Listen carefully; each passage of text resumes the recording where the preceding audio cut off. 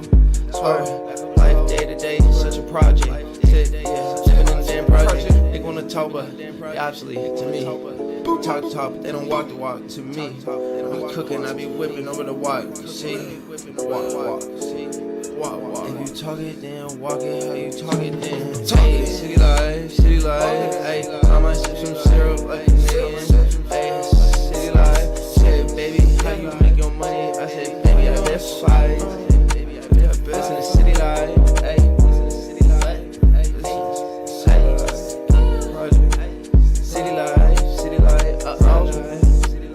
I said, this bitch wanna have a city life. Roll through to the city nights. I said, every shit from syrup, you gon' feel Canadian.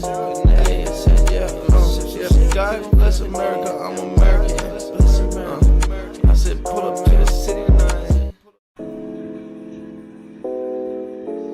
Yeah, that's so good. That's hey. City life, hey.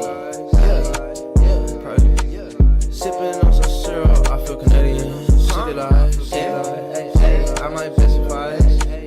Hey, city life. Hey, swear it's just a city life. Hey, she living such a city life. She just want a silly vibe. She said, just wanna have some fun tonight. She wanna have some fun out in the city tonight. Told that hoe you wanna sip some syrup like a Canadian. City life. How you make your money? I said, baby, I bet fight. City life. Hey, shout out my boy City Life. Hey, I get done. Back up in the hoe. Swear, life day to day, such a project. Living in the damn project. They wanna talk, but they obviously to me. Talk the talk, but they don't walk the walk to me. I be cooking, I be whipping over the walk. See, walk. If you talk it, then walk it. How you talk it, then hey, city life. Hey, I might sip some syrup like a million. Hey, city life. Say, baby, how you make your money? I said, baby, I bet fight. Listen to city life. Hey, city life. City life. I said, this bitch wanna have a city life. Roll through to the city nights. I said, every shit from syrup, you gon' feel Canadian. Said, yeah, God bless America, I'm American. I said, pull up to the city tonight. Yeah, that's so good. Hey. City life, hey. Sipping on some syrup, I feel Canadian. City life, hey. I might specify. Hey, city life. Hey, swear it's just a city life. Hey, she living such a city life. She just want a silly vibe. She said, just wanna have some fun tonight. She wanna have some fun out in the city tonight. Told that hoe you wanna sip some syrup like a Canadian. City life. How you make your money? I said, baby, I bet fight. City life. Just trying to make it home. Even in a crowd, just alone.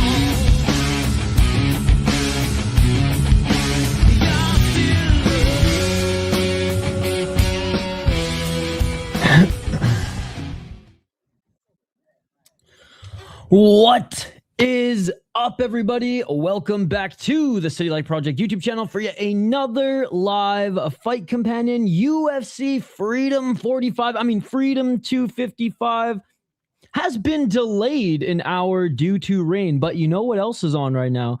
The NHL Stanley Cup Finals, which doesn't feature the Minnesota Wild, but we'll tune into some NHL. We'll tune into some NHL here. I'm going to fire that up.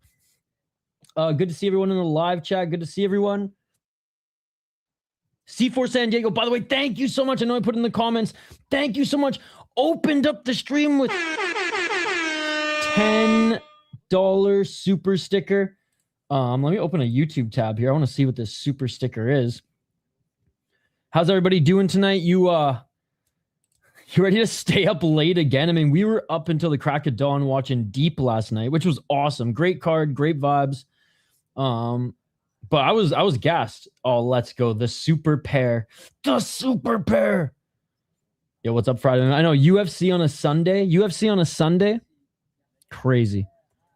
All right, I'm firing up the Stanley Cup Finals. All right, let me catch up on some of these comments here. Yeah, we have a rain delay, guys. We have a rain delay, so some soccer. Dude, the Stanley Cup Finals are on right now. I ain't no watching no fucking soccer, bro. I don't care if it's World Cup, Premier League, or whatever. Stanley hockey, like you guys are lucky that you're lucky that this is the Freedom 45 card. Because if this was some random fight night without any matchups that I cared about, we'd be watching hockey right now. We'd be watching hockey right now. On the Soda Pod. KFC, please stop asking. You can go to Combat Casual. He's got you. He's got you. Yeah, rain delay. Is free for everyone on Paramount Plus or Unext. Who's more corrupt, UFC or FIFA? I still give the edge to FIFA, bro. They're like IHF corrupt. Okay, sweet. We're double screening, but this time MMA. Well, people talking about MMA and hockey. There we go. There we go. Who is Stanley? Lord Stanley. God has spoken. Why Bo look like he's ready to walk? I know he's not walking for a little bit.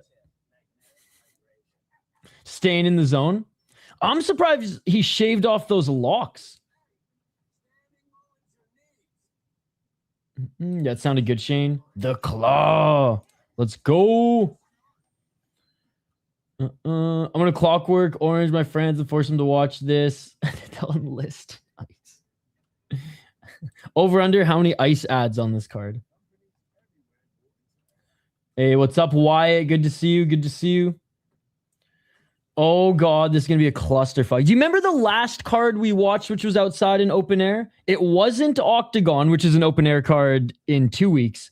It was that BKFC card in, I want to say it was Spain. And due to rain, thunder, lightning, let me see if I can find that story. They had to cancel the event. Now, Dana said he ain't canceling this event. If the fights have to start at midnight Eastern or Pacific, the fights will go on. The fights will go on. Let's see if I can find that. What about the bugs? Yeah, the bugs are the least worries now. Yo, thank you so much. The striking ace and in the gratitude. What are you guys doing? Well, we're 9 minutes in and me literally 5 minutes in. And the donos are coming in hot. Shout to In the Granite for another 5. Yo, In the Granite.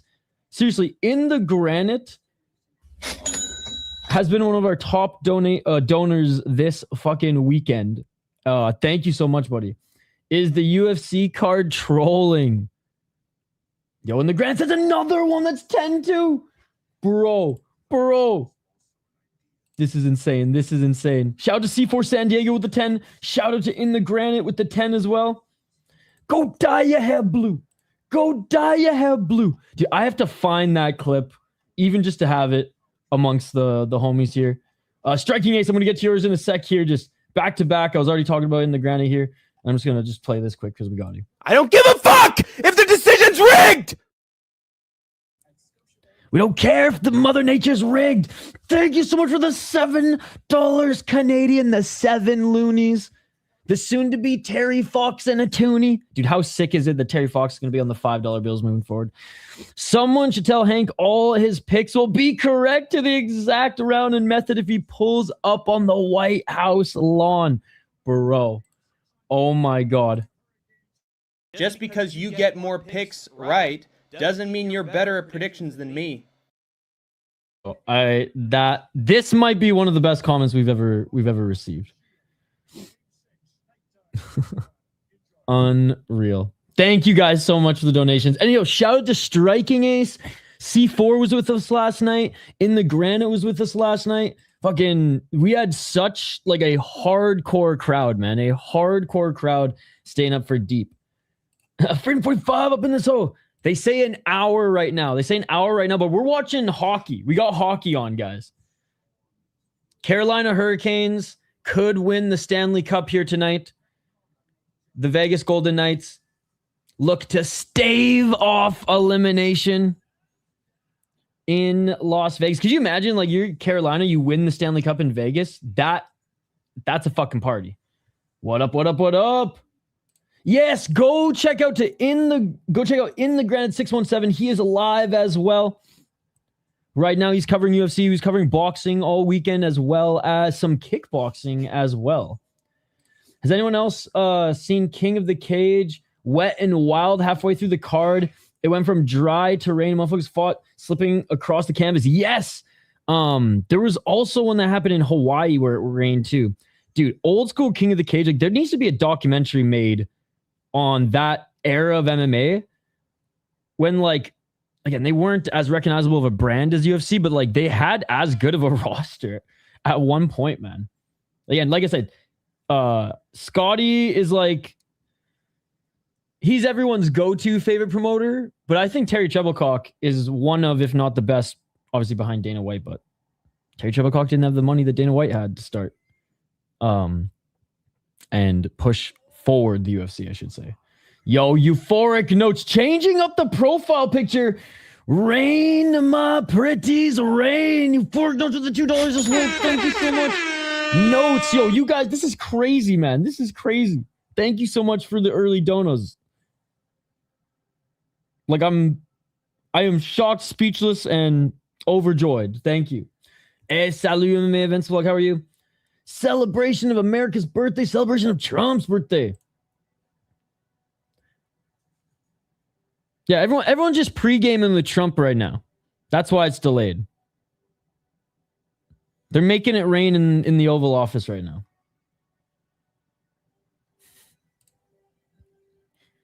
Bill Clinton's like, this is bringing back so many memories. Good to see you, Mr. Banks. Good to see you.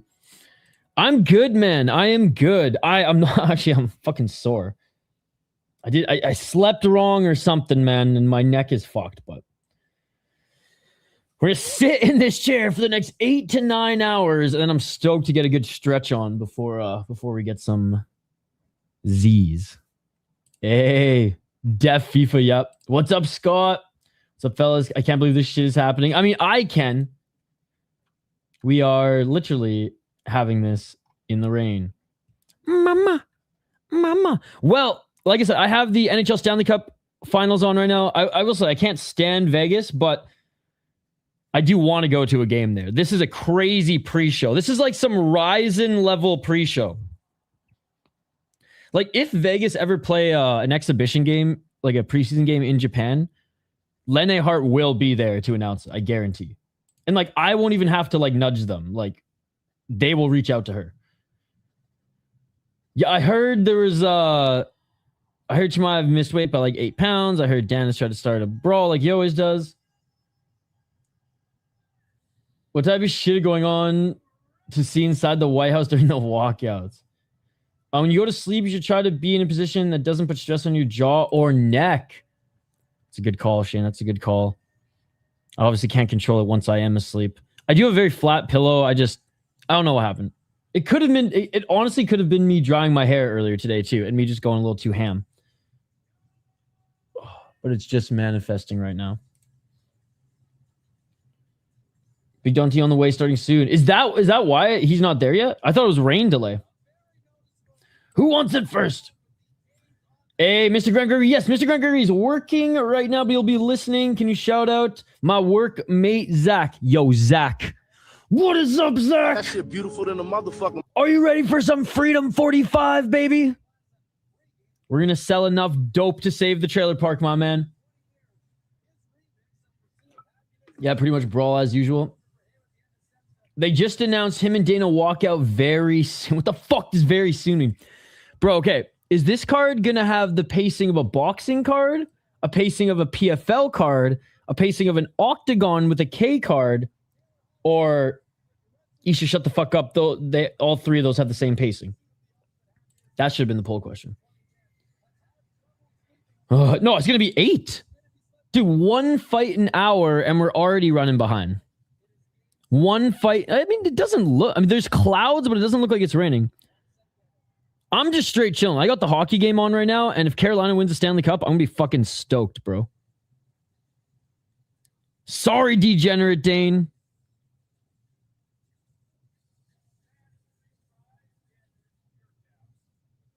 But the coach of the Carolina Hurricanes from Vancouver Island, Rod Brindamore, baby. Wish it was deep pacing. Yo, we had 19 deep fights last night, and it was 5 hours and 15 minutes with 2 intermissions that were only 10 minutes long. So not bad, not bad. Just enough time for people to get some katsu, just enough time for us to roll some blunts.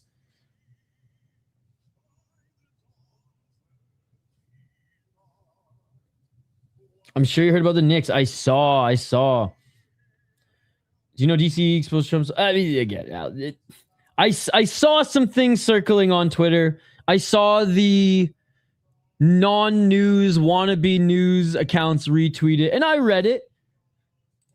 Nothing would surprise me these days, let's just say that, but like no actual news source has ran with it yet. So like won't let them start until the last lightning strikes is 6 miles away. FYI. Why? This is Dana White, bro. During the global sickness, he brought sports back to the world. He's going to go up to the lightning and be like, get the fuck out of here. And that lightning's going to, well, probably continue to fall. Cooking ramen was my downfall yesterday. As soon as I ate, man, my eyes went night. The carb overload will put you to sleep. DC getting slimed out at the White House. I got the Japanese commentary on right now, so. Japanese commentary and some hockey. Which, hot take. My buddy Hoppy said that Jordan Stahl should win the Conn Smythe. And I don't hate it. What's up, Charlie? Guaranteed we get more delays throughout the night. This is going to be a long one. Yeah, I'm projecting a minimum of 8 hours. Any sighting of Strickland trying to peer over the gates or getting manhandled by the Secret Service to sneak in? Not yet. Who fucked up controlling the weather? Is that Pietrangelo? Shama gets it done against the eye poker. Okay, they are showing like the cold open. So maybe the show is about to begin. Yeah, because they're going to be doing like kind of like with Noche UFC, but without prelims. They're going to be telling the story of the history of America, brother. By the way, this is the only America shit I own. I own a Minnesota Wild jersey and the 1980s Miracle team that beat the Soviets. So this is all I got for you guys. And you better believe that when Aiemann Zahabi comes out, I wish I had. I almost went and bought some maple syrup just to chug on stream. But yeah, when Zahabi comes out, I've never been like, I've always been apathetic when it came to him. The Aldo fight was sick, but I've always been like, he's whatever. He's good. I don't love him. I don't hate him. But now I'm like, let's fucking go, dude. Oh, dude. Yeah. I'm projecting it ends at 2 a.m. for me, and I'm on Central Time. So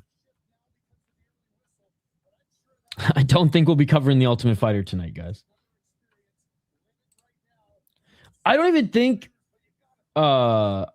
Benny knows who he is, to be perfectly honest. I know Kadyrov and Gaethje are boys. I think it's kind of like Donald Trump and Colby Covington.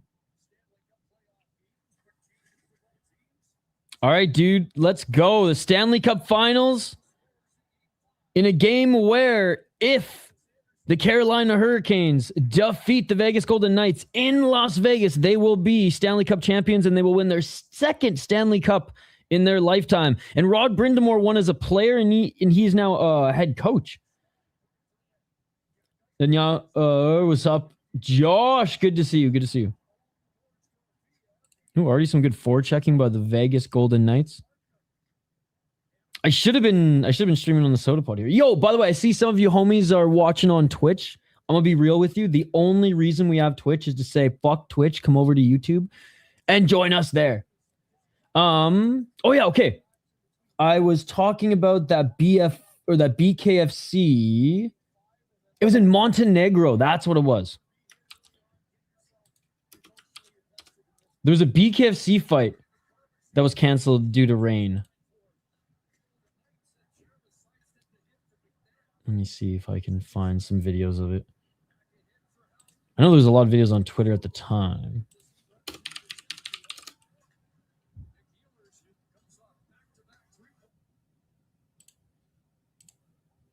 Freedom! I will say, like, the UFC... I'll put it this way. I'm not one to bitch as much as the rest about them going full GFL with their AI shit. But let's be honest. Their main cold open promo for this event, it was like, I've seen Dragon Ball Z to live action or whatever, Rick and Morty to live action shorts with people's AI that were better quality. And like playing Freebird, which as a Canadian hockey fan fucking hurts my soul, but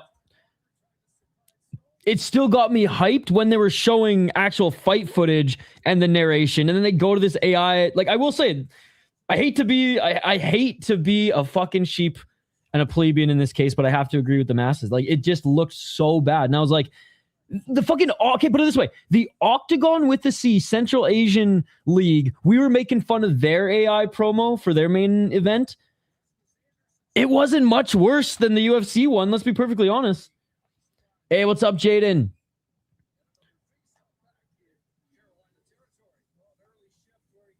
I mean, I disagree with that. I just could care less about growing my Twitch, and I want to grow YouTube. Hey, what's up, dude? Good to see you, Mick31. Mick, it's been a while. Looking good, dude. Howdy. How are you? We got the Stanley Cup Finals on. We got Dana White walking out with Don T. I have to say, Dana not wearing a suit is just typical Dana White, but like, come on, bro. Dude, let's go. Guys. Sorry if that was a little loud. Shout out to CC. I'm just so used to saying sis. I can't even fucking spell your name. CCSYT21. Go check out his YouTube channel. It was BKFC random European country like Serbia or something. It was Montenegro. Isn't that where they have the like this crazy Grand Prix? Dude, yeah, Mr. Grant Gregory. I'm such an idiot. I should have said Mr. Grant Gregory's freaking fighting robots that are more badass than the robots in iRobot and or the Matrix, the Animatrix. Which, by the way, all the first 3 Matrix movies, which the first one is the GOAT, and they're all on YouTube now for free, as well as the Animatrix, which I'm not a big anime guy. I'll say I've watched Death Note, Full Metal Alchemist, Monster, and I finally, 10 years later, watched Attack on Titan. All good. Enjoyed watching them. Death Note's a fucking sick story. But I would say the Animatrix is the GOAT out of all those. I rewatched that. Holy shit, man. It was so good. It was so good. All right, opening ceremony. The rare time that the UFC is going full rise in here. This is fucking nuts, bro. Dana and Trump, wedding, turkey, might be jealous. Oh, that's a good one, too. The big boss reminds me of that Putin walking meme. Dude, this whole event reminds me of, like, something the KHL would put on for Putin. You know what I mean? I'm probably just listening to you and chatting because I don't even know if I'll be able to stomach this. Even on a totally legal stream. I was being a sarcastic jerk. It's all good, brother. It's all good. How did you have a good sleep? King James is another one who stayed up all night for us. Or stayed up all night with us last night. I know there's a few times where you're like, oh, I'm tired, I'm gonna go to bed, and then you're like, oh, I'm gonna stay up. Happy birthday, Jump. This feels AI. He has been since the Taj Mahal days. I've tried Full Metal Alchemist like 3 or 4 times. I could never get into it. The color guard is cool as fuck. I don't care. This is sick as piss. This is absolutely insane. Actually nuts. I wouldn't say it's North Korean level. I would say definitely Russian level. Not quite North Korean level. Dude, North Korean level is insane. Yo, let's go Taylor Hall, bitch. Let's go Taylor Hall, bitch. Fuck yeah. And the Carolina Hurricanes are up 1-0. Let's go. Let's go. Difference is Putin would play and score 10 goals. I know. That's what's amazing about it. That's what's amazing about it. The Secret Service has to be crazy for this. Have the audience has guns on them. Yeah. Bro, you want them out? Then why are you here? This clearly says Fight Companion in the title. Go watch the match on Paramount Plus. Go watch it on Unix. You're a smart guy. You're a smart guy. Chat, for those in the back, what is he? What is he? Show us the fight! You are a smart guy.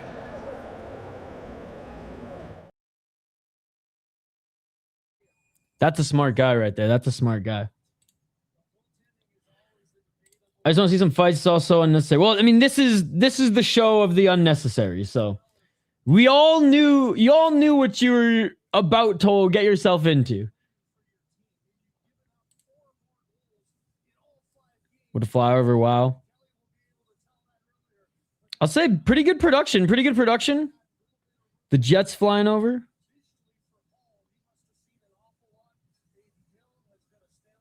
Look at Dana White looks like a fucking what do you call them? The goober babies. He looked like he didn't figuratively, he literally just looked like a goober there. Like 5 to 6 hours of sleep, ready to witness this carnage.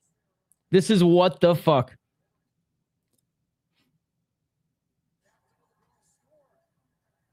See, this just shows that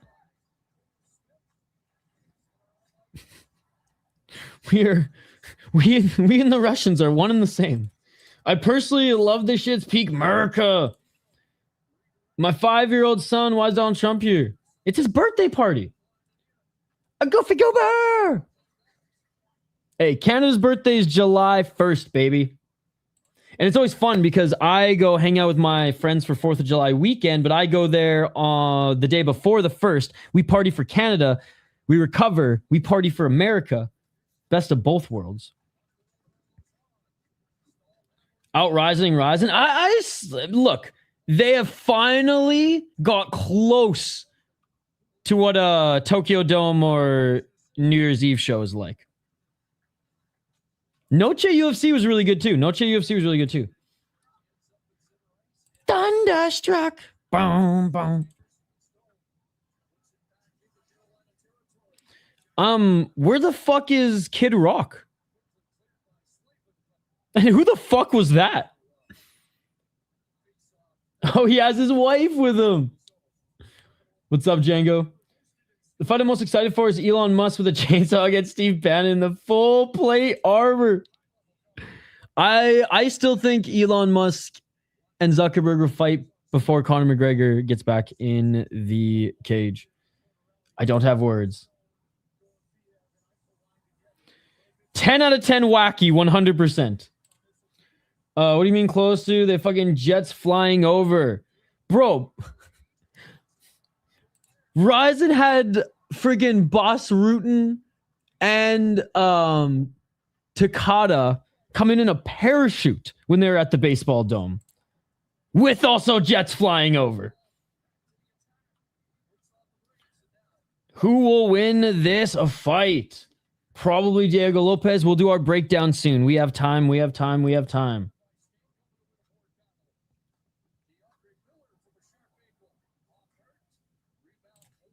I'm getting MJ vibes. We are Ethan Ewing fans, and we will become champions. Let's go. Ethan Ewing.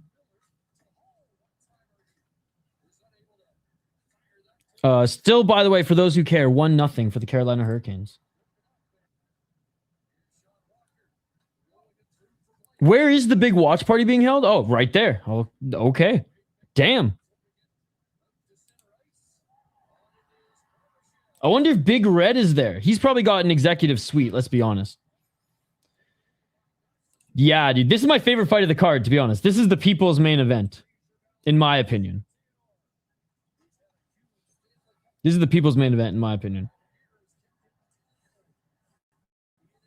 Okay, John Anik on the mic. I'm going to mute the hockey. I've had the hockey broadcast on. I'm going to mute the hockey, unmute UFC. Oh, we just got the Japanese boys. Honestly, I'll listen to the Japanese boys. They're lit as fuck. They're lit as fuck. I remember I used to go to a Japanese VHS rental place to get MMA fights. Had to go to the section. Yep. Because that's how frowned upon it was, where they had to put it in the back section. The whole card is great. I will say, like, I don't think Bo Nickal and Kyle Daukaus is necessarily like I would have rather seen Carly Judice just kill a bitch on this card than to have that fight. Having said that, I think if Kyle Daukaus gets a dope ass finish, elbow in the clinch. Oh, your tie's too short, Joe Rogan.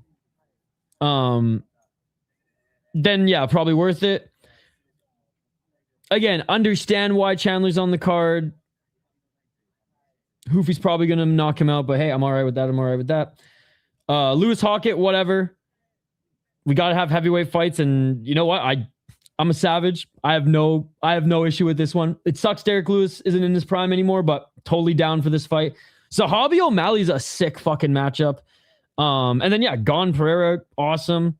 Ilia Topuria, Gaethje should be good. Unless Gaethje is, and we said this about him going into the fight against Patty. Unless he's vastly over the hump, he still should be fine. He still should put up a good fight. This isn't Patty the Batty. This is fucking Ilia Topuria, who is way more dangerous. Oh my god, DC was caught friggin' wiping the sweat off his head there. But yeah, no. I the only thing I'm disappointed in is that there's not 8 title fights, and they didn't strip every non-American, gift Americans in every weight class a title, bring in all the top Persian fighters from every weight class. Winner gets the straight on the White House lawn. I mean, you can get so many birds stoned at once with that. That's what makes me really disappointed. That's what I found out Monday that's what I found out Monday that is what this card basically wasn't going to do. I found out Monday that this card was this card. I, for the longest time, was under the impression that it was Iran versus USA on the lawn for the straight, but apparently the UFC doesn't have the balls that Karate Combat has. Apparently UFC doesn't have the balls that Brave CF has, and I'm not bending over for Brave CF. You guys know how much I think they are a disgrace to the sport of mixed martial arts. One of the most atrociously disgraceful promotions on the planet. But they at least had the balls to do India versus Pakistan. India versus Pakistan. Unbelievable. I mean, there's one and he revoked his Persianness. I'm a Syrian now. They would just invade UAE Warriors, PFL Mina, and Brave and just snatch up all the good ones. This is a very good card. Holy hell, it's actually happening. Sean Shigling gonna skydive down to the cage at halftime. I wouldn't be surprised if the UFC orchestrated something like that. It's not UFC fault that Justin won and Tom thought injured was supposed to be Ilya Patty and Aspinall Tommy. I mean, I'm honestly more stoked for Gaethje Ilya than Patty Ilya. Patty Ilia, yeah, sure, the lead up would have been more fun. But like, I don't know. Levels. We need this card to be epic. I also understand why Colby's on this card. Oh, wait. He retired. O'Malley Hawani has the opportunity to be great. Hokit Lewis could be a highlight. Remember Tuivasa knocked out Derrick Lewis with a single elbow? Hokit either cracks him in the striking exchanges and takes him down, or just goes for the takedown right away. Joe Rogan, Ty, the smallest in the world. I got Lopes out of TKO or sub round 2. I'm just curious how this first fight's going to go down. If it's going to be just Striker's delight, or if Lopes is going to use a striking to set up the takedown, just go for the submission. Because it's not like Garcia's the best submission defense, best grappling defense. We've seen him look good against meh guys in that department, and even then he's been controlled in some of his fights. Japanese John Anik, the new mythical presenter. Total eclipse of the heart. I remember he used to go... Oh, yeah, there we go. I'm catching up. It's always 50-50 with Lewis. Well, even more so at this stage of his career. Like, look, when he beat Talshin Teixeira, he's probably going to beat him anyways, but like, early stoppage, and then Talshin Teixeira just turned out to be absolute poop. Yo, we've missed you, buddy. So where are the locker rooms? Where are the 8 title fights? Andrew, did you just hear? I think you missed it. I found out Monday that this card wasn't USA versus Iran. Hear me out. This is how I thought they were going to do it. I thought they were going to strip every non-American champion, award top Americans in each division, or across 8 divisions, championship status, absolutely purge UAE Warriors, PFL MENA, Brave CF, any other Central Asian league, bring all the top Persian fighters over, winner gets the straight 8 title fights, so many boxes checked, so many birdstoned at once. Warming up in Lincoln's bedroom. I honestly only think that like one of the Persian fighters would win, and even then he's a little chinny now. He was that PFL winner not last season, the year before, and he made it to the finals and got destroyed. Mohsen, I think his name is Mohsen something or other.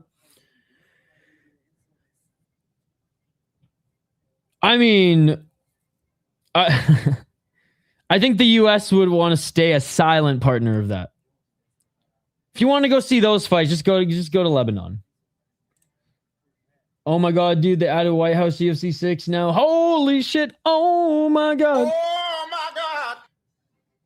Which smart guy thought Sunday? Out of Lewis versus Hokit, Chandler versus Ruffy, Gaethje versus Topuria, who do you reckon is the most likely for an upset? None.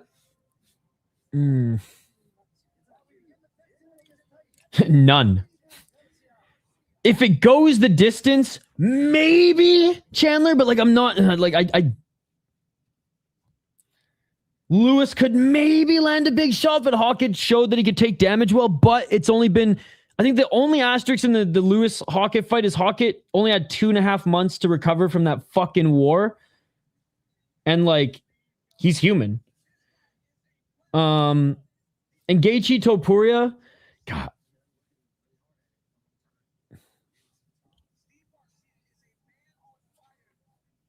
I just like, I can't even think of a world where Topuria doesn't win.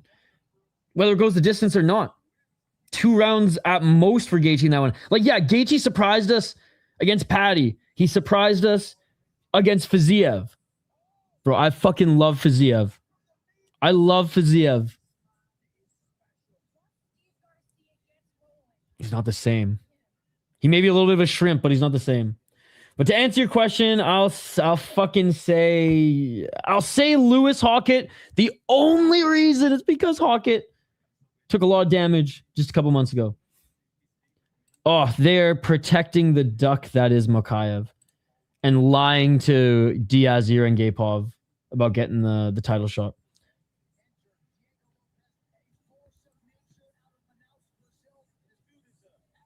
Yeah, but like,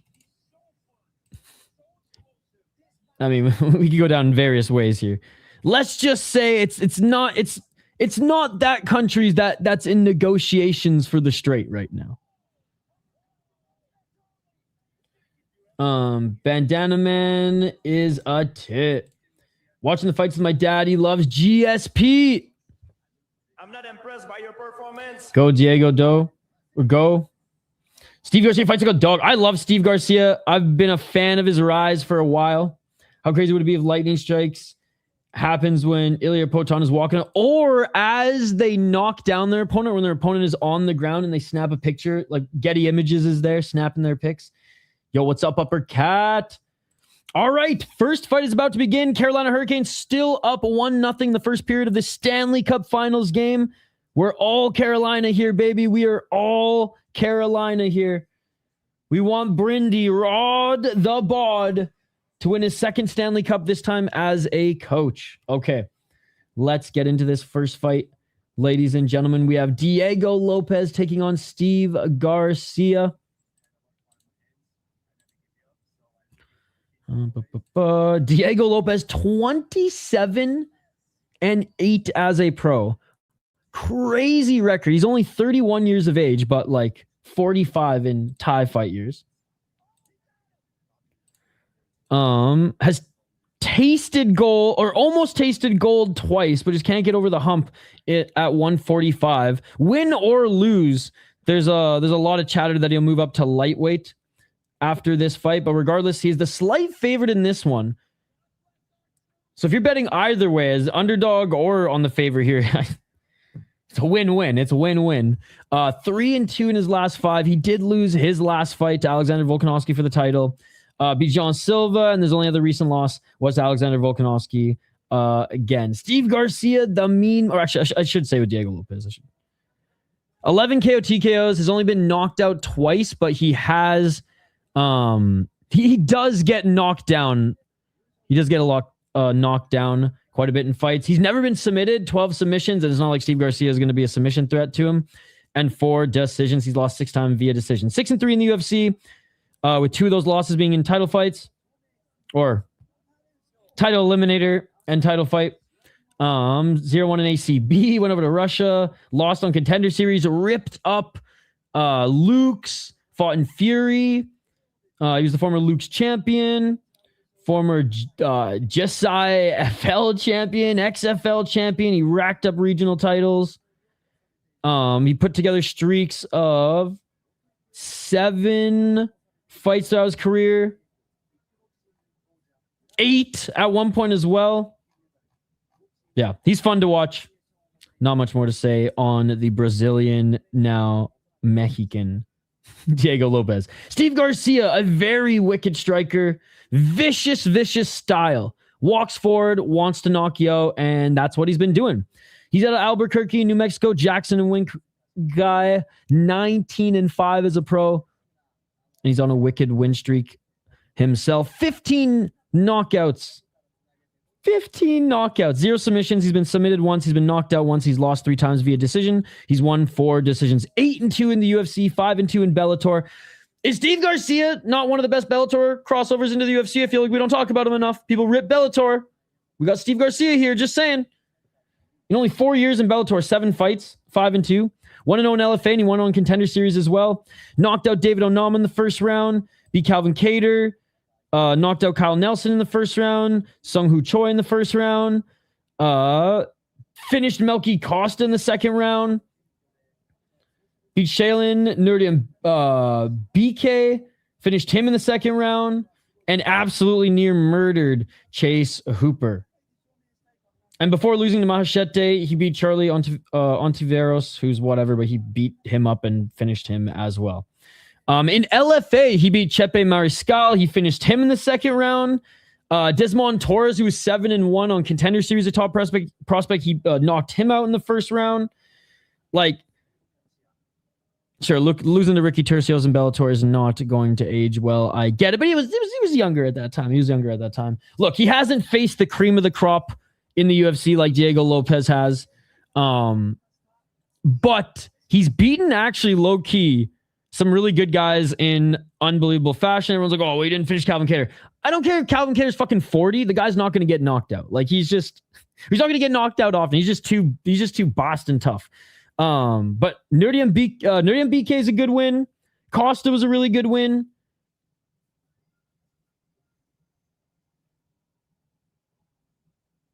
I don't think Kyle Nelson was finished many times coming into that fight. And he like near killed the man. And I think he ended his win streak as well. So anyways, love Steve Garcia, love Diego Lopes. This is the people's main event for me. I'm picking Diego Lopes to win. But I'm fucking stoked on this one, ladies and gentlemen. Okay, I see the chat is buzzing. Let's get back to the live chat. It's so weird going to like the Topology list, like the UFC bout order list, and it being so short. It's just a big main card. It's just a Japanese regional with how theatrical it is. All right, Diego Lopes is now making his walkout. I'll go head to head and pick Garcia. Gringo Poppy music. Hey, what's up, Red Thunder? We got a ban. Lopes by decision 100%. Good to see you. Good to see you. Insane because Dana will spend money on something like this, but not paying fighters. Did you see the cold open for this? Freebird playing, sick fight footage, and then the worst. And again, I'm not one of these plebeians who's just bitching about the AI for the sake of bitching about the AI. I didn't really care, and I just was like making GFL memes about it before. But like for a card like this, and I'm a big cold open guy, like even Deep does better cold opens in the UFC these days. And I used to get goosebumps watching them, even in like the Fox days. And like this one had the potential to be amazing. Dude, even the Noche UFC one was pretty damn good. Gracie walkout song, or Garcia walkout song is a good man. Oh, he's a good fighter. Coming out escorted by the military. Insane production. Garcia is one of my favorite prospects. I think he gets it done. What's up, fellow Chad? Gentlemen, start your engines. He gets the KO win. It's time. Dancing with the Caesars music. Lopes is such an exciting fighter. Garcia's in the octagon. Lopes. Yo, are they using the old gloves? No, Dana said it's just they just dyed essentially the fabric or for their actual gloves. They just went down in the basement, grabbed all the old gloves. Wish crowd to have some noise pops. Is Bruce not announcing? Who's the Mexican guy? Was yelling before Garcia walkout. I think Bruce is announcing. Rooting for Steve. Let's go. I love both these fighters, so I'm just hoping for a good fight. If Steve gets the upset, I'll be stoked. If Lopes wins, it's probably going to be in great fashion, so I'll be stoked. I mean, giving props stadium and aura is good. No, like production-wise and setup-wise, it looks great. It looks great. Sky's starting to clear up a little bit, which is pretty cool, but it is wild. That's the most American, Mexican, Brazilian I've ever seen. Oh my God, the bugs. Bruce is there, brother. This fight is probably going to decide the beer bed because all heavy favorites after that. Shane, I've been swinging this weekend, and I'm still willing to swing on ones. Vamos La Chona walkout. I do need to get a haircut. I've just been lazy because my barber. I hope they didn't get iced. But my barber's gone. So I got to find a new one. Hey, what's up, Amberly? You don't have Wi-Fi right now, so I have to use data. I'm going to enjoy the fight. Sounds good. Enjoy the fights. Steve Garcia, 34 years of age. Diego Lopes, 31. But again, seems like he's 40 in fight years with all the fights he's had. I love the outside cage. Bruce is there, brother. I don't like sharing personally. Good to everyone. I mean, that would require me to have a partner. This is so nuts. I can't say anything but good. I already did the breakdown. I got Lopes. You snooze, you lose. Even though their beer ad is Bud Light, my American beer of choice is always Pabst Blue Ribbon. Pabst was also cheap in Canada. I'll come in between fights. Won't let me watch both. No worries. I swear Dana said this was supposed to be free on national television. Meanwhile, we're getting betting ads. Nothing is free. Nothing is free. All right. I also got the hockey game on too, by the way, guys. If you are watching the Stanley Cup Finals, we got Big John T on screen. The greatest American coach of all time. Sorry, Herb Brooks. It's John Tortorella. Let's go PBR for the win. Speaking of a beer, I'm going to down this. Okay, stay hydrated. I'm going to down the rest of this water and grab a beer after this fight.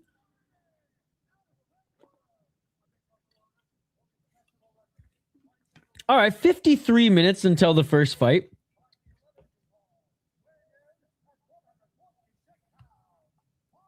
Garcia looks so nervous. Iraqi Freedom. Holland Dansok is trying to move the goalpost as he always does. Trying to stir the pot over here. Didn't even read the whole fucking answer. Round one.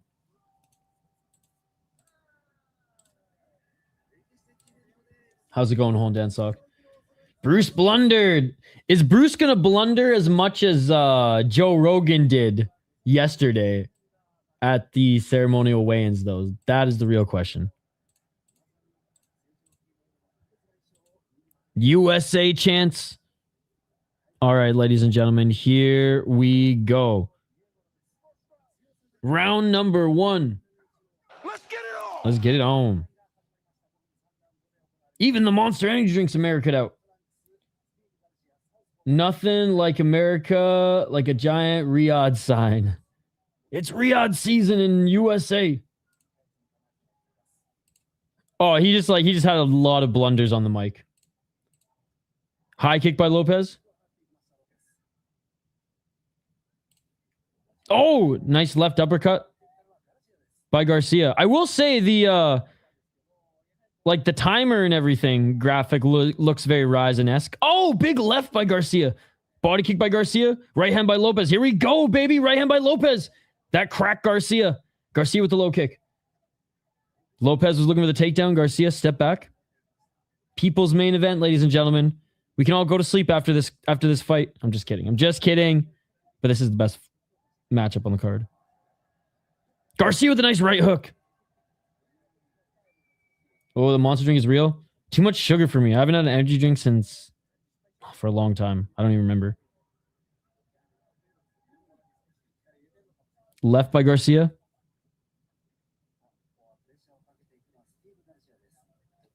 High kick by Lopes.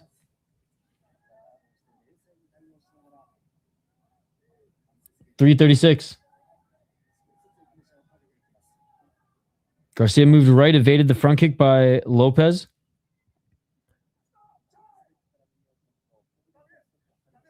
Está bien.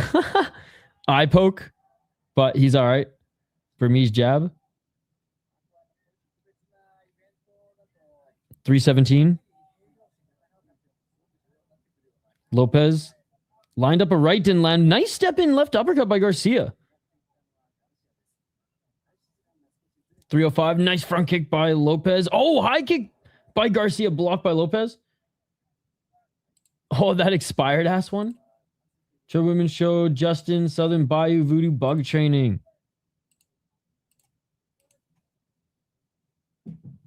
Oh, nice right by Garcia. Dude, Garcia's landing, man.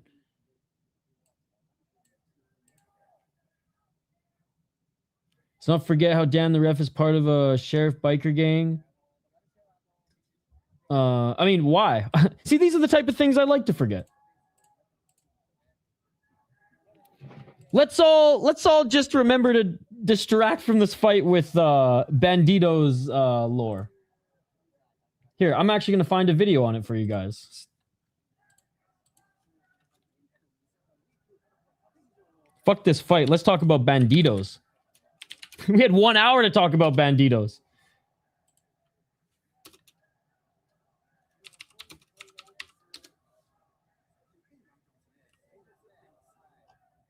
Here, let me find... Here's a documentary on it. It's not the best one, but for those who...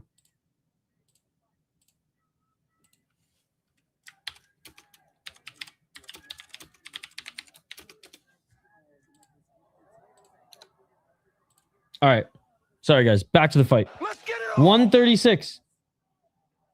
Low kick by Lopes.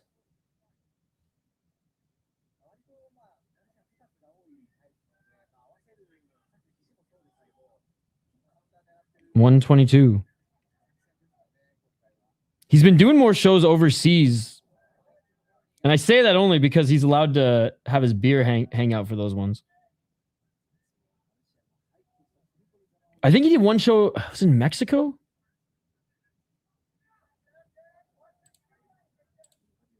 One minute.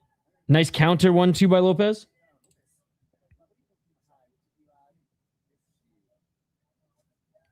Low kick by Garcia. Final minute.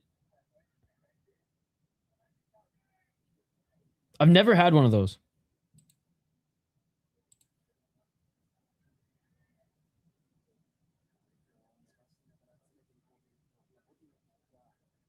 He's a bandit. He's definitely the worst guy at this. He's definitely the biggest criminal. He's definitely the worst human at the White House right now. Nice 1-2 by Garcia. Garcia with the right jab. Oh, Garcia with the left. Dude, he's going to take this first round. Good outside strikes and jabs. Spinning heel kick way out of range, but hey, got to get a little flashy. I love the crowd sounds, almost like a local MMA fight with military in the crowd.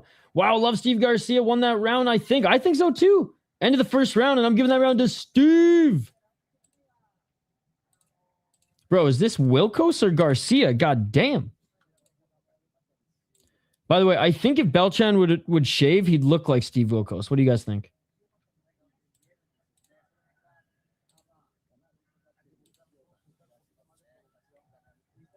Garcia by decision. Garcia won that round. Garcia looks a bit bigger too. Lopes needs to find his way to the ground in this one, I think. Because he can't hit him. He hasn't been able to hit him. Garcia round one, I think he found the range early. Yep. Dude, his jab is gorgeous. Crab, can someone tell me how high the community is in DC? 76%. Man, what the fuck Lopes doing? Doesn't look like he wants to fight. No. Disagree. You must be watching a different fight. Garcia's controlling range beautifully. That's what's happening. 5-hour energies don't taste that good, but I used to drink energy drinks for energy, not the taste. What's up, Denial? Pretty humid. Freedom 45, round 2. Let's get it all. What's the bug situation like? I heard they're buzzing. 441. Nice right hand by Garcia. Front kick by Lopes. Lopes is going to have to eat something to get that body lock. I haven't lost parlay in 3 weeks. If I win this again, another trip to fine dining. At a boy. What's your fine dining experience of choice? Oh, Lopes with a left hook. You can see the frustration growing on Lopez's face too, as Garcia utilizing that range through the guard with that right hand. Lopes with the left. Fuck, sick fight, dude. Another jab. 355. It's like, welcome to the big ranks, Garcia. And Lopes just looks stunned right now. Like, how do I hit this guy? How do I get into range? Dude, Waffle House too, to be honest. Double left jab by Garcia. And Lopes is nodding like, okay, but you got to get in. You got to get in. Dude, Garcia's feints, head movement, footwork. He's in the zone. That inside little trip kick is nice too. Lopes relying on that big left hook, but he just is out of range every time. Right hand by Garcia. Turn up that heat. Shoot, more like, to be honest. I know we're watching hockey. We're watching the Stanley Cup Finals as well, but he's going to have to shoot eventually. 244. Left uppercut and right hand by Lopes on the entry. Not landing clean, though. 233. That left jab by Garcia. Oh, Garcia with the head movement, but Lopes cracks him with the left hook and drops him. Lopes drops Garcia. Garcia back up to his feet. Lopes drops him again. Lopes is just that guy. He's just that guy. Garcia's out. It's all over. It's all over. Lopes is just that guy, bro. He is just that guy because Garcia was piecing him the fuck up, man. And it only took one. It only took one. Dazed. A few more follow-ups. Steve Garcia is the meme. He is the meme. He's looking up at literally the stars right now. He is the meme. Out cold. Well, that's one way to do it. Lopes not only dropped him, he put him to fucking sleep. It is all over. He is that guy. Garcia's fucking sick, man, and he proved to everybody that he can hang with the top. But holy fuck, Lopes hits like a fucking Mack truck, dude. Steve Garcia is laying dead in the middle of the ring. He was dodging bullets too, and then it was just clean, man. Amazing. What's up, Leli? Asleep. Already best card of the year. Walk through the punch and throw your compact power punches when you are in the pocket. He finally got through. And Garcia was weaving as well, man. He dodged. Oh my God, look at that. The two follow-up shots too, bro. The two follow-up shots. Atta boy, sis. Yeah, you told us on the last stream.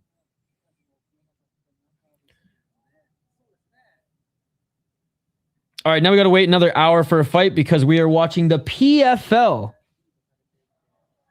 The PFL. Hey, look, the troops are going crazy. Off to the Shadow Realm he goes. I was okay if Garcia won because USA, but yes, Diego put on a show. Apparently, their military's there. Yep. Beautiful. Yes, Lopes has the mullet power. Justin Bieber ass looking motherfucker. Hey, nothing but respect for Garcia, man. That was a sick fucking... That fight delivered, bro. You missed his walkout. Uppercut. It's all so weird. It is all so weird. It is all so weird. Like I said, I feel like this is something like the KHL would do with Putin. And then he would like play in their all-star game and score like 10 goals. Sven's motherfucking UFC peak. Don't worry, Garcia will give a little American flag on your way there. Lopes struggles to find his range early sometimes, but lands heavy once he finds it. And apparently going to go up to heavyweight. Bruce Buffer there getting his Mac on. What a sly dog. What a sly dog, dude. Are you kidding? It's awesome. This is our generation. This is... It can be awesome and weird at the same time. It's fucking weird. This is some Russia ass shit, but I'm here for it. It's like if Russia and it's like if Russian hockey and Japanese MMA had a baby on the White House lawn, this would be it. Lopes didn't grab his throat as much that fight. Does Trump come out at the end and sleep Ilia to end the show with a Glock? I am praying. This is our generation's Thrilla in Manila moment. I mean, I would argue every fucking New Year's Eve in Japan is our generation's Manila moment. But anyways, I guess I watch too much combat sports that outdoor events are just they've I don't know if one is more generational than the other. Like I would say that Octagon at the race car track Not as aesthetically pleasing at this, but definitely as weird and as cool. All winners gets tickets to kill Tony at the mothership. Well, obviously, that was in every single one of their merch packets. All right, Joe Rogan. This is awesome. I'm loving it.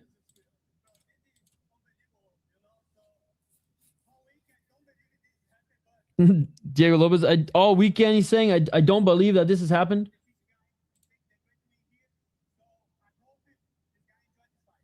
I haven't watched it in a while. I like the early episodes.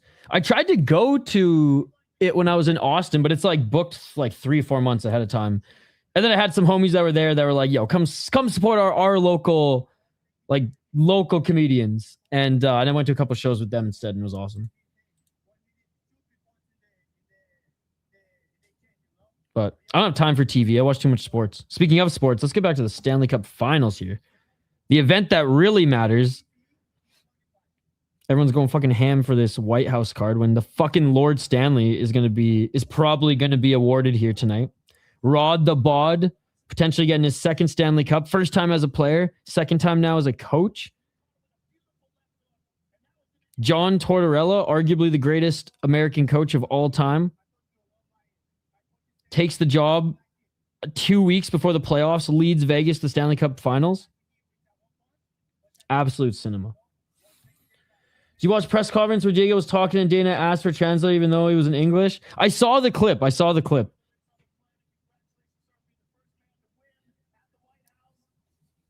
He's like trying so hard to speak English and Dana's like, what? Where's the translator for this kid?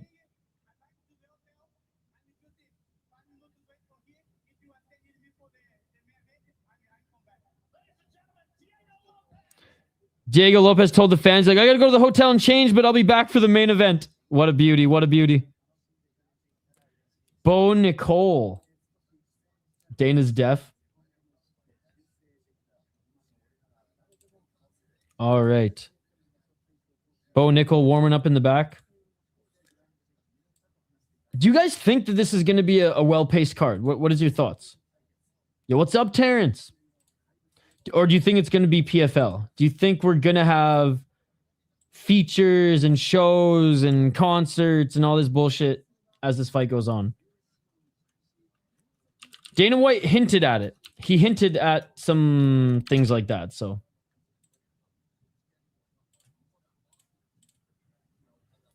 Marty stuff from the NBA Finals and the World Cup. I only have room for this event, bro.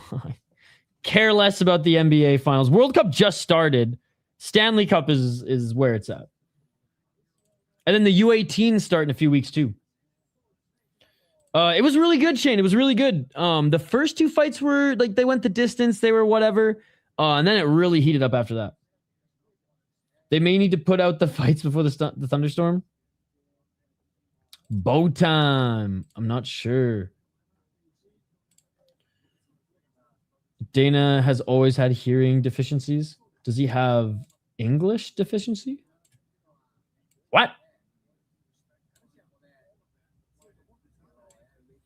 He's not. And I think Pfeiffer deserved to be on this card more than Bo Nickal. I think fucking Carly Judice deserved to be on this card more than Bo Nickal.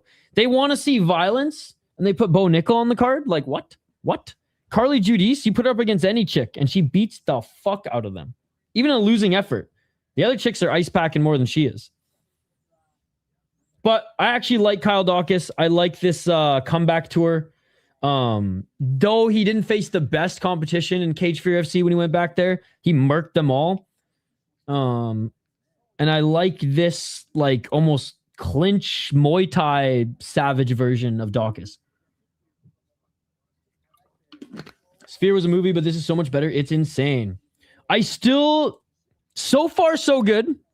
That Octagon card at the racetrack is still peak as far as just everything. The fact that the fighters didn't walk to the cage, crazy Dodge sports car that got higher up in value as the card got higher up, and they went and drifted around the fucking course, and then it brings them to the stage that's in the middle of the course, miles away from the fucking changing room. The fireworks. The humidity's so high, boys are literally fainting. That shit was peak outdoor MMA. Shout out to Octagon with the C. Someone did trip over a cord and we lost the broadcast for a bit, but you know what? They have less money than the Prez, so I'll cut them a little bit of slack. That card went 8.5 hours though. If this one can be under 8.5 hours, this might take the cake. This might take the cake. Oh my God, are the next fighters walking out already? He has his jiu-jitsu's pretty good. His jiu-jitsu's pretty good. It's good, not great. Like, do I worry that Bo Nickal could just wrestle fuck him and crotch sniff? Sure. Do I think Daukaus can probably scramble enough to get some chances to either strike or employ some clinch work? Yeah. Look at that motherfucking view. It's going to be 4 hours. Okay. I was reading the projections were going to be around 7.5, 8. So if it indeed is 4 hours, I am way more stoked for that. I am way more stoked for that. All right, let's get to this next one. Bo Nickal against Kyle Daukaus. Let's just, like, right off the bat, Bo Nickal, he's the safe pick because he's the wrestler. He could go full Chimaev and just wet blanket you. Because let's be honest, the guys that Bo Nickal has finished are, who the fuck is that guy? You pick Bo? Only one, Terrence, only one, which it was the people's main event.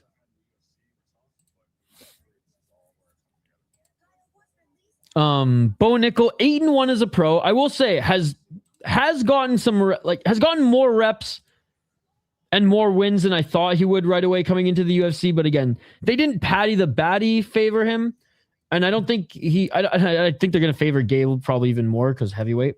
But 3 KO TKOs, 4 submissions, 1 decision. That's the thing. He's only won 1 decision, so he's not necessarily boring. It's just, I think the holes in his game have been evident for a while, and it's like he hasn't been challenged until Rainer de Ridder, with someone who's been able to beat high-level, well-rounded threats in various weight classes. Now, Rainer de Ridder is far from like a perfect fighter, far from even like a star fighter, but solid.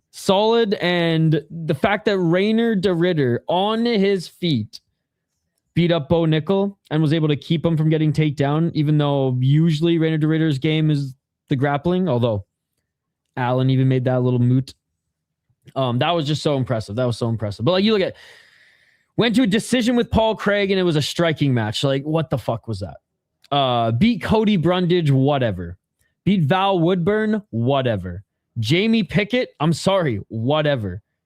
Donovan Beard, okay. Donovan Beard was 7-1 at that time. He hadn't beaten many guys of note, and Donovan Beard is 8-6 now. All right. The highlight reel is far from the highlight reel now. Great wrestler. We know this. Striking is obviously developed where like it's there. It's fine. I guess it's major organization level because he went the distance with Paul Craig, and Paul Craig was in a major organization. He's the way better wrestler, the way better grappler.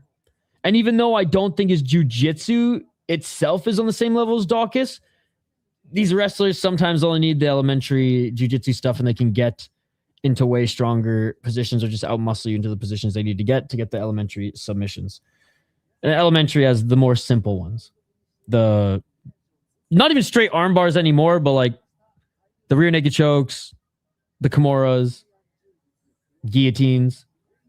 Kyle Daukaus, arm triangle choke. 17-4, the wrestlers chokes. 17-4 as a pro, and since getting cut from the UFC, he's just been winning.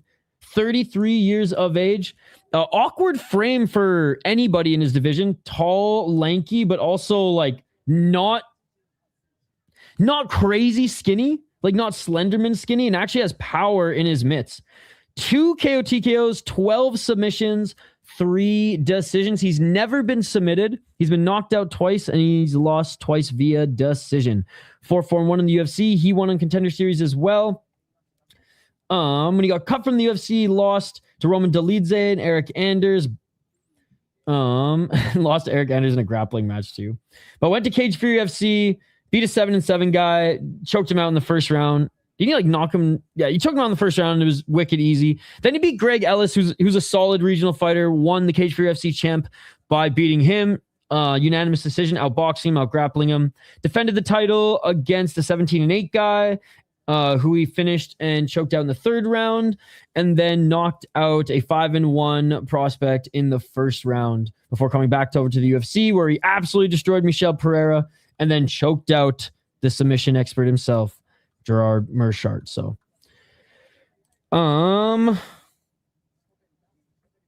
I am going to Shane. You're going Bo. I'll go against the grain. I'll go with Daukaus, who just entered the cage.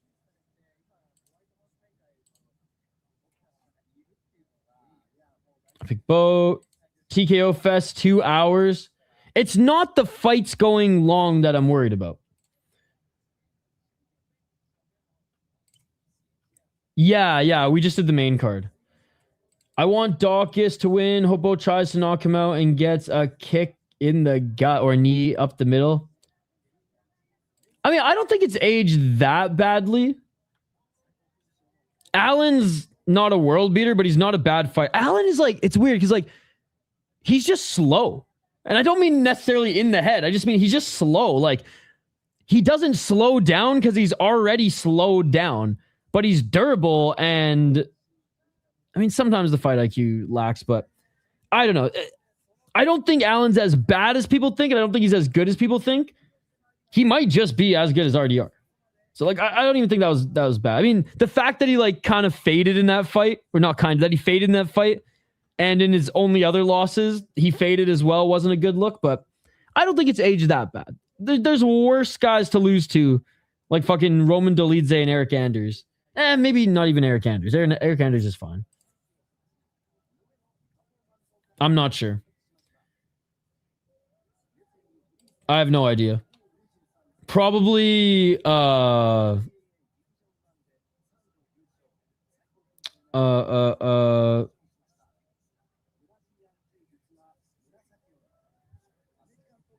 Joe Sun. There you go. I would just eliminate him from like existence, period. Like that motherfucker can just die. If he's not already dead. He might have been killed in prison. Daukaus TKO in the clinch round 3. Dude, that's honestly how I see it as well. Well, like that's how I want it to go down. I mean, he's in the fight game, dude. He's been doing that to so many people. You can't feel bad. Did you see what he did? Did you see what he did to freaking Ben Askren's son?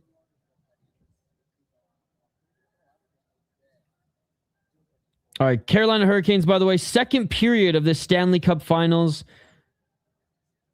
Game, what is it, game 5? No, game 6. Carolina up in the series 3-2, and Lord Stanley is in the T-Mobile Arena right now. All right, Bo Nickal getting looked at by the cut man. So we get round 1 or 2, got to go to sleep here, right?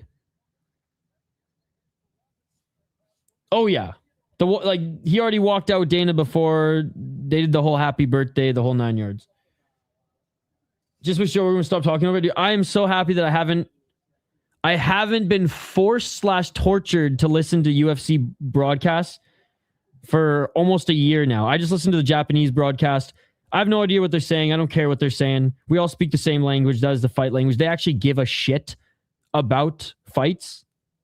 And whatever they have to say, even though I don't understand it, it's way more entertaining than whatever the fuck Joe and fucking Dunkin' Donut filled mouth of DC have to say. Honestly, I think Bo is better everywhere than Daukaus. Striking, I don't know if he's better, but like there's elementary boxing there. Jiu-jitsu, he's definitely not better, but he's stronger. So like the wrestling might just Out grapple Daukaus. Definitely in the clinch, he's not the better fighter. Bo doesn't throw knees and elbows in the clinch. But having said that, like, wrestling is usually the trump card. No pun intended. No. I literally just have like the Japanese panel with like a little video of them, and they're doing their Japanese commentary thing, and it's unbelievable. And I'll never go back. I will never ever watch a fucking SportsNet or Paramount or any of that bullshit fucking broadcast for the UFC again, man. You next till I die, brother. You next till I fucking die. I'm even watching The Ultimate Fighter in Japanese. Fuck Paramount Plus. I ain't getting that shit.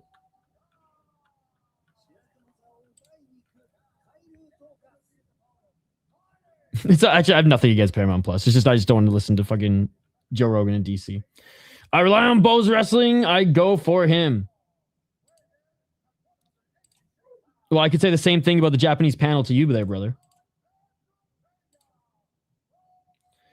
But is he the better fighter? I think Daukaus is a better fighter and Bo is a better competitor. All right, here we go. Jason Herzog, the ref in this one.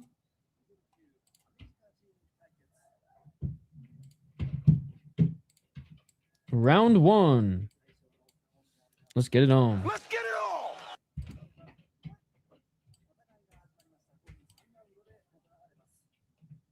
At the watch party. How am I hating? 447? I feel like I've been pretty neutral this whole time.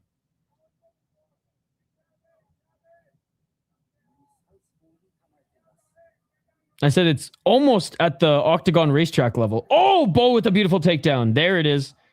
There it is. Let's see if Daukaus is going to have to play some jiu-jitsu.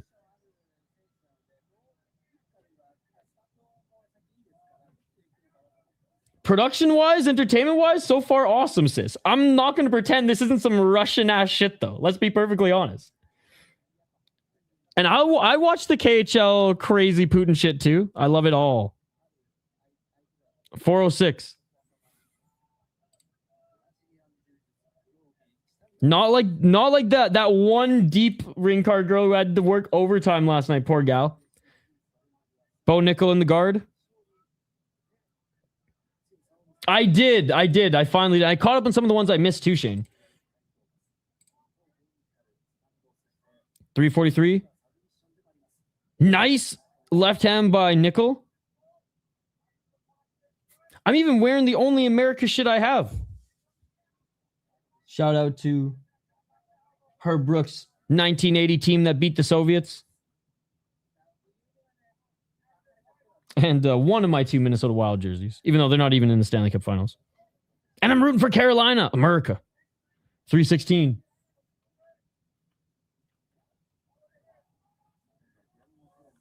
Hey, when Big D gets his third term, we'll have UFC Freedom 55.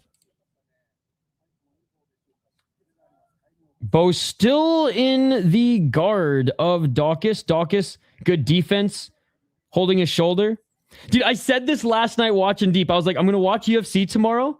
And because of watching Octagon, the Central Asian League, and Deep in the same day, no joke. And I'm not saying this is the right or wrong, but this is just what would have happened halfway through the round.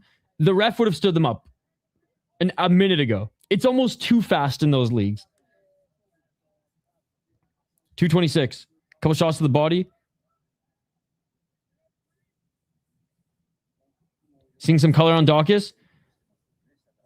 Bro, I think the wind I think if the wind gusts too hard on Daukaus and or Bo, we see some color on them.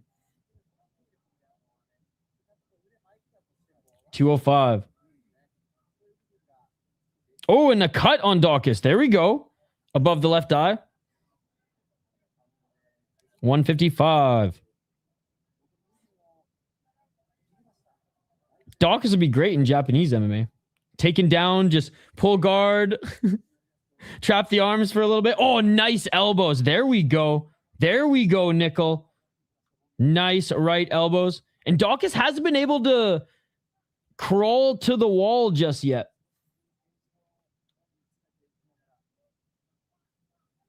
$130.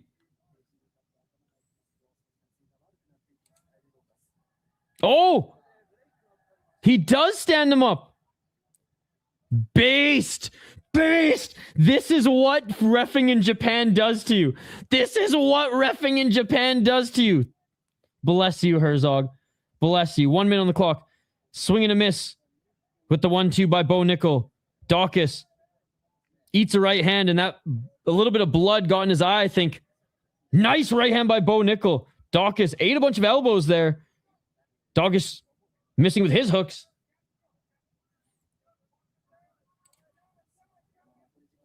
Absolutely. 43 seconds. Octagon Central Organization did it Hart, right? Wait, what? Did it Hart? Oh! Oh, and Bo slams him! Bo knocks him down. No clinch knockout for Daukaus. And Bo Nickal makes a statement at the White House. Hey, let's go, Bo. They stand you up after actually doing some damage, let's be perfectly honest, and you get it done on the feet. Boom, Bo.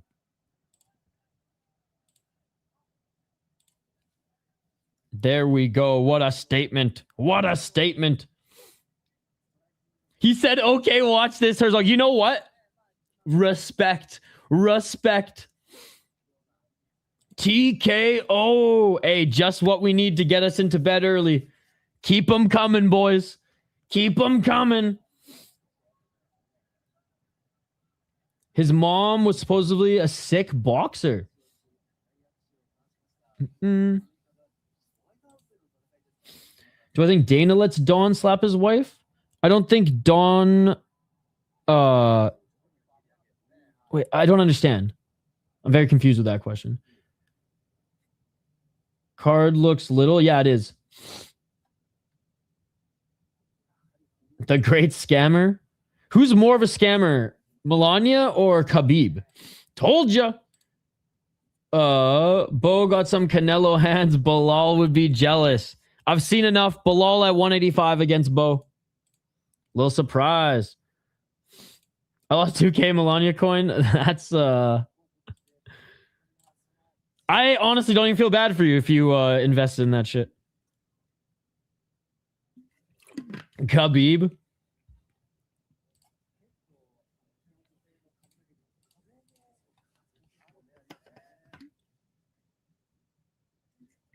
I think they're both fucking shit human scammers.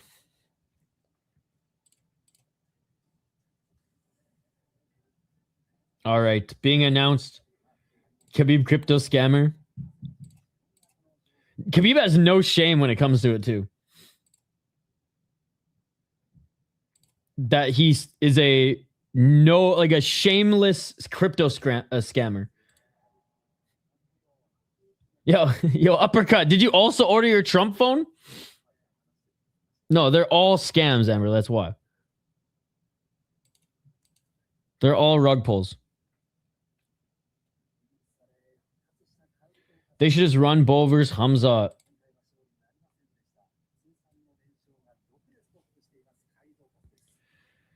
Ruffy sleeps Chandler, obviously. I mean, at this rate, yes. If Chandler breaks the flow, I'm going to be pissed. Okay. He's still a fucking scammer, dude. I would say that to his face. I would say, Khabib, you're a legend MMA, but fuck you for scamming your fans. And dude, he's blatantly like not hiding it anymore. I didn't know I bought 5 coins in my life. Every time 2K loss. I had a friend who got in on Bitcoin early. Like we're talking in like 2009 or 10. And he sold them even before they were to the moon. And I still think this guy doesn't work a day or will never work a day in his life. Hey, Meridian Heights, good to see you. How you doing? The only one is Bitcoin, and if you didn't get in early, you missed it. Yep. Dude. That shit was nuts. The Hole and Dan Sock. Like, if you have not heard about the multiple scams he has run, then you're living under your holy socks, my man. Hoofy's just huge. Should be a welterweight. I pick Chandler, even though Hoofy looks gigantic. I want Chandler to win. Oh, 100% proven. Like, government has seized his fucking assets, proven.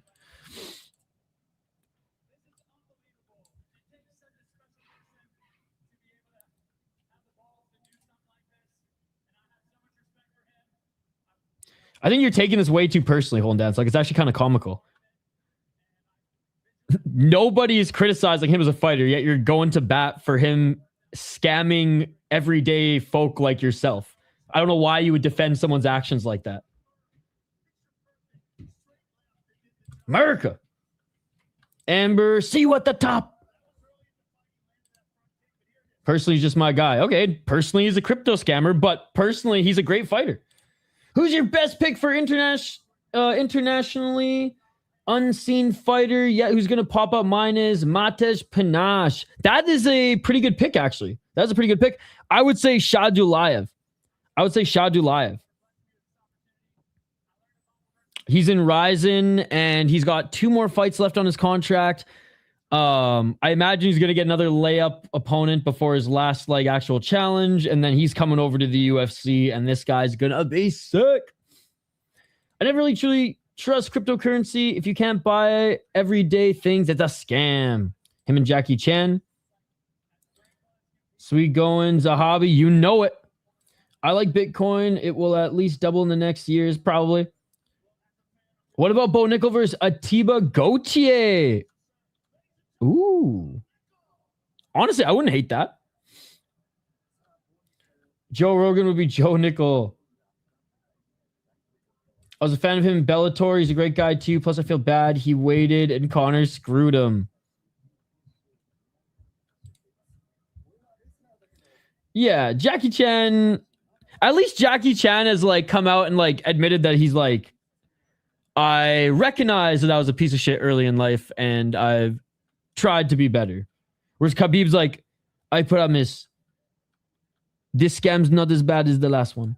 Yo, good to see you. Thanks for streaming and showing us. Good to see you, Juan Lin Parkour. Sean's going to have his hands full with Zahabi. People are sleeping on him. All right, we got the YMCA going on right now. They got everything. All right, let's keep the finishes going, ladies and gentlemen. We may not have 8 title fights, but we could have 7 finishes. We very well could.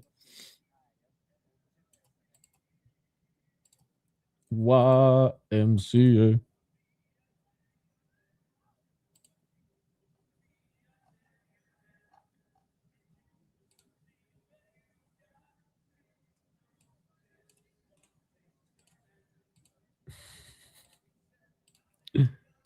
I mean, this is Trump's birthday. He gets to pick the soundtrack, right?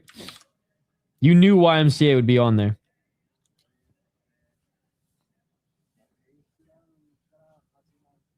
I'm not a good dancer, but he's got the moves. He's got the moves. In a dance-off, he might be able to beat the Persians.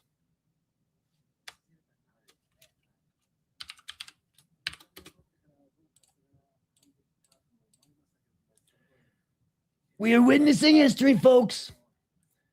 That dude looks like a crypto CEO, right? Goofy KO's Chandler.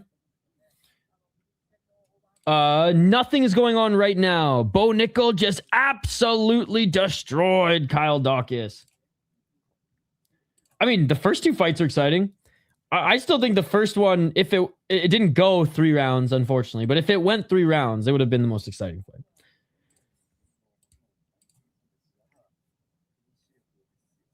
A finish obviously makes us excited.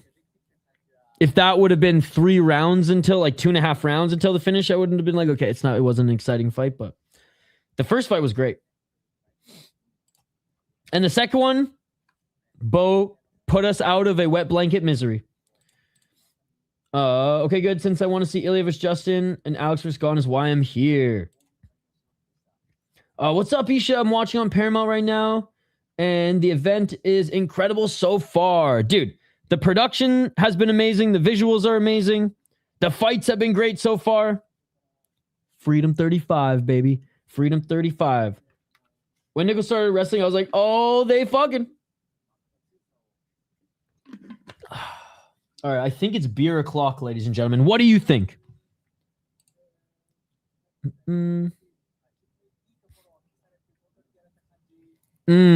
Yeah, hole and dance sock. It's okay.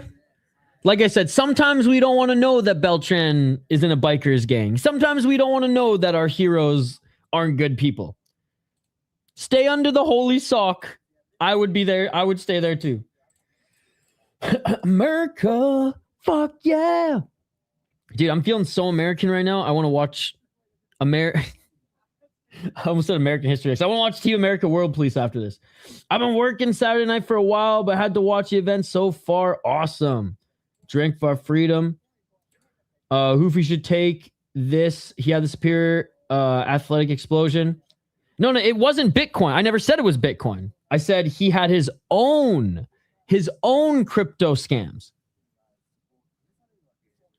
And as soon as you're sending anything on that app, you belong in prison, whether it's crypto gifts or the stuff that the other channel got fucking destroyed for and will rot in prison for. So the fact you're even bringing up that's all the proof I need, brother. As well as being the better striker. I'm watching the Japanese broadcast right now, so all I see is the Unext panel.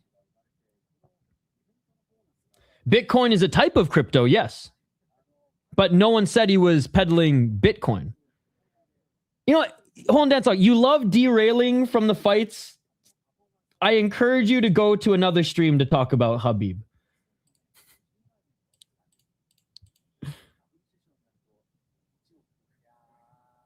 Yeah, again, this is typical Hole and Dan Sock. Wants to make it all about whatever he's going off again here today. Appreciate the support, man, but here, I'm going to send you to a different stream. Or just like, don't read up on the crypto scam stuff and just watch Khabib's fights and enjoy the fights.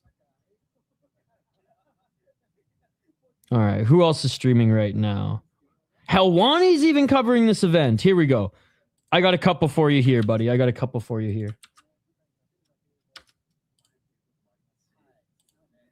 Here you go, Hole and Dan Sock. They want to hear about everything and more when it comes to Khabib and racism and all that fun stuff.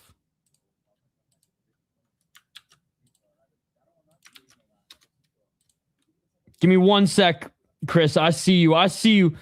You did not need to donate the $10. That's far too much. I just want to see any of the other homies who are streaming.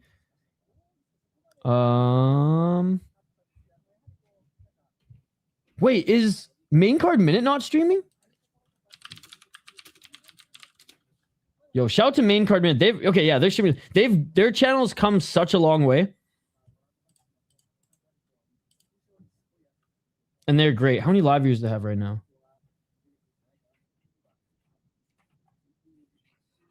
Almost 100. Let's fucking go, dude. Yeah, this is the one you should go support.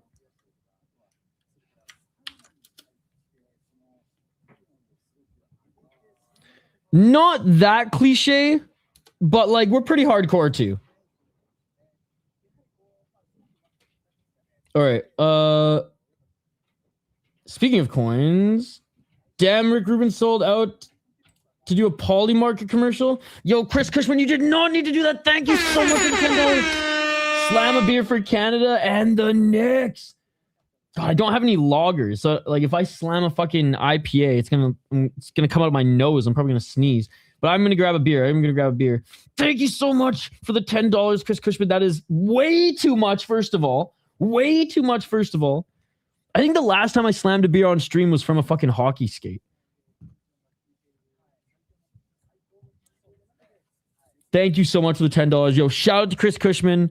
God, he's been crushing it on Twitter as well, helping out the community in providing us with highlights, helping out our streams, providing us with highlights every single stream as well. So thank you, buddy. You guys are far too kind. Big shout out to In the Granite as well. The Striking Ace, Euphoric Notes, all the members here, past, present. Thank you guys. Far too kind. I'm like going off script. Me and Hole and Dan Salk are having our once a stream butting heads, and I get a donation. Knicks is your second favorite team, and you're from Czech. You're telling me that the Boston Bruins and David Pastrnak aren't your second favorite team? The live walkout music is the coolest part. I thought it was going to show the whole main card. I have no idea, Shane.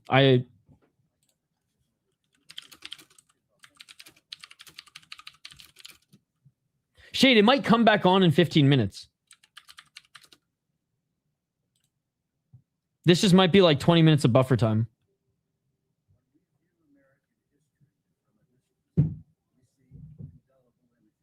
Or it might be on SportsNet Plus. Oh, yeah. So it says the first two fights are free on SportsNet 360 and SportsNet Plus.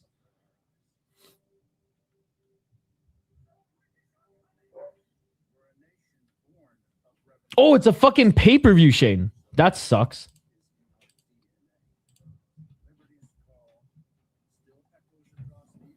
Dude, so much for Freedom 35. They're making Canadians pay $80 for this. I hope the fast finishes don't slow us down. I think we got 15 minutes of buffer time. Thank you again, Chris. Boston Celtics is my favorite team. I'm random. It says Plays of the Mouth is a show on now. Yeah, Shane, it's a pay-per-view. It's a numbered card, I guess. So it's either, I think it's on SportsNet Plus or pay-per-view on SportsNet. I just did a quick AI search. I encourage you to do the same. Damn, the gift I sent didn't show or what? Wait, Harold, you sent something? It's starting to drag now. Oliver Tree's record label killed him so they could utilize the death clause in his contract and are going to release the album he withheld due to the dispute to get rich off his death. No way. I want to see how they do Poeton's song. Oh, they're covering people's walkout songs. I see. Bunch of military ads right now. America.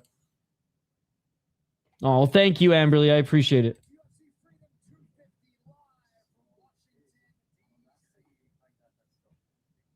Trump's bedtime can't avoid Puck Reagan. That is true. Speaking of Puck, how is Busey? He's been good.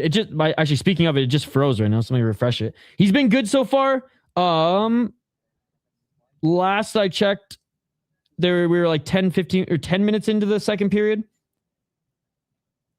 And then I got sidetracked.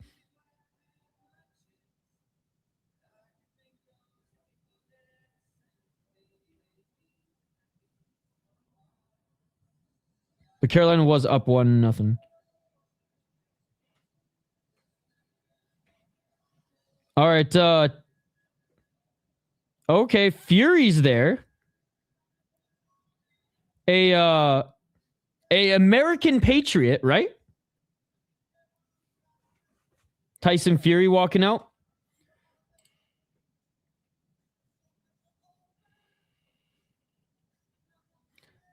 All right, we're getting Tyson Fury versus John Jones next, ladies and gentlemen.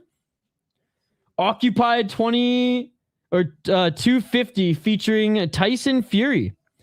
Tyson Fury versus John Jones. That's coming up next, guys. Absolute nonsense.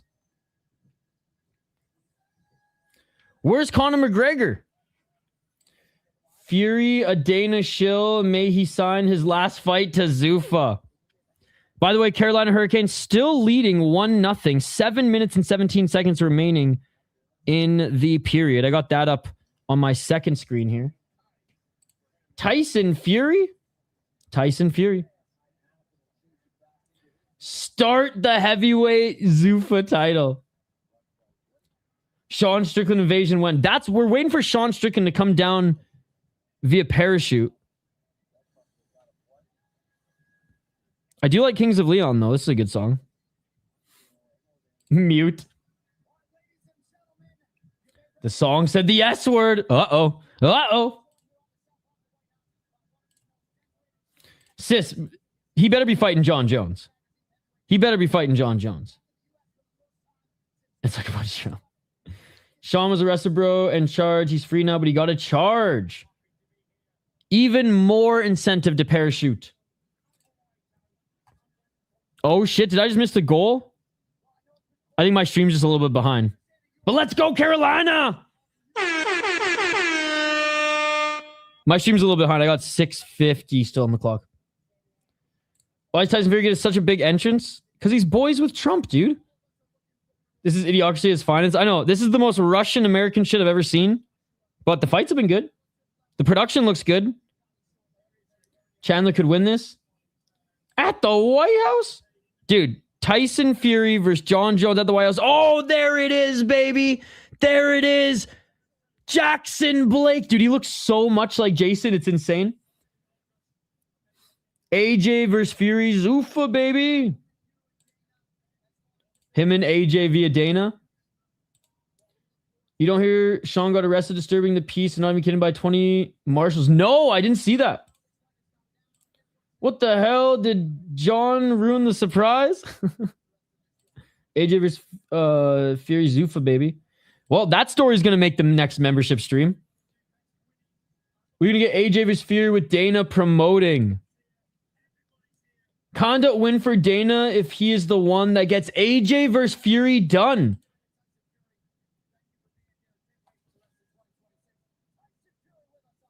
The thing about Zuffa boxing, a lot of people are rolling their eyes on it, but like if they're going to get some of these fights, then people are going to turn a blind eye to eliminating the Ali Act and some of these other things that the Saudis do. Tyson Fury said he wanted Dana to announce the fight. Then John said it. Sean went all bare feet crazy. Hey, shout out to the troops.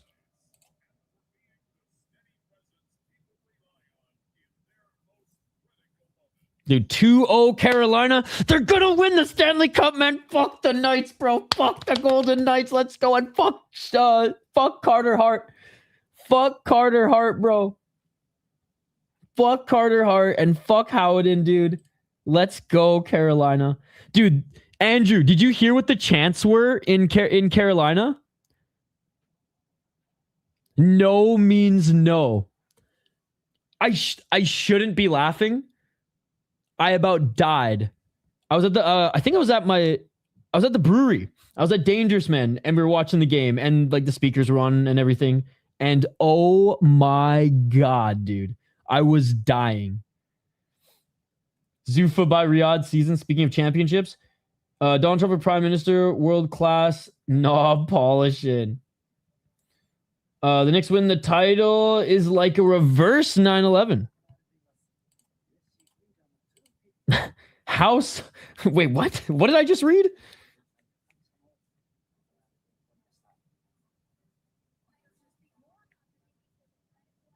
All right, Megan O'Leary. There's a feature with Megan O'Leary now looking, well, amazing as always.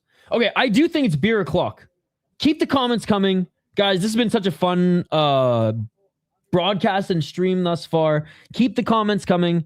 The interaction, for the most part, has been fun, but you know, hold Dan Sock and I, we butt heads at least once a stream. Fuck the Statue of Liberty. Send that French back with Wemby. Ah, I got you now. I got you. I'm not going to lie. I caught up on Glory last night. I didn't even watch it. Put a statue up of Jalen Big Body Brunson. All right. Cold open for this one's about to start. What almost made you laugh? A few different things. Sean, what did I miss? Dude, I missed it too. Okay. Beer o'clock. I'll be right back. Do not go anywhere, guys. Do not go anywhere. We're getting to the breakdown of Ruffy versus Chandler next. So far, these fights have been great. So far, we've had some awesome highlights. So far, the vibes have been good. The chat's been buzzing. And the Carolina Hurricanes are up 2-0 as we are about to go into the second intermission. So let's fucking go. Back on the other side. Do not go anywhere. More UFC Freedom 45 next. Let's go.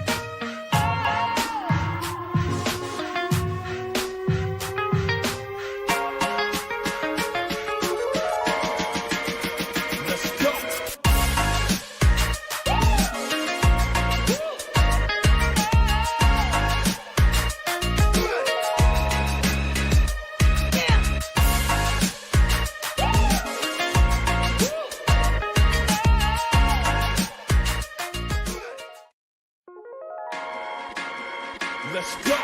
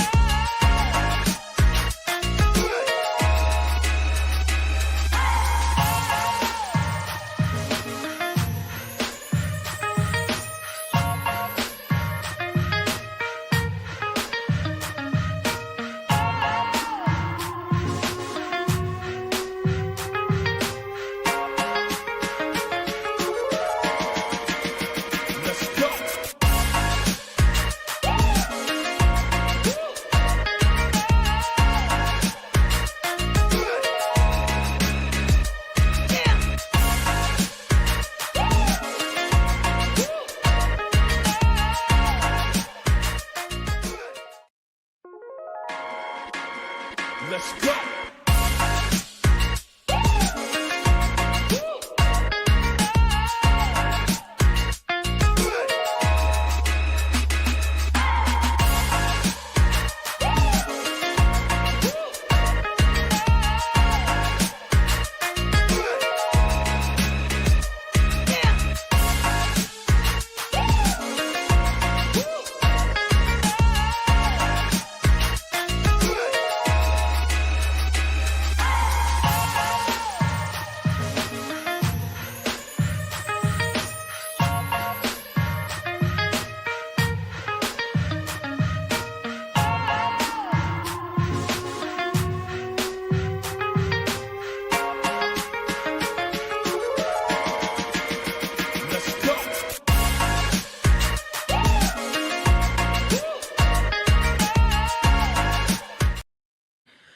And we are back for some Freedom 45, ladies and gentlemen. We got Michael Chandler making his walkout right now.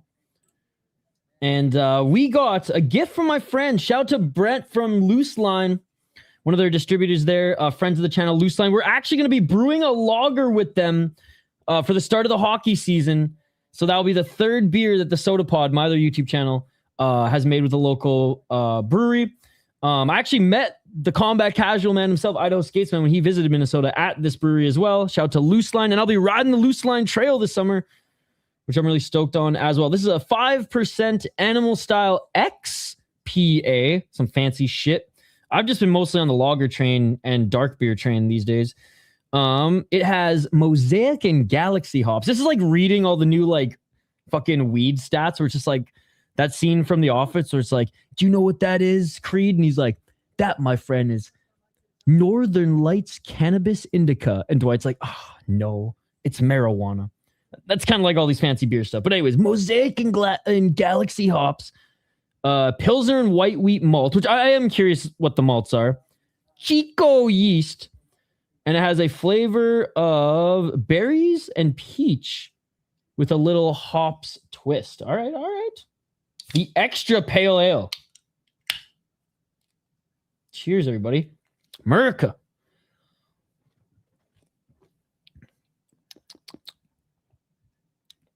Hey, that's pretty good. Way lighter than I thought for going to be an XPA, but I guess it's only 5%. I like piney, hoppy shit because, like, when I started drinking craft beer, it wasn't as evolved yet. And it's like all you had was like super fucking tart and piney IPAs. And I just had to drink something in college. Had to drink something fancy sometimes to look sophisticated-ish or look hipster-ish to match my plaid and, well, not as round glasses at the time. All right, let's get to the breakdown here. This is good. Shout out to Loose Line. I haven't been drinking a lot of beer lately. However, fucking Canada Day and 4th of July weekend, coming up soon here, are going to change that. All right, let's get to this next fight. Walking down all these stairs in flip-flops is a little scary. I'm not going to lie. I would have gone with minimals, if I do say so myself. Shout out to minimals. Cheers to independence. Yeah, there you go. Hang on, Ukraine. Hang on. There's a lot of places that that could probably be wished a hang on. All right, what's Hoofy's walkout song? All I got is Japanese commentators getting really fucking stoked on this fight. All right. Iron Michael Chandler, 23-10 as a pro, 1-4 in his last 5 fights on a 3-fight losing streak. The former Bellator champ came to the UFC a little late in his career, but did come in and put on really exciting fights. He has 11 knockouts, 7 submissions, 5 decisions. He's been knocked out 5 times, lost once via submission, and has lost 4 decisions. 18-5 in Bellator. What a run. 2-5 in the UFC and 2-0 in Strikeforce. Is he the last guy from Strikeforce in the UFC? The live band is killing it. Let's go. I think it's like $14.99. Volkanovski in the corner of Hoofy. It's either $14 or $17.99. If you are serious about getting it, I don't think Half Dead Frank's in this chat. But I can get Half Dead Frank to help you set it up. He's a beauty when it comes to that stuff. All right, Hoofy last won a wrestling match against Chad Mendes not Hoofy. Chandler last fought/competed in RFA and he beat Chad Mendes via decision. Before that, he lost to Paddy Pimblett in the 3rd round via TKO. He lost to Charles Oliveira via decision. He lost to Dustin Poirier versus rear naked choke. He beat Tony Ferguson, and I want to say that was the beginning of the end, but I'm still going to say Justin Gaethje was the beginning of the end for Tony Ferguson. This just added to it because Ferguson was actually piecing up Chandler in the 1st round. Lost to Gaethje in a really good fight. Back in 2021, I remember sitting in my old THPN office, the hockey network that I built with my buddy Dylan. I was sitting in our office in downtown Nanaimo, British Columbia, watching that fight. Charles Oliveira beat him. So yeah, he beat Benson Henderson. Coming off wins, Sidney Outlaw and Benson Henderson, beats Dan Hooker in a really, really fun 1st round. But then really other than Tony Ferguson, not even other, just Tony Ferguson, who's on the downhill. Hindsight's 2020, but he was on the downhill. Beautiful front kick, don't get me wrong. But that was it. It was in beautiful fashion, so we can't even really say like, oh, it was Tony Ferguson. So I can't take that back. It was a beautiful win.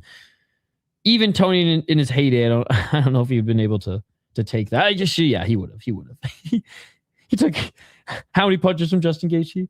Anyways, Chandler, great career, fun fighter for the most part, puts on good fights, but I hate saying slow down because he still blitzes. He's just not as sharp, not as polished as he used to be. And it's even in his prime is a scary matchup anyways, because Hoofy's 13-2 as a pro, 4-1 in his last 5. Shane, I'm picking Hoofy to win this one. 12 KO TKOs, 0 submissions, 1 decision. He's been knocked out once and he's been submitted once, 4-1 in the UFC. Beat Fiziev in his last fight. Yeah, got rear naked choke by Benoit Balls. Saint Denis. Destroyed Bobby Green. Destroyed James on top. Destroyed Jamie Malarkey. Beat a really good guy on Contender Series as well. He lost to Manuel Souza, who's now in the UFC on in SFT. He's just a knockout machine. And then, yeah, so leading up to Benoit Saint Denis, everyone was like, oh, man, he didn't fight anybody of note. I mean, Bobby Green, sure. James on top. Jamie Malarkey. Like, all guys on, like, the regional scene would be top guys there, but, you know, roster guys at best in the UFC. And, like, James on top's not even in the UFC anymore.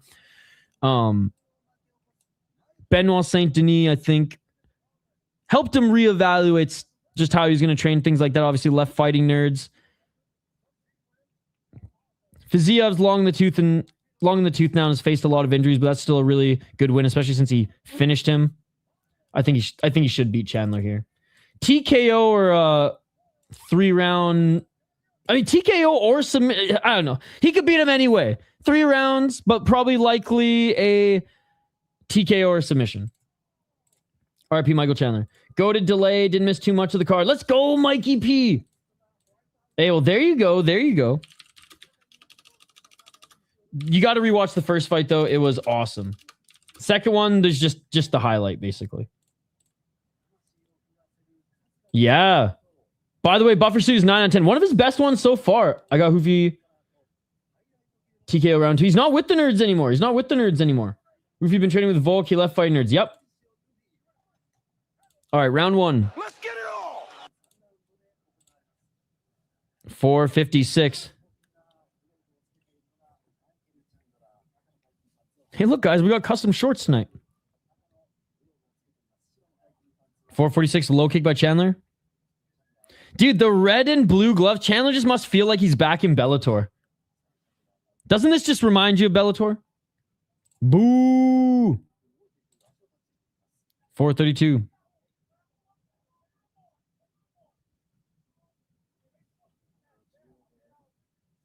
Left hand by Hoofy.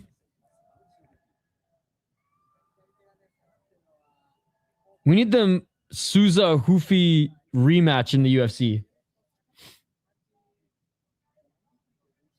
Left hand by Hoofy.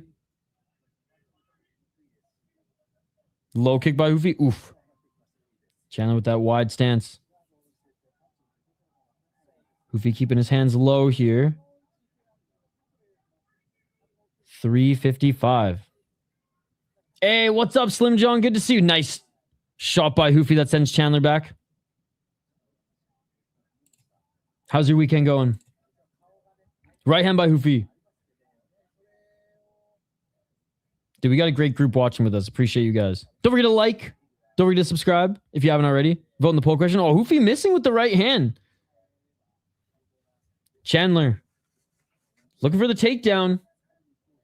Bellator Chandler was awesome. And I would even argue that the first 2 UFC appearances from Chandler were fucking awesome too.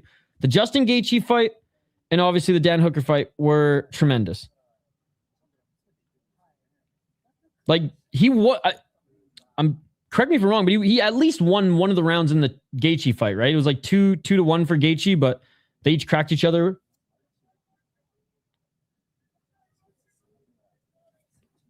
Front kick by Hoofy. Oliveira's just built different. Or maybe that was his 3rd fight. I forget if he fought Oliveira after Hooker. I think he did. I just looked at it too. Regardless. 2 out of his 3 early UFC fights. Oh, spinning heel kick attempt by Hoofy. Chandler saying, nah. Didn't hit him clean. Chandler Superman punch off the cage, but then kind of misses and Hoofy lands a little sneaky uppercut.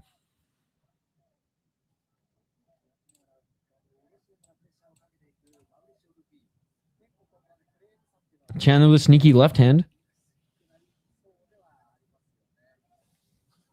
Chandler trying to find a takedown. Chandler with a nice left hand. By the way, second intermission in the Stanley Cup Finals, Game 6, Carolina Hurricanes. Vegas Golden Knights.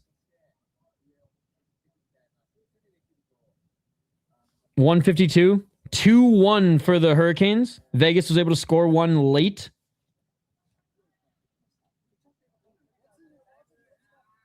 142. Oh no, never mind. It was called back due to being offside. My bad.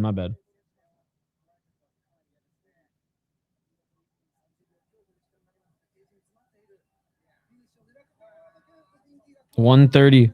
Left hand by Ruffy. He's gassed already. 119. Chandler can't even get the takedown. Ruffy with the right uppercut knocks Chandler backwards. Ruffy with the right uppercut. Chandler's running away like Chelsea Chandler. Michael Chandler's doing his best Chelsea Chandler impression. Ruffy with the left to the body. Chandler running away. He's running away. Right hand by Ruffy. Chandler desperately trying to go over the double leg. He can't. He sprawls. 57 seconds. If we were allowed superior rule set, real MMA, Ruffy could have just kicked him in the face. Ruffy's carried him. Left hand by Ruffy. Chandler's going to gas himself more here, running away. Ruffy hands low. Ruffy spinning heel kick. Oh, right hand by Ruffy. Chandler's hurt. Right hand by Ruffy. Right hand by Ruffy. It is all over. Brazil. Brazil. Brazil. That was a vicious uppercut. Ruffy showing mercy. Well, he has to show mercy because this is fake MMA. In unified rules, fake MMA, fighters have to show each other mercy because they're not allowed to use all the tools in mixed martial arts. Good stoppage. Smashed. Ruffy could have soccer kicked that guy 3 times if this was real MMA. 3 separate times, not 3 times back to back to back. That was completely one-sided. Bro looked like Chelsea Chandler. Good night, Muscle Mike.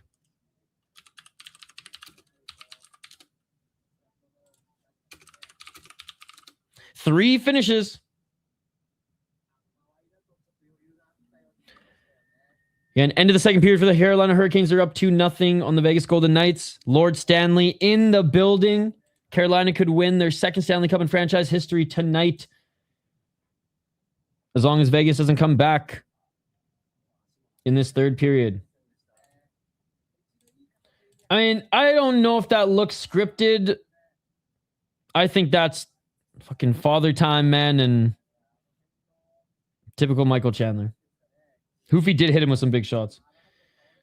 Don't you want to bring some of your chat regulars on stream sometime? Seems it might be fun to interact with someone. No, because like the first person I bring on will just scream the N-word and yeah. I've learned from watching other MMA YouTubers, and I'm not an MMA YouTuber, so I shouldn't even do it. That is not the way to go. I interact with you guys in chat. Is that not enough? Is that not enough? As soon as I do that, someone's just going to scream something derogatory and it's going to be over because this is 2026 and that's just how live chats roll. Flawless victory. 1-0 Sweden. That's actually Santos. My storm is fucking up my stream. You could argue Ruffy's the best striker at 155 now. I still need to see him against the best at 155. Like, look, Fiziev, great win. Little asterisks because of just weathered, broken Fiziev. Michael Chandler, great name. Couldn't beat Benoit Saint Denis, but he's looked so good and so technical that, like, I have no doubt that he's one of and will be one of the mainstays at the top of 155. Are you not entertained? It was a close fight, then it started. Bro, Ruffy's no joke. I want to see the rematch between him and Sosa, but Sosa needs to get a few more wins. Limited striking opportunities is what I mentioned last night. Let the way rules for all. Ruffy versus MVP at 170. Dude, that would be sick. Ruffy's huge. Oh my God, we got Horiguchi versus Cop on the next card, bro. Oh, I'm so stoked. I'm so stoked. Of course, I want to get the UFC belt, you know? Where's the Pantoja? he's my teammate, but it doesn't matter. I will beat you ass. Wow! Of course, I want to get the... I know he's not fighting Pantoja, but like that clip will always be legendary. Put Kyoji in a numbered card bout, right? I mean, he's fighting for the title after this win. I mean, coming into the UFC, I was a little scared saying that, oh man, Kyoji's been a little chinny. But fuck, he's looked good in the UFC. Yeah, he's fighting Cobb next card. The Sizzler Rizzler. Yo, what's up? The Rizzlers are back, ladies and gentlemen. Good morning from India. How are you, buddy? How are you?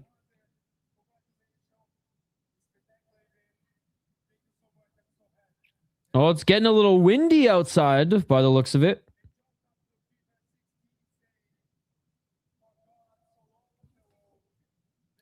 All KOs tonight. Yup. Yup. Are we going to get any submissions, boys? Are we going to get any submissions?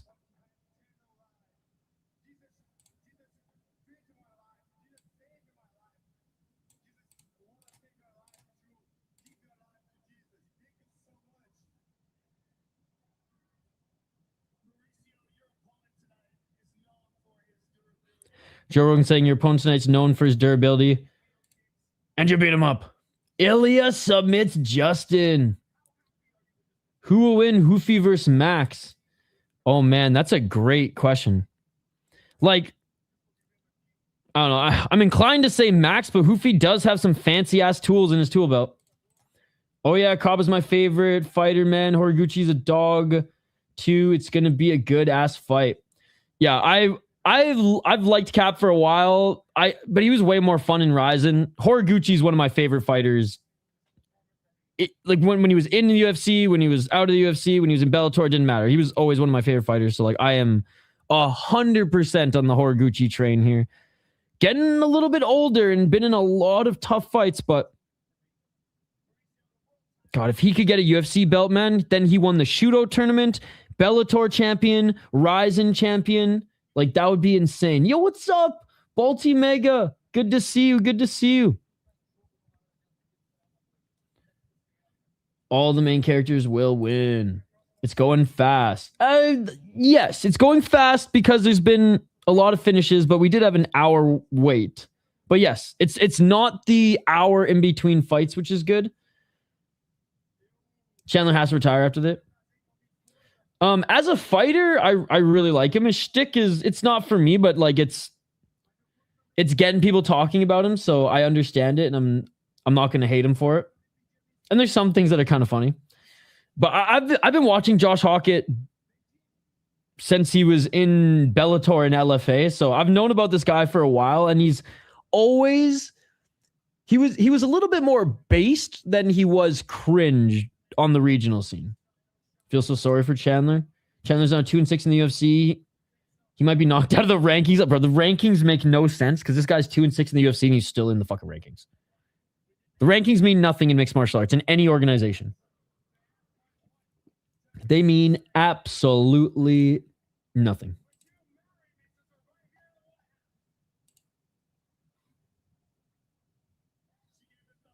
Oh, he asked his wife, or sorry, he asked his girl to marry him. And he just got engaged with his girl in the cage at the White House, and she's not even in the cage with him. Secret Service like, no, don't let her in. Don't let her in. Weird. I think it's because I think I'm out of the UFC algorithm. Because all my other streams do really well. Like yesterday, we had like over 20,000 views for Octagon. Like over 30 for one.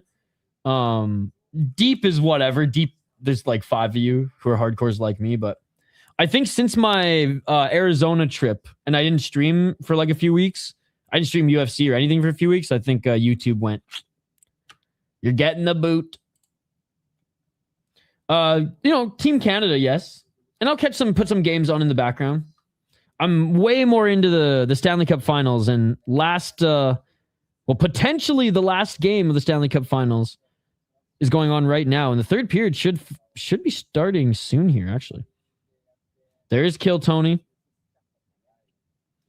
F Hokit, obnoxious jackass. Yeah, his shtick's not for everybody. And I'm not necessarily a fan. But I'm a fan of him fighting, and I'm a fan of him fighting since Bellator and LFA. Because he's been the same dog since the regionals. It was delayed now for thunderstorms. Yeah. That's what I mean. It had nothing to do with, like, the UFC didn't intentionally delay with a bunch of bullshit. And I thought it was going to be a bunch of bullshit. The way that Dana White talked about it, it was going to be like the UFC Noche card. We're going to tell the story of America between every fight. And I was like, oh, there's going to be a lot of shit. But no, there hasn't been much of that at all. I mean, Tyson Fury's been the only thing so far. Hokit is a savage. Derrick's going to be the 4th KO of the night. I hope he gets the 4th KO of the night. He fights like a beast, though. I always want the Black Beast win. Me too, Meridian Heights. Me too. Once I understood what he was doing, I liked him. I mean, right away, I think you could tell what he was doing. I mean, I don't think anyone thought that, like, it was the same with like Henry Cejudo. Like, I don't think anyone thought that, like, this is just how the guy is every day. The Paramount era has really killed the bots. Most of the views weren't the bots. This is what happened. Even when my channel was growing, the first 2 years, I was only in the UFC algorithm, I'll say. I was only pushed by YouTube for 8 months. Before then, we kind of hovered around this. It was like 30 to 50 live viewers. Any event that has Oliveira or Makachev did well. And then everything else kind of like hung around at like 2,000 to 4,000 views. And then 8 months, I was just being pushed to one of the videos that came up with like the MMA holes, with the gurus, with all those. And we were holding like 100 to 200. And then some bots certainly helped. Don't get me wrong. But since coming, then I took a big break from streaming and I'm back to normal, which I'm just fucking stoked that we got a decent crowd here and a fun crowd here and that YouTube didn't kill my channel entirely. That too. Every now and then there'll be a couple, but it's mostly for other events, to be honest. It's mostly for other events.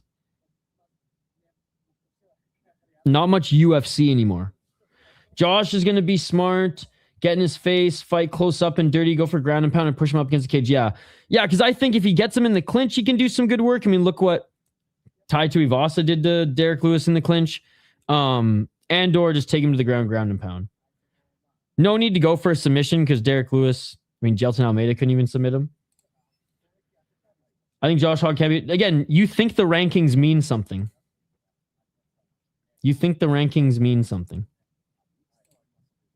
Names, brother, names. The rankings mean nothing in mixed martial arts, in any organization. In any and all. Hogg had wrestling headgear on. I wonder if that's him hinting at a game plan or just trolling. Derrick been washed for a while. See, washed is... I just hate that fucking word, man. Because it's just such like a disrespectful jab to the fighters. Now, there's some like for me, when I think washed, like I guess with me, I'm just very critical when MMA fans water down the meaning of words. And I feel like washed is reserved for like like when BJ Penn, Tony Ferguson, like those downward trajectories. Like Derrick Lewis is definitely past his prime and like maybe nearing that washed. Like I'm not closing the door on happy for Derrick, that word being used for Derrick Lewis. But I don't know. I'm kind of just, he's a heavyweight past his prime. But like, I don't know. Maybe I'm leaning into wash being way more aggressive than it actually is supposed to mean. Guess who's the fighter that in his debut he main evented a UFC numbered event like a pay-per-view? Derrick Lewis? I hope Derrick wins so bad.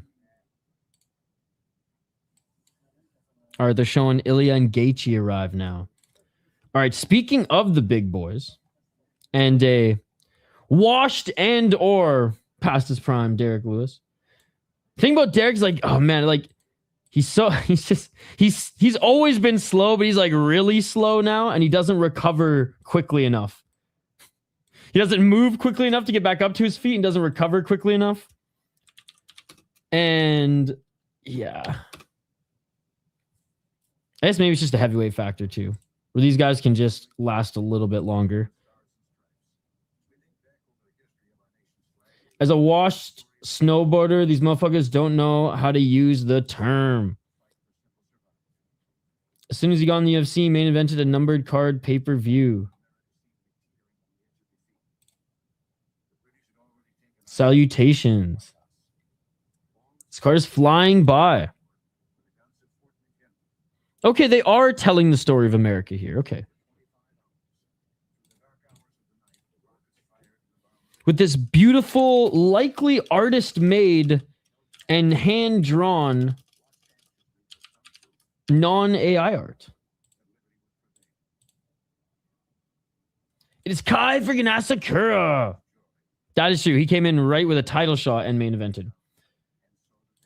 What I mean is that he's going just for the fun of it now, want to be the bad guy or something because he just likes this shit. Hokit? No, he is getting himself out there and getting people talking about him. I mean, I'm sure he likes this shit too, but I don't think he... Yeah, I think it's more strategic than it is. I'm just a jolly, funny guy who pretends to be schizophrenic. You know, this is to get into the public. To get people talking about him. And then, I hate saying lucky for him, but good for him that his fight's delivered. Peak Derrick Lewis was him versus Travis Brown. Him versus Volkov. Losing the fight and getting Derrick Lewis only to find the fucking overhand right at the end. The thing is, remember when he was down and out and then he got that flying knee on DeLima? And again, Talashin Teixeira is not that great of a fighter. No one was giving Derrick a chance in that one too. And again, a little bit of an early stoppage, but like, I'm not saying Hawkins is going to lose to Derrick Lewis here. I'm really not.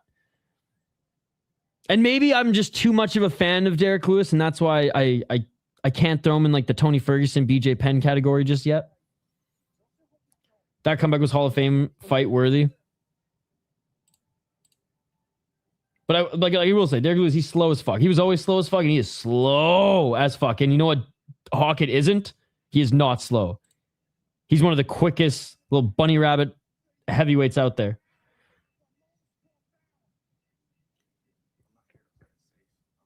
Can he tame the beast? Yeah, but he can still be in his prime. Like, he can still be in his prime and be losing and come back in a fight. Can he tame the beast? I hope Lewis wins, but I picked Josh.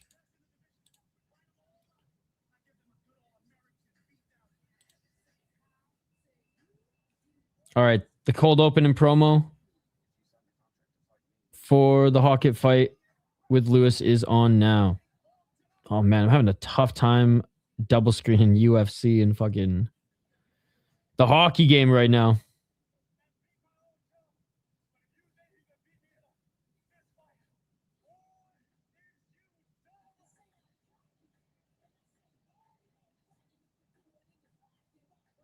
All right, we'll get to the breakdown in 1 second. I'm just going to try one more time to...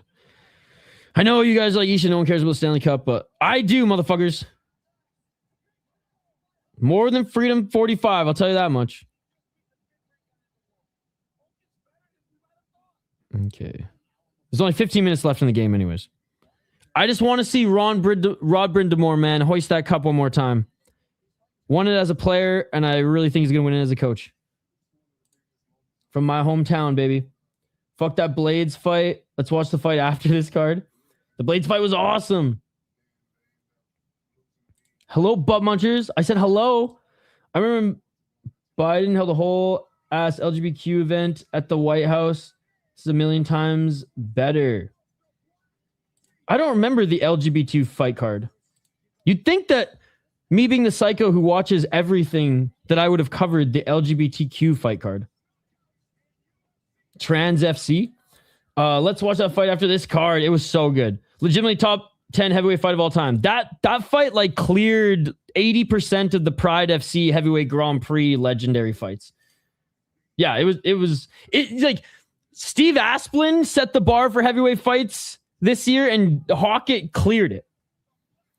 Josh ain't gonna fight Lewis at range. Mark my words, he's a stupid. He just plays stupid character. Yeah, no one's arguing that C4 San Diego. No one in this chat is arguing that with you. You got the tone perfect. I think everybody's on the same page. The original point was, are we watering down the word washed versus past your prime? Just like fucking plebeian UFC bootlicking sheep say that when a fighter loses a fight that they're washed or they got fraud checked, or fucking when a close fight goes to the fighter that they didn't have in their parlay, they say it's a fucking robbery. You can come over to the YouTube channel. All right, Lewis about to make his walkout. And as I'll get to my breakdown, I imagine my prediction for this fight will be the exact way in which he sees it as well. Josh Hokit, 9-0 as a pro, 28 years of age. He's the big favorite in this one at -450, undefeated. And if you guys haven't watched him before the UFC, I encourage you to go watch his Bellator fights, to go watch his LFA fights. He was this exciting of a fighter. Mind you, didn't put on a heavyweight fight like that, but he was this exciting of a fighter throughout his entire development. Broke into Bellator and 2 fights in a row, arm triangle choke, arm bar. 1 in the 3rd round, 1 in the 1st round. TKO in his LFA debut, followed by a rear naked choke, followed by crucifix TKO. Then comes into Contender Series, 2nd round knockout. Fights that Max Jimenez, whoever the fuck he is, doesn't matter, knocks him out. Then beats Denzel Freeman, who's damn good fighter. Finishes him in the 1st round, and then almost finishes Curtis Blades multiple times. He almost gets finished by Curtis Blades multiple times, but ends up beating Curtis Blades in one of the greatest, not just UFC heavyweight fights, but greatest heavyweight fights of all time. So like, what a fucking development. What a fucking rise. And it's not like he just fought schmuck heavyweights. Like when he was 1-0, he fought a guy with 4 fights, 2-2. Then he fought a 2-1 guy, 5-3, 6-4, 6-1, 6-1, 7-1, and then Curtis fucking Blades. 2-0 Sweden. The Black Beast. Also 41 years of age, certified Onk. 29-13 as a pro, 3-2 in his last 5 fights. See, like, washed for me is like 1-4 in the last 5. But I mean, it is heavyweight.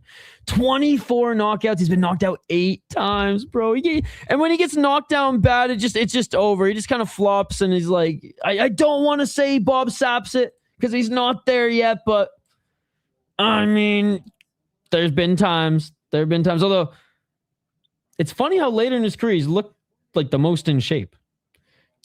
1 submission victory, 4 decisions, 20-11 in the UFC, 31 UFC fights. He's been in the promotion for almost, he's been in pro for a long time. Since 2014, man. Since 2014. Over a decade. 0-1 in Bellator. He ripped up, it wasn't LFA yet, it was RFA?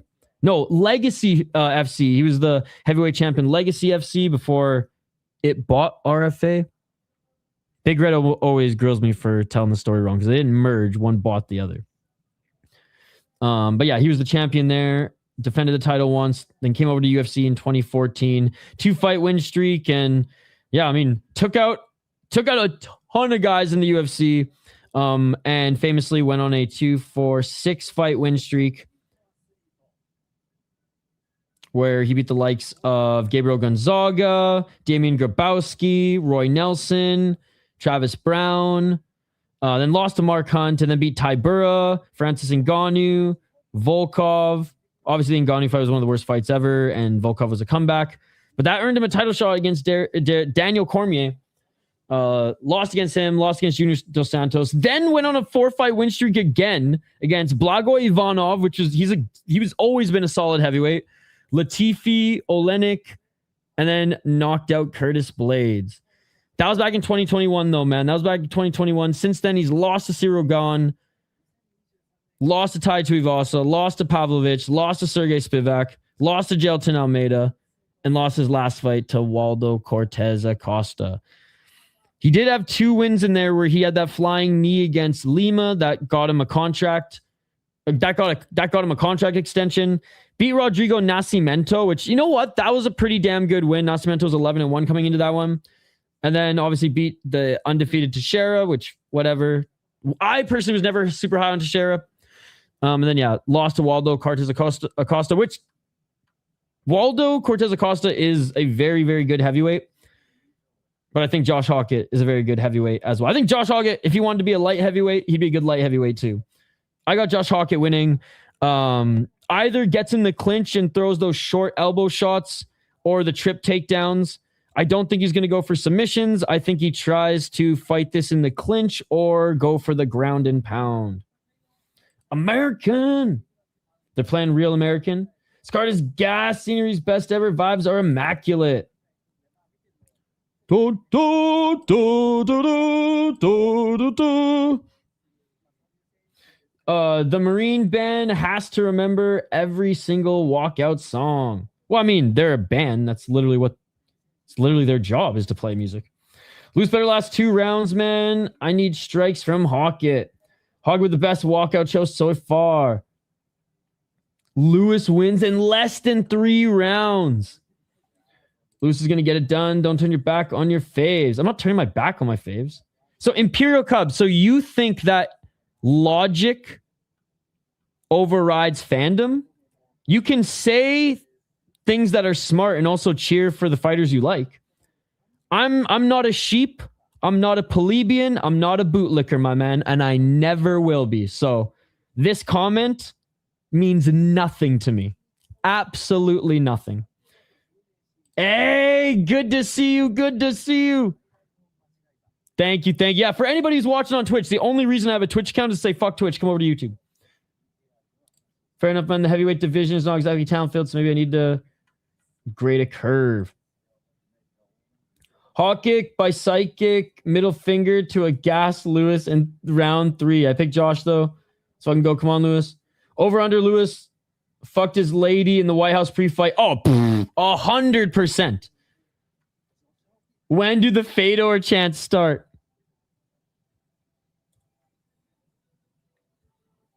In a Putin-like event, I don't think there's any Fedor chance. He's too tight with Kadyrov. The fights are on Unext. If you have that Japanese subscription, it's on Paramount Plus, and it's also on SportsNet Plus in Canada. What's up, Zionist? Over under 3.5 middle fingers from Hokit. Can Josh take a punch from Derrick? We shall see. I mean, I like Hokit, but I'm a longtime fan of the Black Beast. Yeah, like I always want Derrick Lewis to win. And I hope that he wins. Like, put it this way, guy, Imperial. I don't give a fuck about my picks. I'm not Hank the Tank, bro. Hope for Derrick Lewis. I would ask for smack to her bitch up my ass. To make the sphere look like amateur hour. Which costs $80 to the Canadians. Yeah, it's crazy. Over, under, middle fingers on Hokit. Lewis gets it done. I think Josh will not let that punch even happen. And yeah, Lewis, he doesn't have that speed. And what Hokit has over all the heavyweights right now is speed. And Derrick Lewis back with the Bellator gloves. Good to see you, Zionist. Hog said he watches WWE and likes to put on a show. Yeah. But how do you make money in the UFC? You have to become a brand. I don't give a fuck if the decision's rigged. Even the stoic Alex Pereira had to make his own version of Chiwiwi. I don't give a fuck if the decision's rigged! Even Hank the Tank had to go full decisions rigged. I bet Polymugger has Hokit middle finger line. Yep. Yeah, good to see you as always, my friend.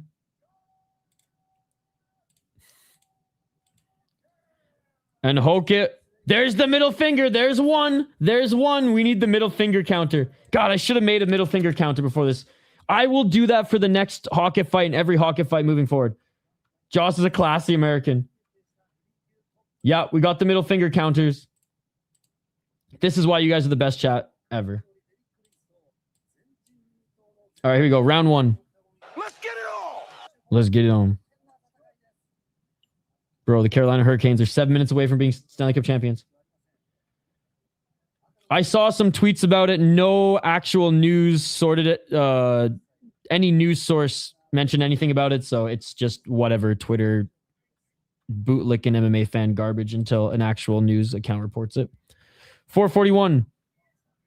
Man, Lewis looks like he's taking this serious. He really wants to win on this card.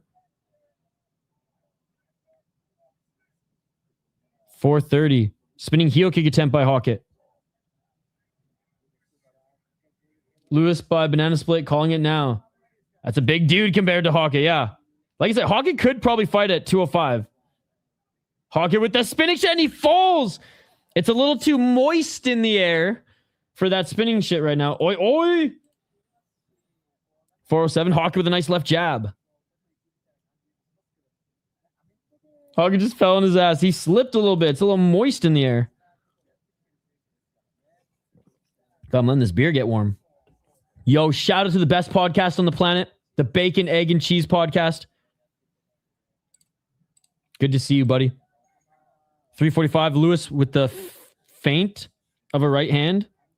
Lewis looking for that left, looking for that right, and Hokit running around Chelsea Chandler style, or Michael Chandler style. I went to the press conference of the weight. Did Hokit puke on TV for real? At the weigh-ins, yeah. Literally the real weigh-ins. Oh, right hand by Hokit. Correct, Lewis. Lewis looking for the counter right. 320. Yeah, Lewis is dialed, man. Hokit can't hit him on the outside. Surprise, surprise.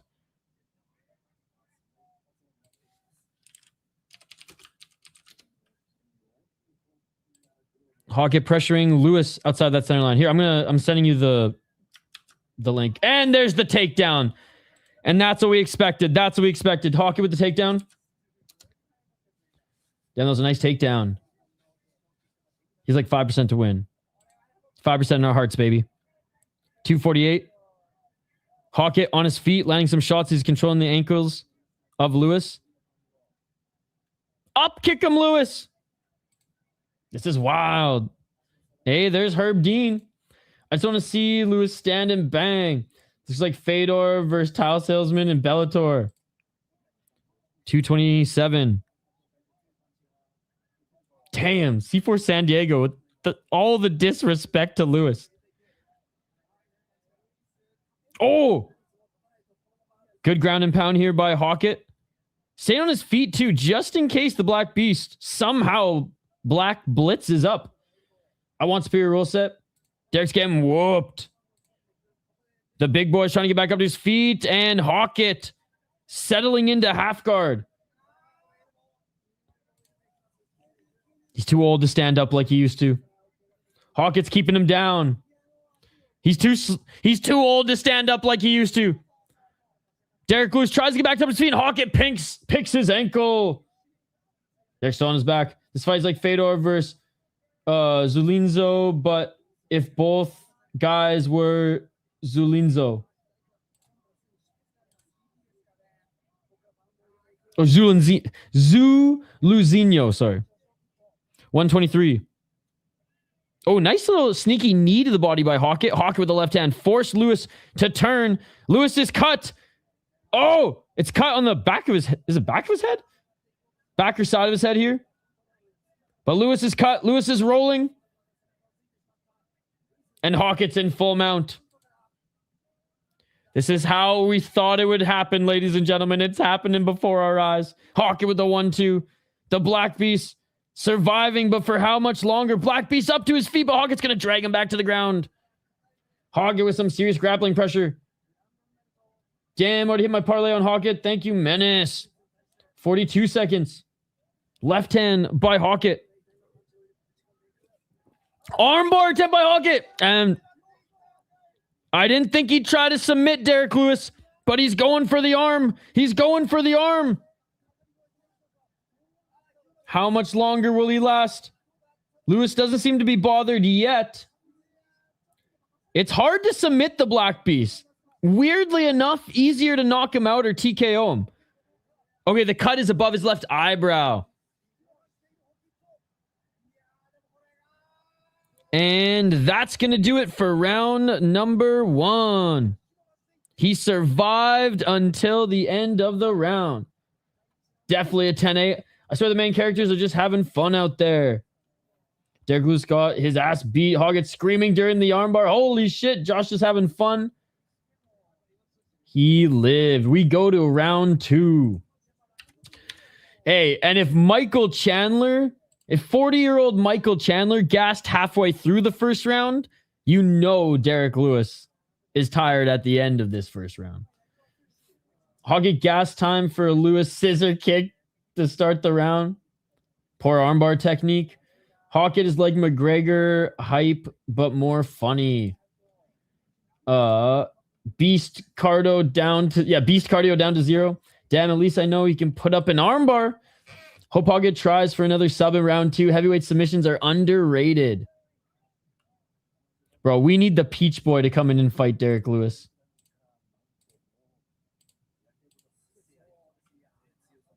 If we know one thing about the Peach Boy, he ain't gonna take him down. I'm just kidding. I don't want the Peach Boy to get slaughtered. That is true. That is true. Can Derrick Lewis have another Volkov moment in this fight? Let's get it all. Lewis just got to throw only uppercuts on repeat like Weili Zhang air pushing Shevchenko. Well, and Hokit knows the path to victory. 441.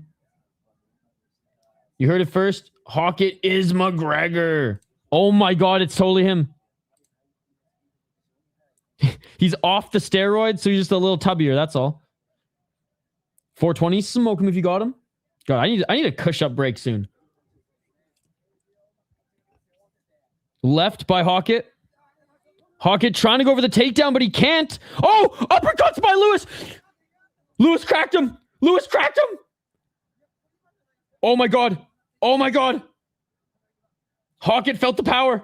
Left hand by Hokit. He's recovered well. Lewis, come on, Derrick.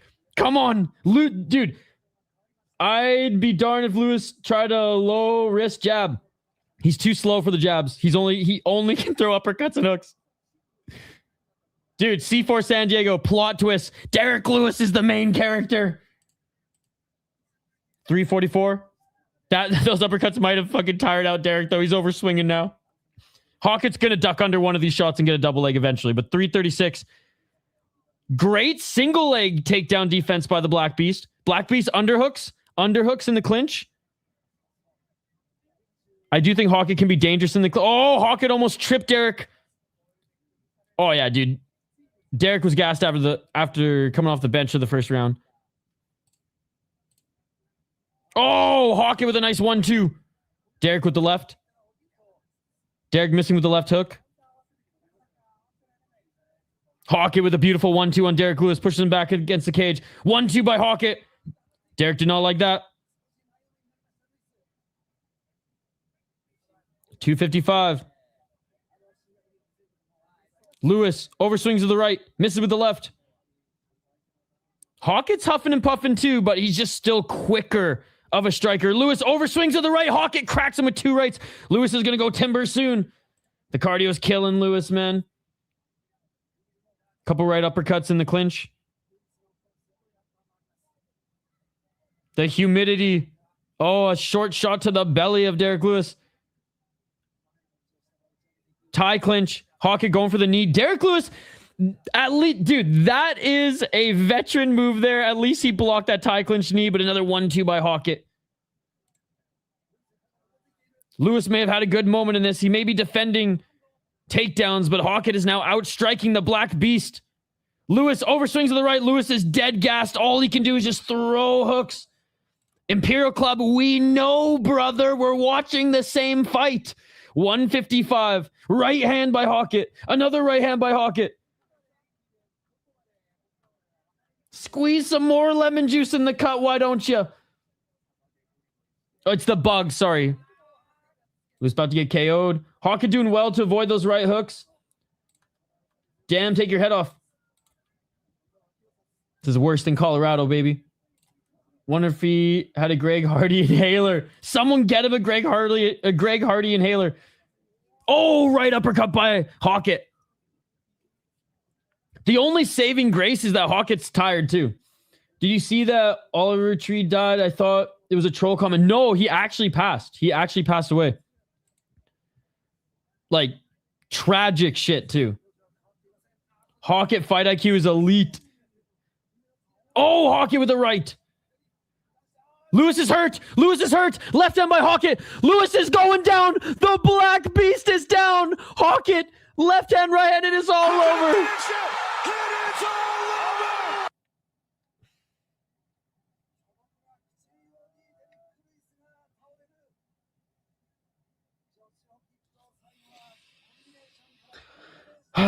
He made it more fun than I expected. The silver lining. Emotional damage. He's going to have no energy to get on top of his wife tonight. He was KO'd while still standing. The cardio wins over Lewis.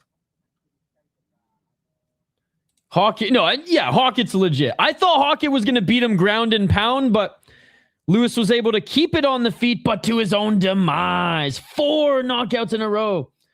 Herb Dean trying to see Lewis get killed. I'm pretty sure Lewis stole Herb Dean's girl back in the day, and he's always been a little salty. I'm pretty sure Herb Dean stole that one blonde white honey that Derrick Lewis was macking on at an old Strikeforce event, and they've been enemies ever since. Because you know, Herb Dean, it's like Asians and white women. That's it. Hey, it was a better performance than I expected. Hokit is him. No, he is. I mean, very much so. I mean, very much so. I shouldn't have put the adverb. He is. He is. He'd have won, but his balls was itchy from all the mosquitoes. True. He didn't let Trump down. Fuck, give me Aspinall, Hokit, no sarcastic. Dude, I'm excited to see Hokit against the top guys in heavyweight. I'm telling you guys, if you like watching Hokit fight in the UFC, go back and watch his Bellator fights and his LFA fights. They are all on YouTube. All the LFA fights are on YouTube and on Fight Pass, and all his Bellator fights are on YouTube as well. He was this exciting in Bellator and LFA as well in his development. Shama next. Well, if Shama wins, then no, but if Shama loses, perhaps. Dana Masley upset at this post-fight speech Hokit's about to make. He's low-key. I don't even think it's low-key anymore. I mean, after that Blades and even the Derrick Lewis win here, he is a top heavyweight in the UFC. Like, the door has been opened and closed on behind him. Hokit, boom, and fast hands. What the fuck did Hokit just put on Trump's neck? I'm not sure. He talks crap to everybody. All right, let's listen to what he has to say.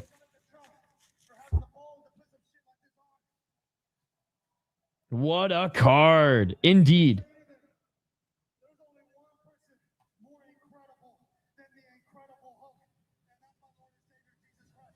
Okay, he's shown some love to Jesus. So I mean, I don't think Dana will be too upset about that. Lewis clearly took this personal. He usually folds when he feels done, but he didn't want to lose to this guy, and he was trying. Absolutely. I was saying that he was in the preview. I said, is it disrespectful to me to say that he's been Bob Sapp in some of his last fights?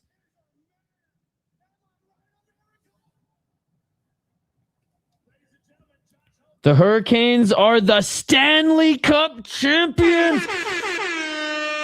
Fuck the Knights. Let's go, dude. Let's go. I was so enthralled with that fight. I didn't refresh the hockey feed. Rob Brindamore, dude. His second Stanley Cup. First as a player. Second as a coach. Born in Campbell River. Vancouver Island, British Columbia, Canada, bro. That's my fucking dog. Home of the Brindy. Fucking rights, dude. I'm fucking stoked. Fuck the Vegas Golden Knight. Love John Tortorella and Mark Stone, but let's fucking go, Carolina. Hockey called Michelle Obama, man. I'm a fan. Michelle Obama. He's used that line before. And Michelle Obama is what? He's used that line before. My dog went and hid because I'm yelling at the fights. Hokit versus Pavlovich. Book it. Oh, that's sick. That would be sick. Last leg of O'Malley finishes Zahabi. I'm rich. I want you to be rich, but I also want Ariel Helwani to get the win. He won a Shama on Alex Mama. Yeah, once you beat Blades and Lewis, you're for real. Dude,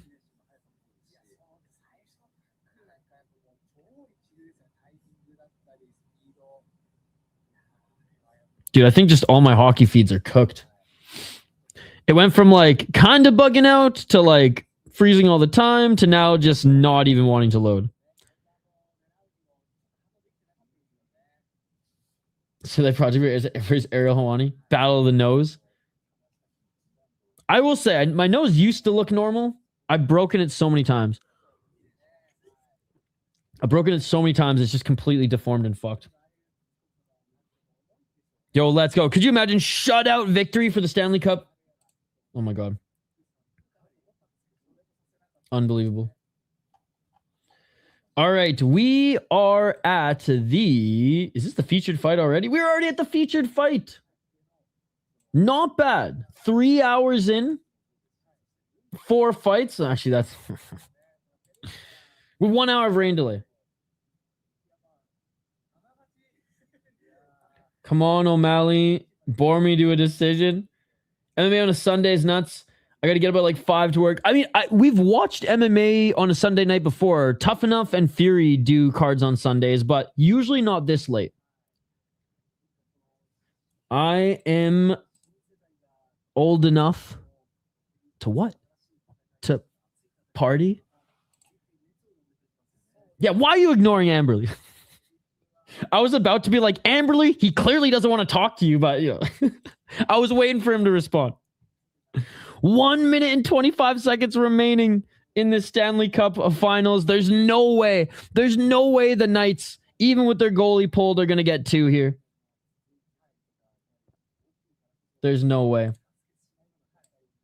Dude, low key, as I was using the chat earlier today, this fucking fight is awesome. I am so stoked for this one. Do I think O'Malley is the better fighter? Absolutely. Where is the fight? It is on Unext. It is on Paramount Plus. It is on SportsNet. Depends where you are in the world, my man.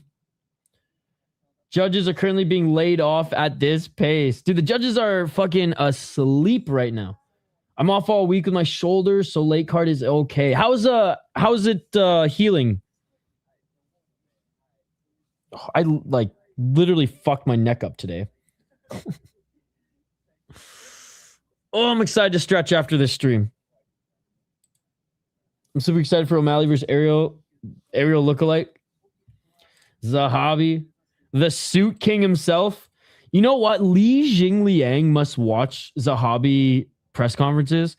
And the Carolina Hurricanes score a 3rd! Bitch! Let's fucking go. Carolina Hurricanes. They seal it. That's the dagger. 3-0 on the empty netter with 1 minute left to go. Judges, we don't need no stinking judges. HBO Max, UK TNT Sports. There you go. TNT Sports in the UK. What's up, Rami? Your thumbnail changed since the last time I seen you in chat, so I didn't notice you till a couple minutes ago, Amberly. Amberly went back to this. This is one of the OG thumbnails for Amberly. Let's go. And obviously it's more fun to win a Stanley Cup at home, but to win a Stanley Cup in Las Vegas, bro, the Carolina Hurricanes are going to get buckled tonight. Like 3 times more than they would have in any other city. Other than maybe New York or LA. 50 seconds. Oh, man. I know you guys don't care, but I fucking care. And it was Nikolai Ehlers. What a fucking beauty.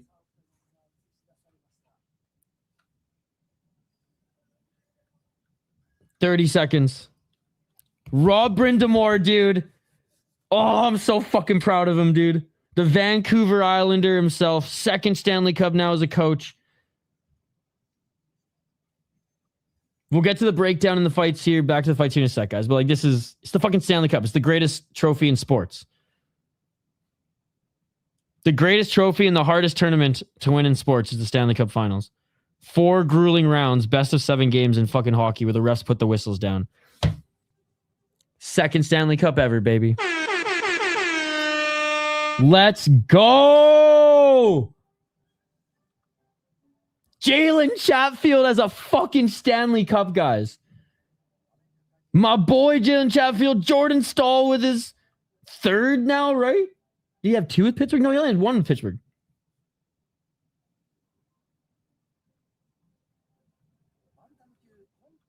Let's go.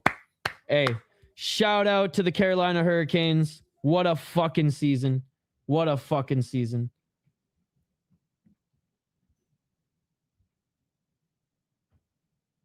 Let's fucking go. Sorry, I've been missing what was on the UFC broadcast. Taylor Hall is a Stanley Cup champion. Are you fucking kidding me, bro? Sean the knee. Don't forget it, baby. Sean better get a TKO, man. There's the bod himself. Let's fucking go, dude. Let's fucking go.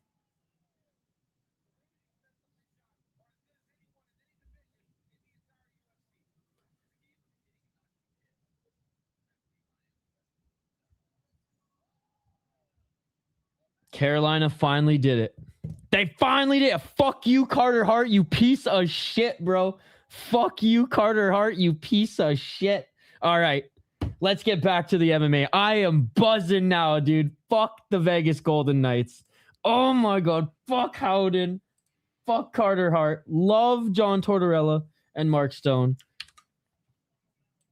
But I'm so happy for the Carolina Hurricanes. All right, let's go. Let's go. Next fight here. Next fight. Everyone's like, all right, Isha, we get it. You're fucking Canadian and you like your hockey. We got America versus Canada in this next one, ladies and gentlemen. It's the Olympic gold medal game all over again. And instead of Sidney Crosby, they sent Zahabi. Instead of Crosby, they sent Zahabi. All right, Sean O'Malley versus, I hate that his name is the Iceman. They better have changed it. Aiemann Zahabi, 38 years of age, certified unk, bro. Certified unk. 14-2 as a pro. On a 5-0 in his last 5 fights, but he's on a 7 fight win streak. 7 fight win streak, but he's only finished 2 out of those 7 opponents. Knocked out Draco Rodriguez back in 2021 and finished Oriki Lang back in 2023. He beat Javid Bashra, good win. Beat an old Pedro Munoz. Jose Aldo, amazing win. And then beat Marlon Vera as well, split decision. Only lost to Vince Morales and Ricardo Ramos. I guess Vince Morales hasn't aged well, but like Vince Morales he's a fine fighter. He just can't fucking buy himself a decision win. He beat Montoya recently, though. And then on the regional scene, he knocked out and finished more guys as an amateur and on the regional scene before he got to the UFC. Funny enough, he's been in the UFC since 2017. But yeah, I think he never went. Dude, that's crazy. Aiemann Zahabi never went to the judges' scorecards until he got to the UFC. KOs and rear naked chokes and ankle locks. His first decision victory was his first win in the UFC and his debut in the UFC. Boxer with decent takedown defense, decent knees in the clinch, but more of a boxing style for Zahabi. Oh, hell yeah. National anthem playing. I hear this now. Let's go, baby. Sean O'Malley, 19-3, 3-2 in his last 5. He did win his last fight. He's the big favorite here at minus 470. 31 years of age, man. 19-3 as a pro for the Sugar Show. 11 knockout wins, 1 knockout loss. 2 submission wins, 1 submission loss, and 6 decision wins, 1 decision loss. He's been in the UFC since 2017 as well. 11-3-1 in the UFC, 1-0 in LFA, and he obviously had that huge win on Contender Series. Great win over Song Yadong in his last fight. Obviously lost to Merab twice before that. Beat Cheeto, beat Aljamain Sterling, beat Piotr Jan in a close fight, but competitive fight. And then before then, beat a bunch of, let's be honest, regional guys. But proved that he's one of the best in the Piotr Jan fight, knocking out Sterling. Even though there's, I don't want to say an asterisk, but there's a lot that went on with Sterling. Looked good against Cheeto. Looked okay in the first fight against Merab. Second fight got worked, and then looked good against Song Yadong. I just think O'Malley has already proven himself against the cream of the crop. Has shown that, yeah, okay, he can't wrestle Merab, but like, not many can, bro. Not many can. So I'm going Sean O'Malley. Do I think he knocks him out? I mean, Sean is like, Aiemann Zahabi is like a lanky and taller 135er. I guess only 5'8", so not super tall. But like, Sean's fucking tall. For the division, like even if he was 145, he'd be tall. So power advantage is definitely there with Sean. Cardio, durability, all there with Zahabi. Could Sean still knock him out? Yeah. Probably goes to decision or a late TKO for Sean O'Malley. Look at the cornerman of Zahabi. GSP, obviously his brother, legendary Faraz, coach as well. All right. I picked O'Malley, says Amberly. The Canadian guy fights like Strickland with what much lower fight IQ. How is his fight IQ lower? Like what makes him a dumb fighter? Genuinely curious. The band doesn't know how to play Drake, I guess. Hey, I'll take the national anthem. You mean tomato cans? GSP. He was in his corner in his last win as well. Hey, Aiemann Zahabi called out Sean O'Malley after his last win. And he got him here on the big stage at the White House. Not in downtown Ottawa, but at the White House. It'll do. It'll do. It ain't on the frozen Saint Laurent River, but it will do. It will do.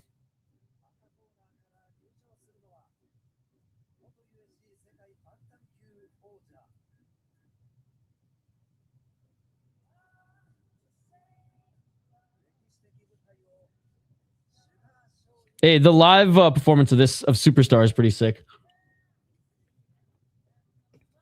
I noticed Sean in a long time, he doesn't like ground game. Not against Merab, no. Not against Merab. All right, Sean O'Malley making his walkout. All right, I'm gonna sneak in a quick piss before this fight starts. So I'll be right back, chat. Don't go anywhere. Quick draining of the main vein, and then I'm excited for this one. She's good. Yeah, this one and the Steve Garcia Lopes are my 2 favorite matchups of the card. Back in 2 minutes. Do not go anywhere. I will literally just keep this on screen too, so you guys can see. I'll be right back.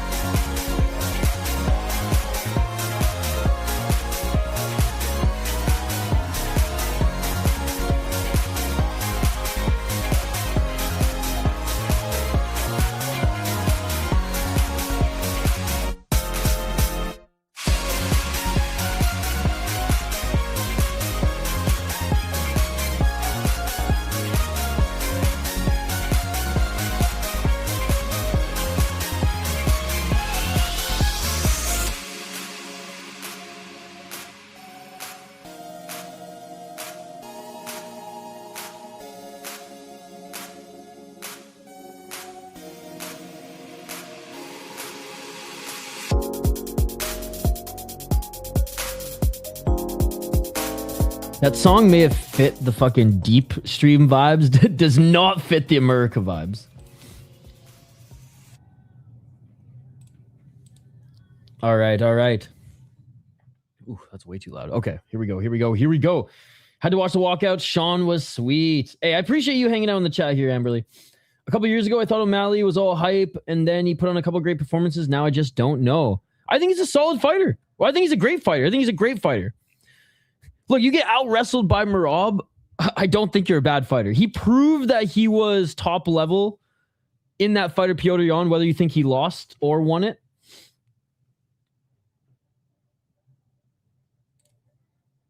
Zahabi for the win.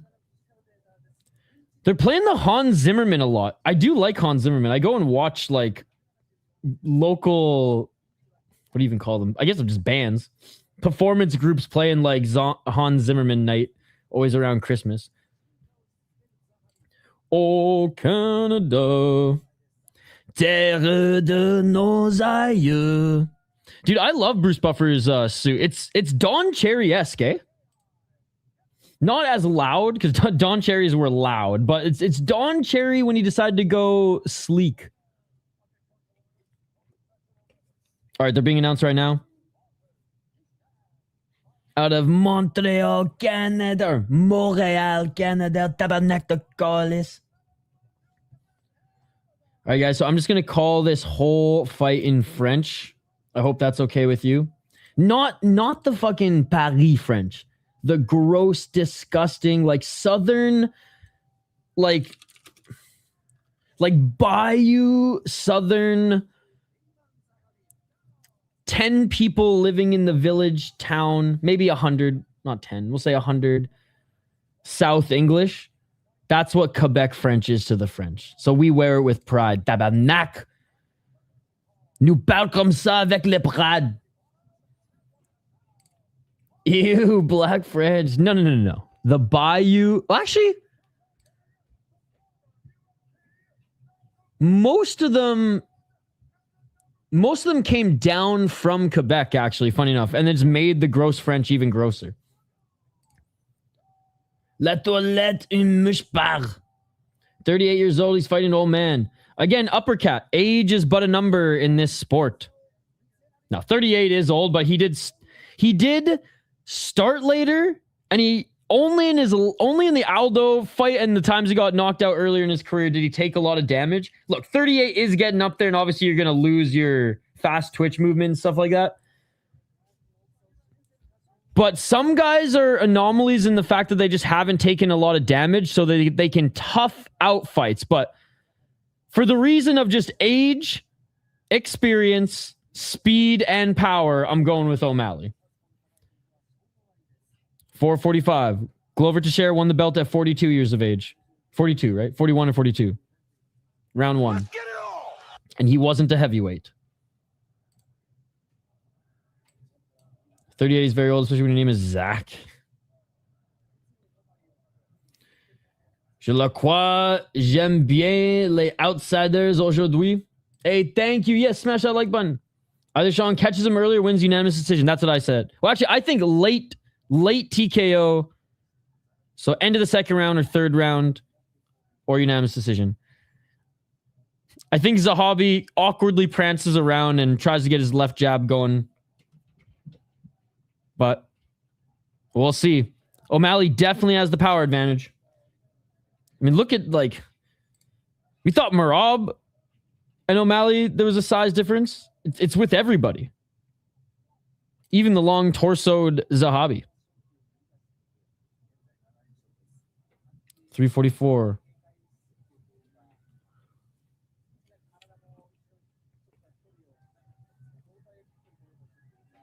Zahabi overhand left, didn't connect.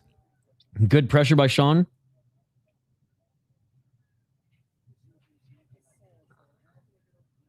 .323.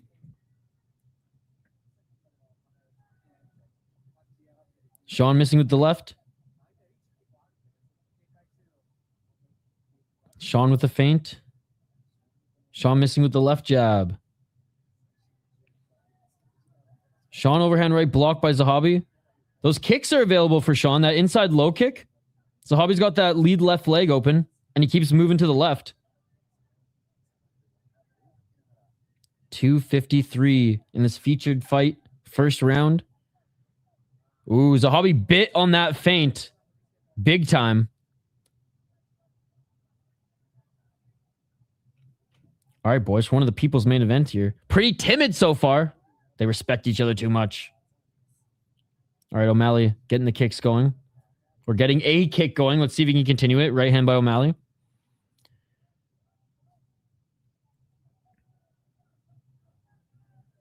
Low kick by Zahabi.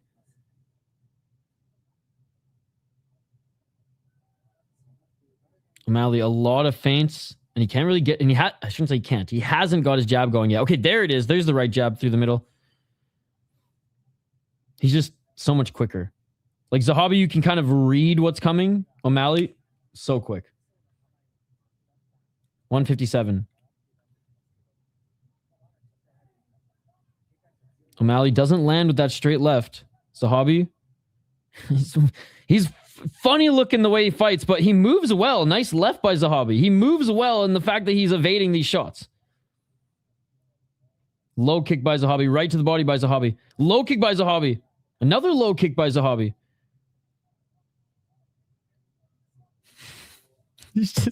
It's even more like animated than Strickland. It's even more iCarly-esque. 120. Left to the body by Sean. But doesn't land. Just skims him. 108. Hey, appreciate you hanging out with us, Juan Lin Parkour. 102. Missing with the left was Zahabi. Zahabi rushing in. Doesn't connect with his left. Right to the body by Sean. Spinning heel kick attempt by Zahabi. I mean, neither of them have landed like the more powerful shots. And each of them have the exact same amount of strikes landed. Zahabi with another low kick. Hell yeah, Mr. Grant Gregory. It's PFL-ish pacing, so you should be able to catch it. Left hand by, okay, that was the best shot. Right hand by O'Malley. This is going to steal the round. Right hand by O'Malley again. Literally those three shots. That's how close it has been. That's going to win O'Malley the round. And just the cage pressure here, but finishing the round strong, being quote-unquote less technical and more aggressive. Dude, Zahabi lost the round in the last 15 seconds. In the last 15 seconds. They might have actually given it to him. It was up for grabs. I shouldn't say they lost, but O'Malley won the round in the last 15, 20 seconds, being more aggressive there. Round two. It was literally 10-9 in strikes, and O'Malley landed big. I do like the low kicks by Zahabi. I would like to see O'Malley actually land and throw, not even just land, throw a few more. Obviously land, but. Outside factor, both of them look okay cardio-wise. Neither of them are huffing and puffing too much at the bench.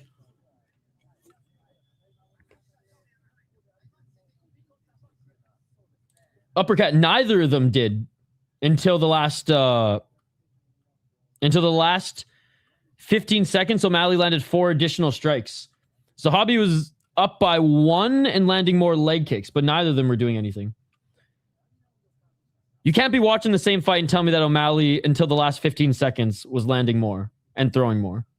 Maybe throwing his jab more, but it wasn't landing. They each were, the only really things that they were connecting with were the kicks primarily. But O'Malley's left jab is starting to get through now.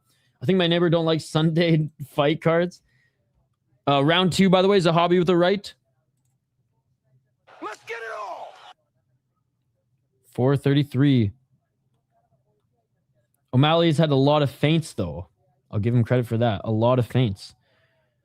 Zahabi missing with the right. Going for the leg kick. Beautiful double right jab and a left by O'Malley. There we go. O'Malley's starting to pierce that guard of Zahabi with that straight right. Zahabi blitzing for the low kick again. Just too readable. That's the thing. Once Zahabi starts moving, I'm sure O'Malley like knows what's coming. Oh, overhand left by Zahabi, low kick.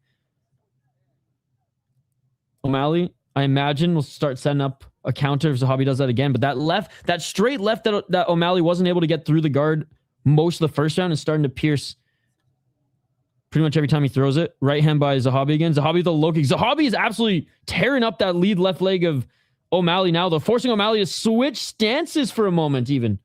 He does switch stances. O'Malley switches. Okay, back. His left leg's back forward. O'Malley left to the body. Fucking Zahabi, the king of the and one shorts, bro. You'd think he's from ACA. 328.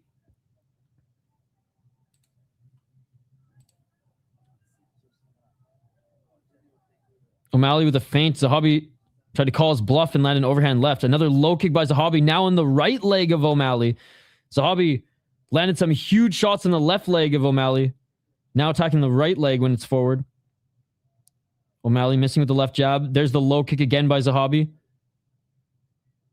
Spinning heel kick by O'Malley.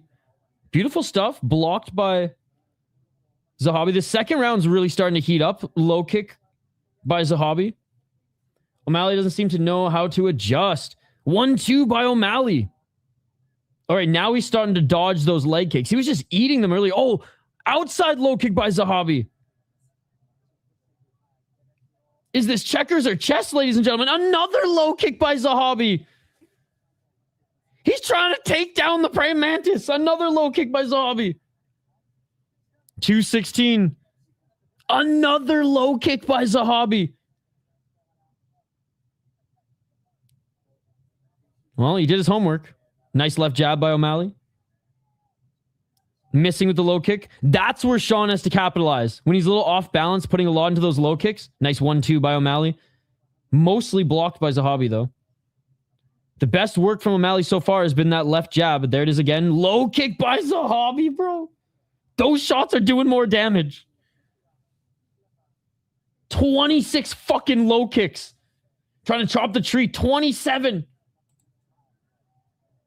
Counter left by O'Malley, but blocked by Zahabi. But that's that counter that we need to see every time Zahabi chops the low kick. Another low kick by Zahabi.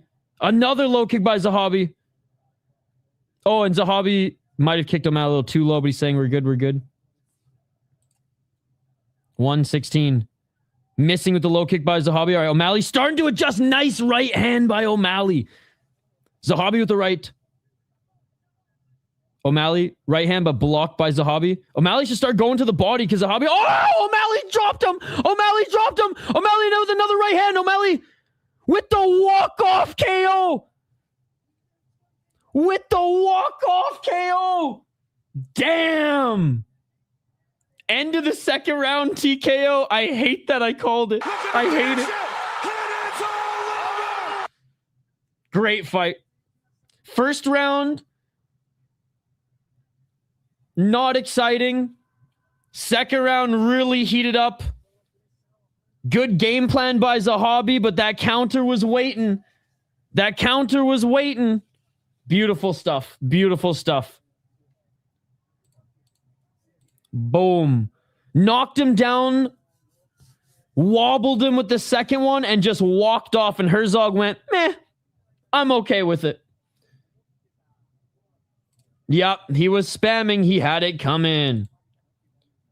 The man right there. Good job, Sean. 6 KOs. Boom in the second. It's over. It was a good game plan by Zahabi, and it was working, but that counter was coming. Sean wasn't adjusting for the longest time. A good display of respect between the two. And... Heroldi is a rich bitch. Oh, overhand or right. So the straight left is what hurt him. Right on the chin. The overhand right's what put him down for the second time. And a walk off. I'm not ready for what's next. Walk off salute is tough as fuck. That is awesome. What a moment. What a moment by O'Malley. walk-off, multiple salute KO, viral moment that will go down for the rest of his career. And he's already had one of those with the O'Malley. That was great, man. That was great. Zahabi is tough as nails, man. Yo, you did not need to do that. You did not need to do that. Sharing the wealth. Sharing the wealth.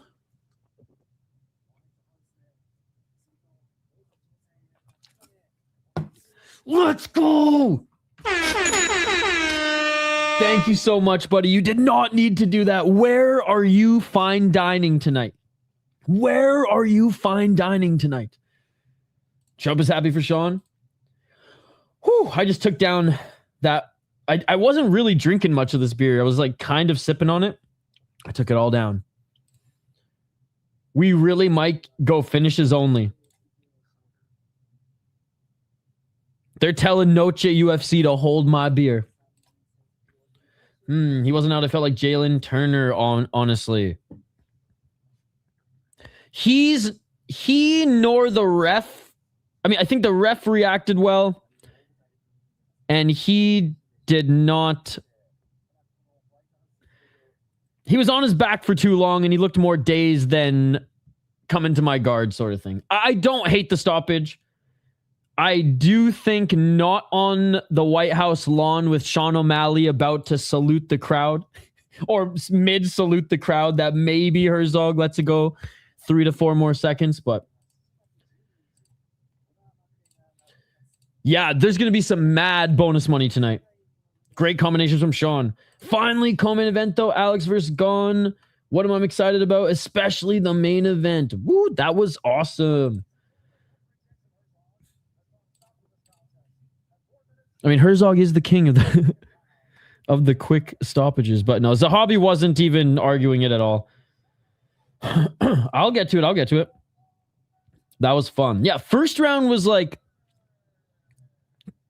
I hate using the word timidity, but first round was downloading data from each of them and Zahabi starting to get the low kicks going. Second round, Zahabi was like, all right, my game plan's working. And then Sean finally adjusted. And there it is. Sean's really fun to watch.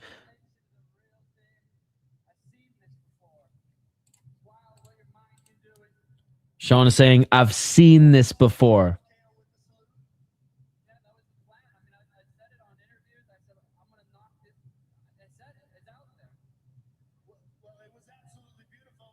Beautiful indeed. So he has 12 wins in the bantamweight division.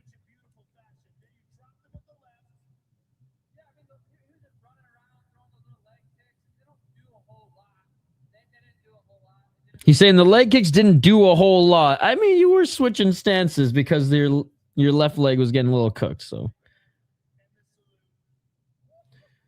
Looked a bit early, but I trust Herzog's judgment. See, he looked fucking out there on the ground. Eyes open, but out. So we're the resident Canadians here, brother. And I don't think it was that. I don't think it was a bad stoppage.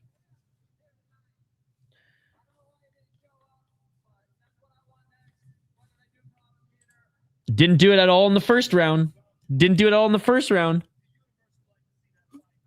I'm not saying he can't walk out of the ring or the cage or he's going to have to put too much ice on his leg here tonight. But again, uppercut. I'm beginning to think you didn't watch the same fight as me. I'm beginning to think you're watching an old Sean O'Malley fight.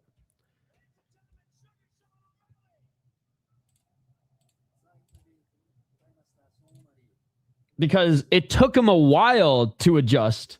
And then once he did, and we were saying it literally on stream, once, I think I said it 4, maybe even more than 4 times, but at least 4. I was like, once he fucking starts countering and just doesn't allow him to fucking hit him there, because he basically just wasn't even trying to check him. He wasn't even trying to move it. He was just like getting hit there, and then he would like give him a weird look, like, and then it's like, oh fuck, they're actually starting to hurt a little bit.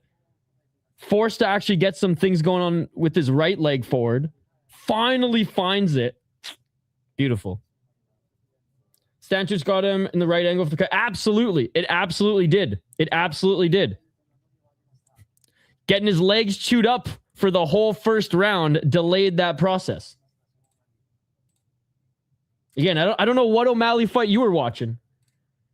And I feel like I called that fight very fair too. So don't in your next comment throw the bias card out there. If only my heated Hurricanes didn't win the cup, this would have been heaven. Sniper cross, baby. It was beautiful. Can't stay long at a friend's house, but what's up, brother? Hope you have a good stream and are enjoying these fights. All right, then step aside, brother. Step aside. Jeez. But he's coming at me and he didn't even listen to what I said. Crazy. Crazy uppercut. You crazy, man.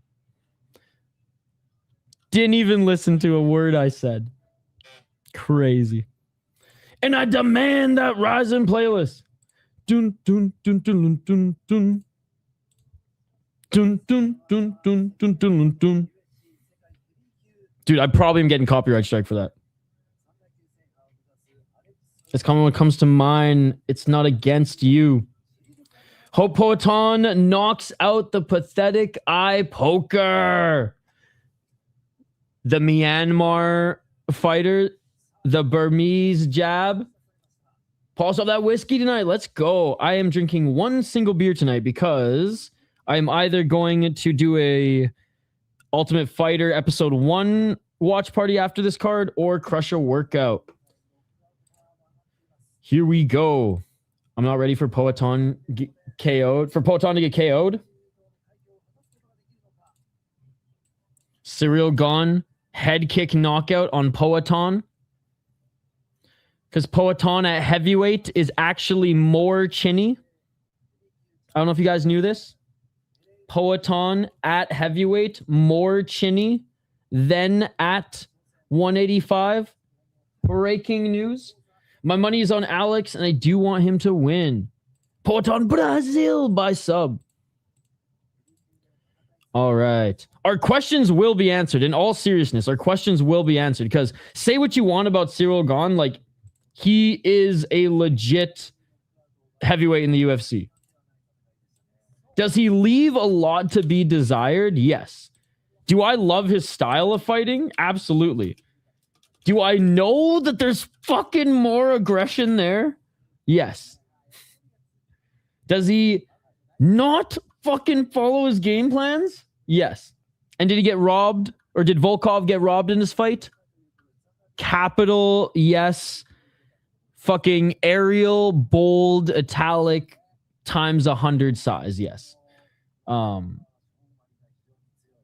Alex is unproven at heavyweight just yet, but my biggest thing is the speed. It's like, is Alex's speed going to be able to match that of Ciryl Gane's? Because we know how fast Ciryl Gane is as a heavyweight. And what's beaten Ciryl Gane in the past, except for Volkov, which did beat him, was him getting, well, recently in the UFC anyways, out-grappled, out-clinched. Maybe Poatan initiates some clinch work, but I mean, fuck, man, even in glory, he stayed outside the clinch. If we get a Gane Aspinall situation, then it's gotta go DQ win, not a no contest. It's gonna be a great fight. Boa noite, brasileiros. Volkov always gets screwed over by the MMA gods and the judges. All right. Let's get to this next one. And again, big shout out to all of you in the live chat. Appreciate you guys for hanging out here. We are at the co-main event.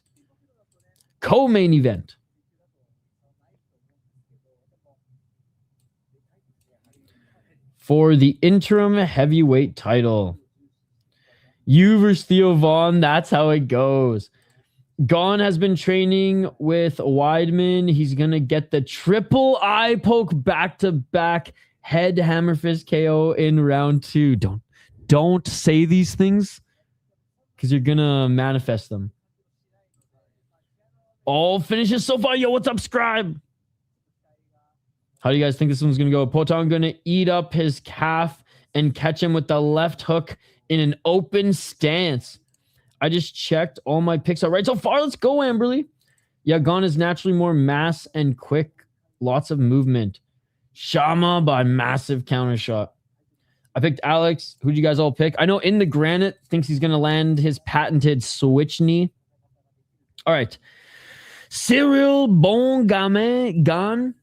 13-2-0 as a pro. He's 3-1-1 in his last 5 fights. Obviously, he went full Myanmar. Hit Tom Aspinall with the old Burmese jab, ladies and gentlemen, i.e. eye poke right to the face. He was digging in that eye socket. He actually didn't do that, but it was pretty bad. He's out of the MMA factory. Cannot stand Fernand Lopes, but hey, what is what it is. 6 KO TKOs, never been knocked out. 3 submissions, he's been submitted once.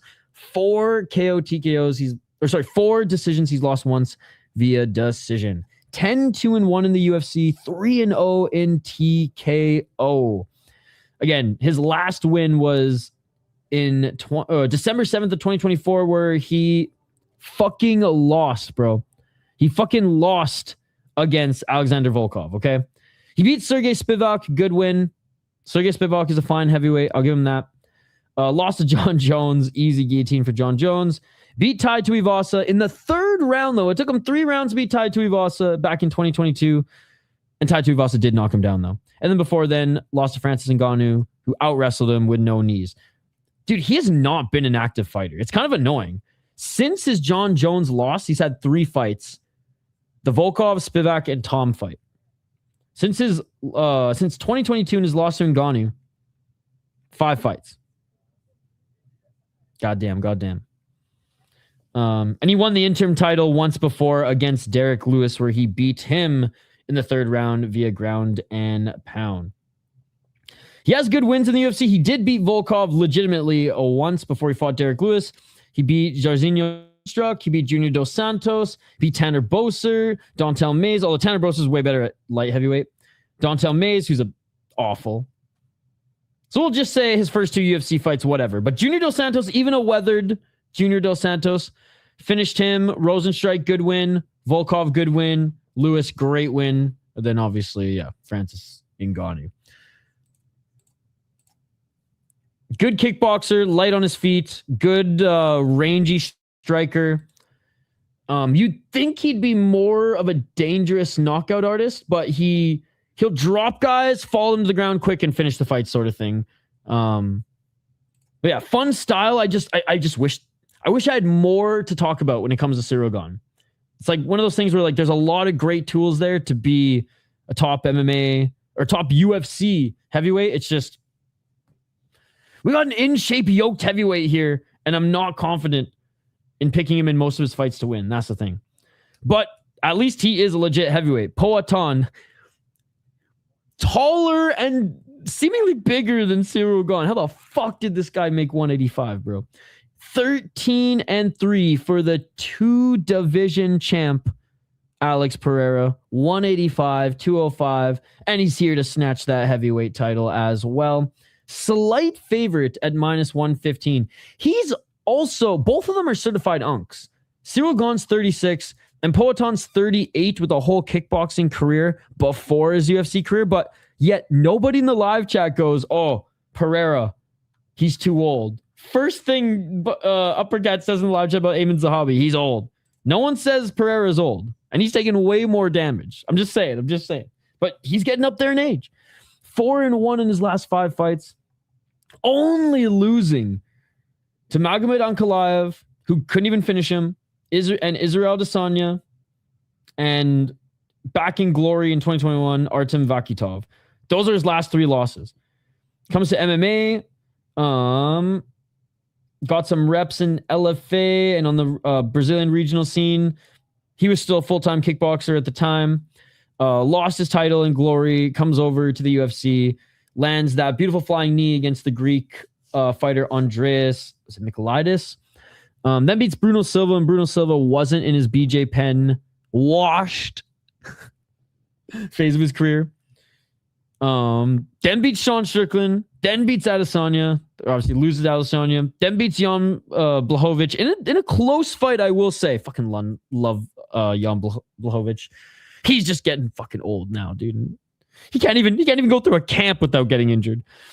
Beats Jamal Hill, beats Yuri Proska, beats Khalil Roundtree, and obviously loses to Magomed Ankalaev, and then beats him in the rematch by knocking him out, bro. As much as like Ciryl Gane is a very fun heavyweight, like how can I pick against Pereira? If Gane wins, I'll be stoked because it's like, okay, finally, you've reached your ceiling, or at least are getting close to it. Because I feel like he has a high ceiling, but his floor is kind of low, and he's just been kind of hanging out in the main floor of the Analogies building. AI garbage. It's been especially bad tonight. I haven't been one to complain about it. I said that earlier on stream, but today I did. I'm going with Alex Pereira, bro. I'm going with Alex Pereira. Let's see who lands the fucking elbows or switch knees. I will say, Pereira, you think Ciryl Gane has nastier elbows than Pereira. He's got nasty elbows. He's got nasty teeps. It's almost like he fights more Muay Thai style than he does kickboxing. So it's going to be kind of like a Muay Thai striking style versus more of a kickboxing striking style. And I highly doubt Poaton's going to take him to the ground. If Gane beats Pereira, Activate A has to move to France. I know Activate A has been on like a work trip for the last 2 weeks, so he hasn't been in the chat for a little bit for no reason whatsoever. Pokeboy will fall. I got Gane TKO round 2. True and all wins today have been by younger fighters. Gaethje by 10-20 spinning tornado kick with an American flag with a beanie slightly over his eyes around 1. Back to the head, elbows, oblique kicks, and eye pokes, but the most aggressive, I think, was versus Tuivasa. Isn't there supposed to be a concert or something? Holy AI. Dana White made it seem like there's going to be a lot of stuff going on, but then I heard Donald Trump has to get to bed on time, so. Really thought Poatan should have fought Volkov first. Me too. Volkov should be fighting for this belt, let's be honest. If Gane eye pokes again, I'm going to be super pissed. Connor arguing with Max and Rogan listening. Is this live? This is live, yes. Okay, I'll go for Gane. He better not eye poke. Brosport traveling to the outskirts of the world in search of a better tasting blood sausage. I've never had like a UK blood sausage. I've had it's like Romanian and I think there's like an Eastern Asian version. But I've never had a UK sloppy. Someone's gonna clip this. Fucking blood sausage English breakfast. Both are dangerous fighters, which is why it will be a great fight, and it can go either way, even though I want Alex to win since Gane did eye poke Tom, which I didn't like. Is Gane dangerous? Gane's a good heavyweight, but is he a dangerous heavyweight? See, I don't... He only has 4 decisions, 6 knockouts. I guess he doesn't fight enough, man. Pereira's fought so many more times in the UFC, and Gane's been here longer. Maybe that's just it. I just feel like I want to see more from Gane. He's certified Unk, 36 years of age. I don't think there's anything left in this. Final drops. Yeah, that's it. All right, Gane is making his walk out now. Here, give me one sec, chat. Oh my God, this is said fucking Deep Nagoya this whole time. If Hockey from home was here, she would have corrected me. She would have either broken into my house and murdered me live on stream, or corrected me. Was in Japan for a few weeks in May. Nice! Highly recommend Sumo, Most Insane Sport, Craziest Traditions. It's a legit sanctuary on Netflix. And tell you're not a sumo fan, it's exactly like the show Grand Sumo was going to get you into. Dude, it's so funny you mentioned that, Mike. A lot of our community have been getting into sumo. Our friend Scott in the live chat I don't know if he's still here or if he's in Skates chat. He's like really into it, so into it that like the community knows each other and him by name when the YouTube streams are on. I'm planning a trip to Japan, knock on wood, nothing comes up that will hamper that, but I'm planning a trip to Japan in 2027 and I'm planning it around fight shows, and I got to add sumo to that list as well. I think Pereira takes this one by TKO. Sanctuary is one of the best shows I've seen, and I only watch dope shit. That is true. If there's anything I know about Mikey P in the 3, maybe 4 years that I've known your Purple M icon here on YouTube, is that you only watch dope shit, i.e. the City Life Project YouTube shit. Okay, one sec.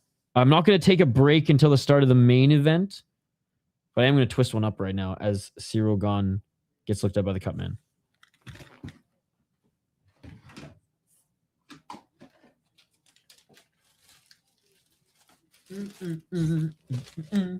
It's Saturday, right? Oh no, it's fucking Sunday. God. I was supposed to have a meeting tomorrow, but I canceled and said Tuesday. I didn't say it was because I was staying up watching UFC. I said it was because I wanted to further prepare the presentation. Emotional damage. Yeah, dude, Skate and I were going to plan like a whole fucking fight show trip, but I don't know if you heard what happened to him. He broke his leg, broke his ankle, and he had a bum knee, and didn't have the best insurance, and just had to pay for a crazy surgery. So I don't know if Japan's still in his cards, but I do really want to go in 2027. Yeah, bro, hit me up on the Discord. There's so many. Yeah, I will for sure. There's so many little things you got to know. We had a couple of friends who were just actually from Japan who taught us everything.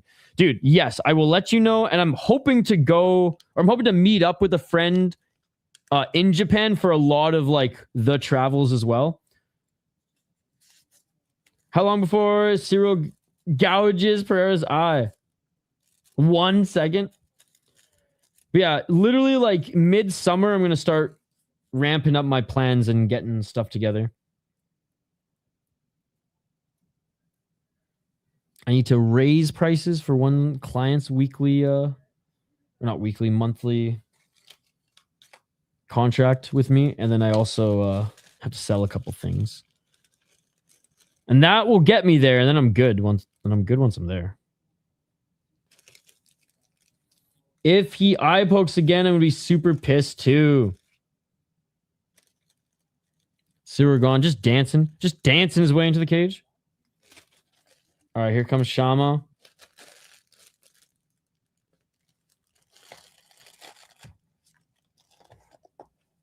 Damn, I didn't realize how big the fucking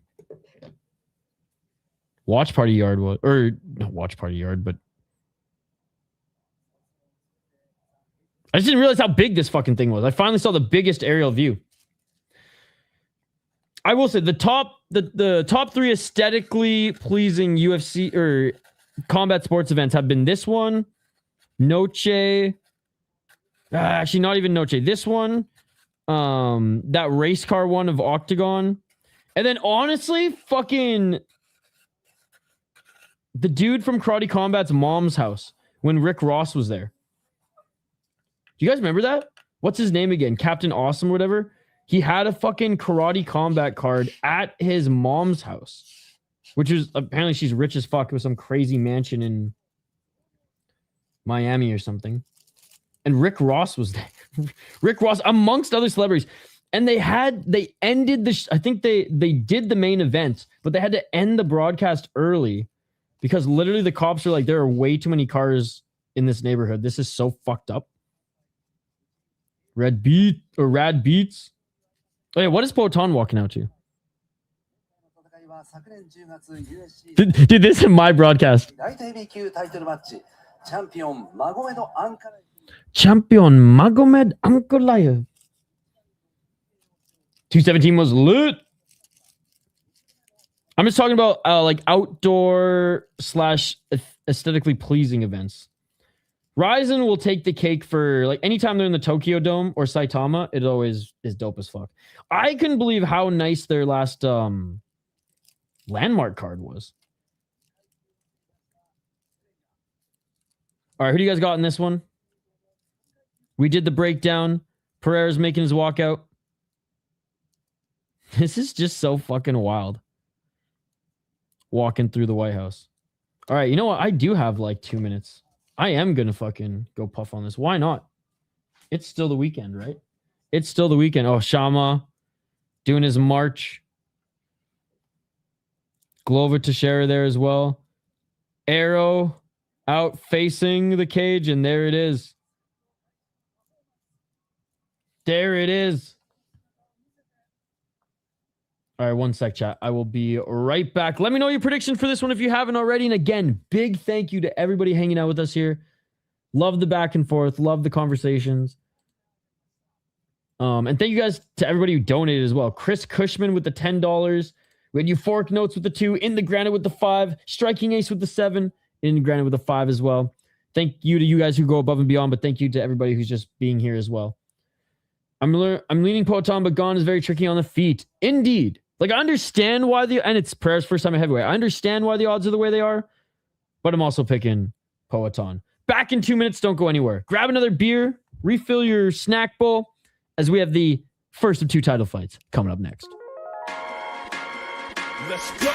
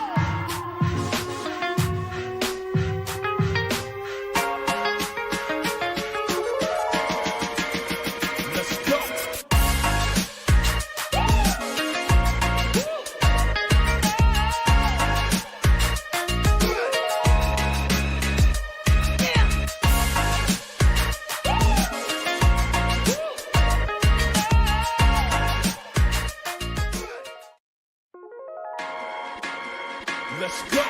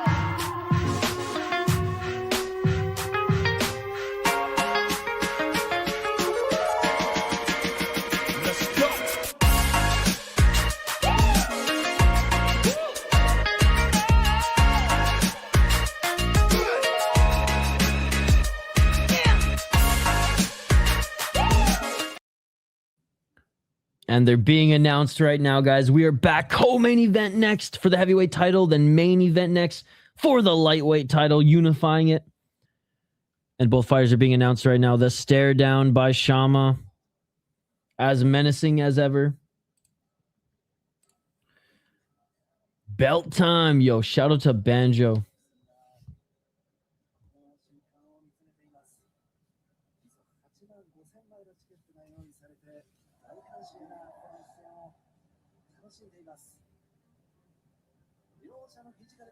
All right, tail the tape now.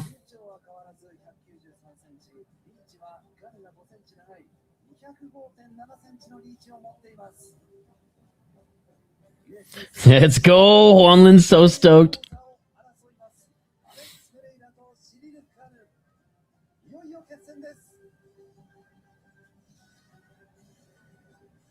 All right, one sec, chat.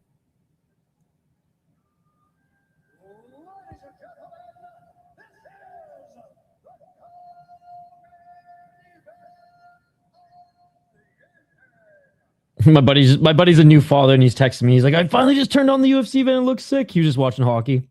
And I was like, oh, dude, you're watching it right now. Just go back and you have Paramount Plus. Go back and watch. I was asking him if he got any sleep, and he's like, nah, not really. I'm like, sweet, you can start watching Ryzen now that you're gonna be a father. Now you're a new father and can't sleep.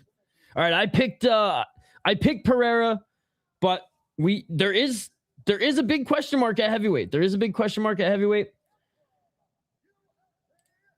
For me, Gane is one of these guys who always leaves a little bit more to be desired. A guy who I don't think has hit his ceiling yet, and a guy who I wouldn't mind hitting his ceiling.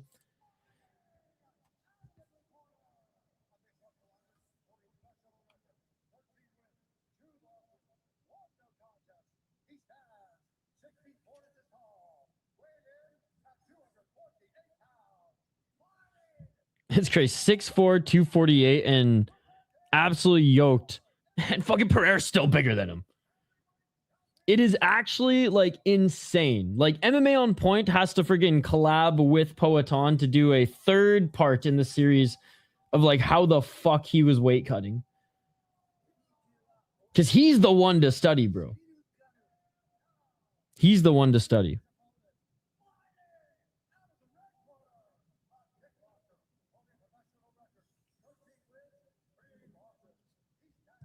(13-3). Just came in at 251 too.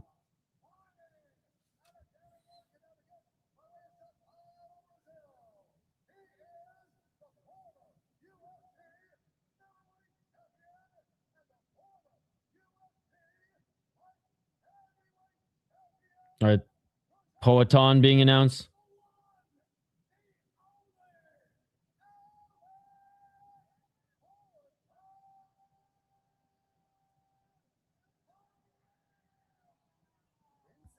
Here we go, chat.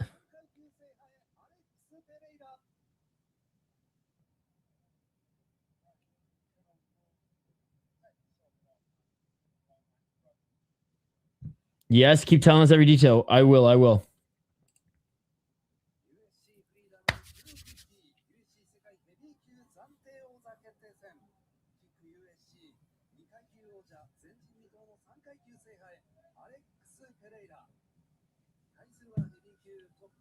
All right, here we go. Round one. Let's get it on! For the GOAT belt for Alex, the former Glory and UFC 185, 205, and potentially heavyweight champ here. Round one, let's get it on. 453. Pereira with the high kick. Ciryl Gane with the counter right. Already see Gane's speed on display. Pereira left hand. Out of range, low kick by Pereira. Remember, he's got those nasty low kicks. Low kick by Gane. 436. This is basically a Glory kickboxing fight. 5 rounds with small gloves. 420 smoking if you got him. Nice little sneaky oblique kick by Gane. High kick by Pereira. Blocked by Gane, but got to imagine there's power on that one. Low kick by Gane. Low kick by Pereira. The crowd is chanting Shama. The first time they haven't been shouting USA here tonight, and they're chanting Shama. Pereira with the low kick, a little off balance though there. Gane missing with his left. Gane so light on his feet. Nice right jab by Gane. He's so fucking fast for heavyweight.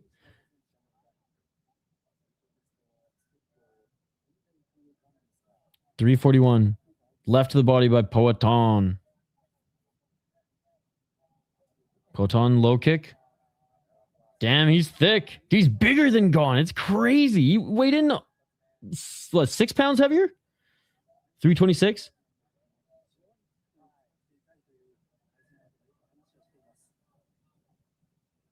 Swing and miss with the high kick was Pereira. Gane with the low kick. Pereira didn't check that. Gane right jab miss. 308. Front kick.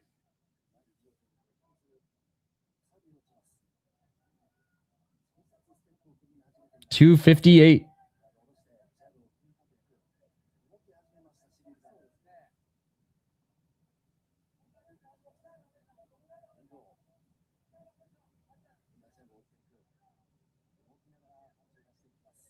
242.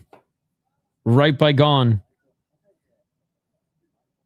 Gane went in for the clinch? Went in for the body lock. Gane overhand left out of range. Pereira with the low kick.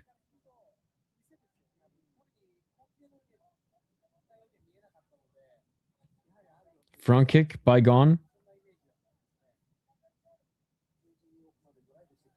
Gane missing with the left hook. Inside low kick by Gane. These low kicks by Gane are adding up. That inside of the left leg of Pereira is starting. Oh, big right hand by Gane. Left hand by Gane. Right hand by Gane.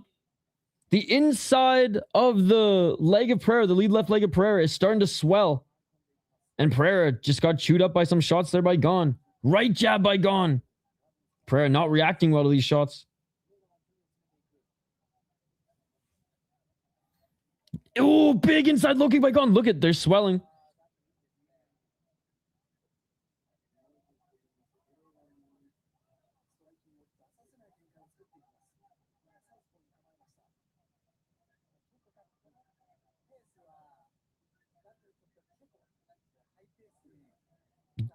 Pereira missing with those left jabs. That's what I'm saying. It can go either way. And why? Yeah, Gane's no joke. Gane really swinging with these big shots now. 1 minute, 9 seconds.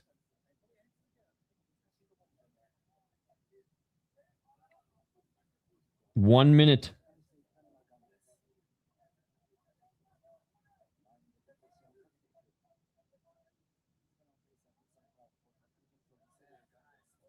High kick swing and miss by Pereira. Low or body kick by Gane. Left by Gane. Right by Gane, but just missed. Gane's going to take this round. Yep. Landing more this first round. Pereira had some success early with the low kicks. But Gane able to get the jab going. The speed factor. The speed factor. Low kick by Pereira. High kick by Gane.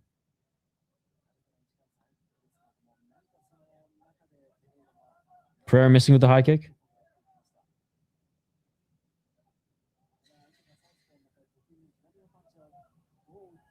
Final 5 seconds. Low kick by Gane again. Right hand by Gane. Oh, Pereira with the counter right. Another right hand by Pereira. And that's going to do it for the first round. Good first round by Gane. Good first round by Gane.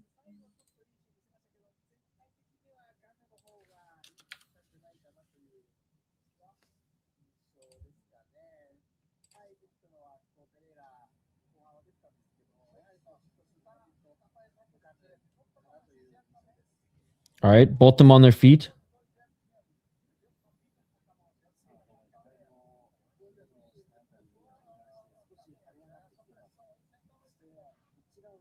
Who do you guys got? I think it's pretty clear Gane, right? Wow. Gane outstriking him pretty significantly as well. Focus, everyone. Round 2 coming up next year. This feels like a main event, but we still have Ilia Topuria coming up next.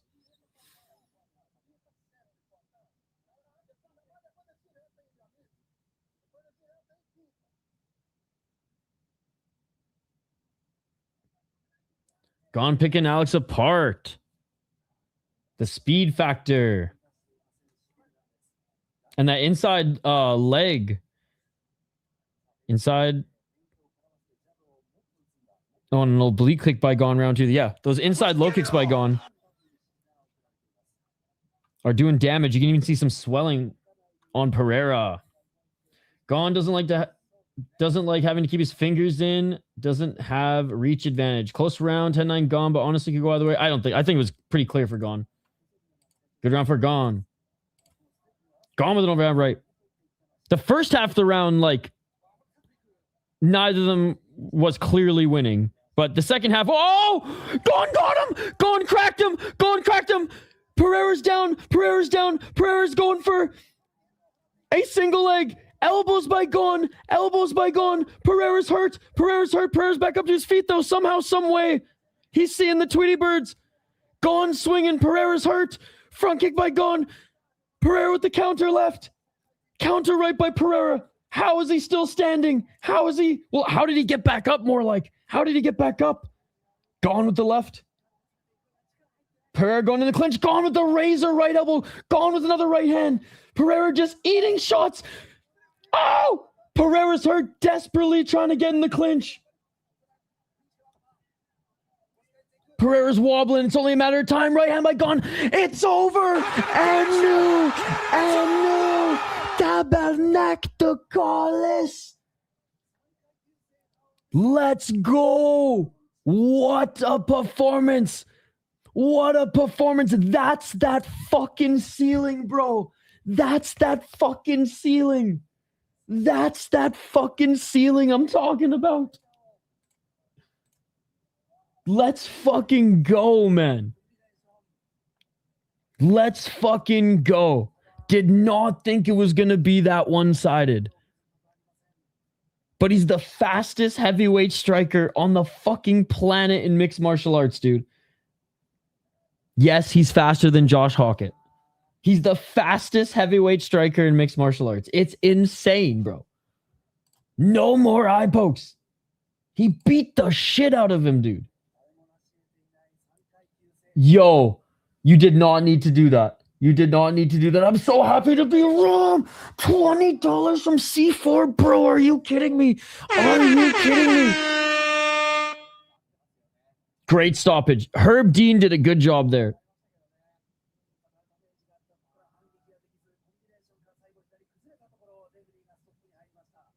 Wow. Thank you so much for the $20. You did not need to do that. You were far too kind. My beer's empty, but if I had another can, I would slam that one too. $20 from C4 San Diego. Are you kidding me? Bro. What? Thank you, bro. And that makes six straight TKOs. Unbelievable. Wow. Tabernacle. Dang. Thank you so much for C4 San Diego. Thank you to everybody who's been donating tonight. 5. Make that 10 from In the Granite. 7 from my boy Striking Ace. And thank you so much for hanging out with us all night last night for Deep as well. I was so tired at the end of Deep. I was bobbing towards the end. It was like one of the only 3 times on stream I've actually like fallen asleep, but like I hit the mic and the mic woke me up, and that was one of them. I caught myself. Thank you to the Striking Ace as well. Chris Cushman with the $10 fucking too. Heraldy 6450 with the fucking $5. And C4 San Diego with the 20, bro. Thank you, guys. Thank you. Heavyweight isn't his division. Dead Rock, man. The only main character to lose so far. Time for the main event, though. I got my money on Topuria. Going to be a great fight. Oh my God, wow. 9 elbows to the back of the head. What the fuck? I mean, it wouldn't be a Ciryl Gane fight if he didn't hit his opponent in the back of the head. Damn, that hurt to see Alex like that. He survived. Like, it wasn't even like the back of the head shots did anything to him, though. So he's got a strong dome.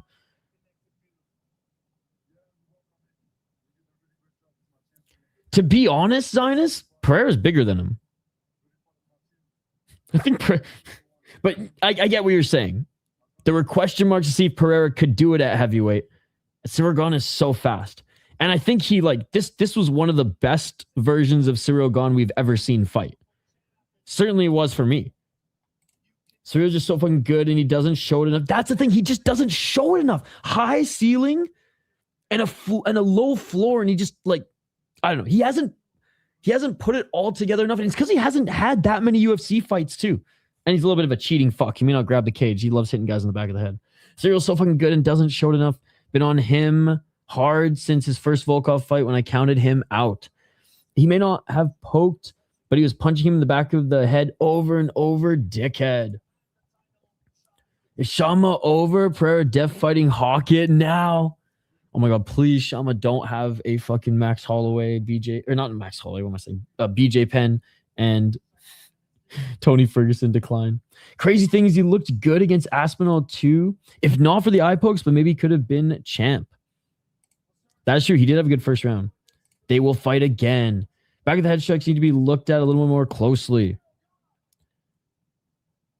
So Gane's a cheat. Time for Alex to go back to middleweight. Joe Rogan, I thought we didn't interview fighters after they got freaking slimed out. That's why John Jones is the GOAT. Sub Gane under 2 minutes. The one and only curse. That was effing awesome. He gets an America belt and a heavyweight belt. Alex didn't even try. The Nina drama curse. I think if Alex takes longer and gets used to the weight, he could do better. True. Volkov should have fought at, like, this is supposed to be Volkov's fight. That's what's annoying about everything here. Volkov beat Gane. I don't use the word robbery often. As you guys know, it's almost annoying how much I'm like rolling my eyes at you guys for saying it way more than I say it. Not you guys directly in the chat, but just UFC plebeians. Because you guys are real MMA fans. But that was a fucking robbery, dude. Every fight he fouls, I hate this dude. Imagine he would have fought John Jones. Gane punches from the hips, hard to see. His speed is I know I've said it 100 times. His speed is my favorite part of his game. He's so fucking fast for how big he is. 9, 12 to 6 elbows in the back of the head. Sad. 10 shots. Yeah. Not 6, 10 shots. Maybe he wins lightweight title or bantam for the third bantamweight. Volkov was cheated. Volkov versus Gane next. Oh, I'm 100% go for Volkov. The thing is, Volkov looked fucking slow in his last fight. So, I don't know. This just might be the Gane time. Typical French performance. Fucking rats. Ratatouille tabarnak, les gars sont les fucking rats. He should get in trouble for what he did to Tom. Look, I'm done whining. Hey, the Kachuk brothers, Brady and Matthew in the audience. Wearing their gold medals. Ugh. Fuck it. Gane versus Hokit. Well, I mean, if Tom doesn't retire, it's going to be Tom Aspinall. But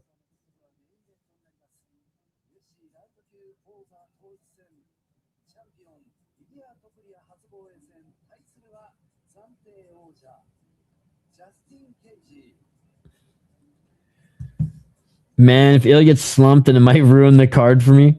Well, we're going to see one more knockout.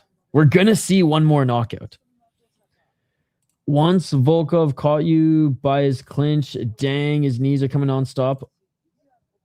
Okay, last complaint, Ciryl didn't pay attention to the veterans walking with him. There you go. And new undisputed, well, not undisputed. Okay, wait, hold on. And new undisputed heavyweight champion of the world, Alexander Drago Volkov. Tom scared now? Imagine 5 rounds of slopfest. No, 100% impossible. There's no way. A cut on a leg where the doctor sticks his finger in and rips out some of the muscle? Yeah. This fight won't last long. Who gets chinned?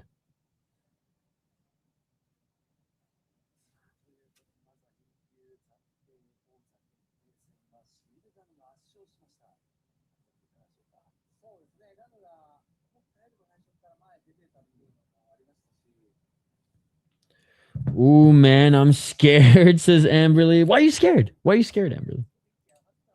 Again, I don't know if you guys heard. So I know the Ultimate Fighter doesn't matter anymore. And like the show itself, I don't give a fuck about.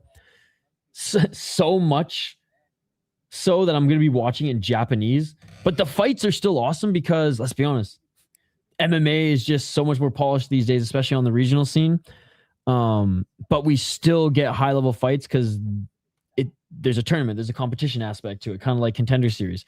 So I'll say this, last year, the Ultimate Fighter Season 33 legitimately had the best fights I've ever seen on The Ultimate Fighter, and I've watched every single season multiple times. I'm a junkie. I just hate watch at this point. For the last 3 years, we've hosted watch parties for The Ultimate Fighter, and when they were on the ESPN Plus app, they started at a weekly time, a scheduled time. Now they're just being posted to the app. I don't know what the regularity will be when they're posted to the Paramount Plus app. They're also going to be on Unext. So I think I'm going to start doing them on Mondays.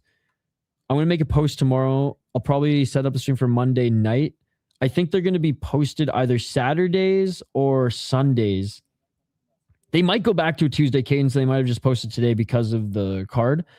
But regardless, if they start posting on Tuesdays again, we'll do it on Tuesdays. If they post it on the weekend every week, then we'll do it on Mondays. And I'll just have a regular time. It obviously is not live. I'll start it. You guys can all start at the same time. We'll play the same games as we do with the Drunky McDrunk or lack thereof. The dollars for pounds. Like we have fun watching the show, and then the fights we watch them together. And I guess now the only silver lining is there's no commercials between the fights. I guess like there is, but we can skip them because it's on the app. But we will be doing an Ultimate Fighter watch party series for this season as well, and hopefully the fights will be as good as last year.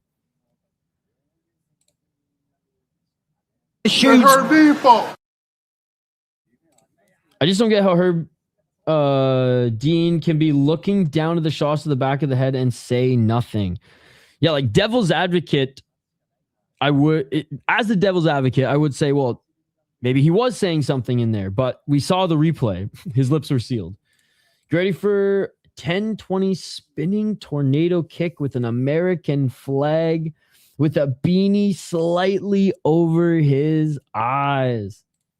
Yo, by the way, can I just say Scribe has literally been a subscriber to this channel since the first MMA stream we ever hosted.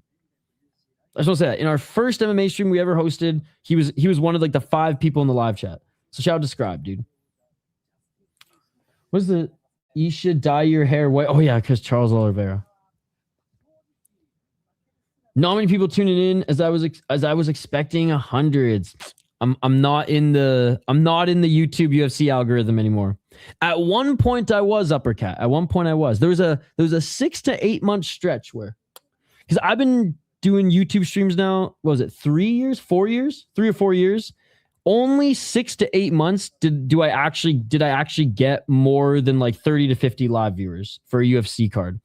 So many more people watch for Octagon, KSW, One, Ryzen, Octagon with a C, any Korean MMA. Everybody and their dog is doing a fight companion for the UFC, and you got to get in YouTube's good graces for them to push your shit.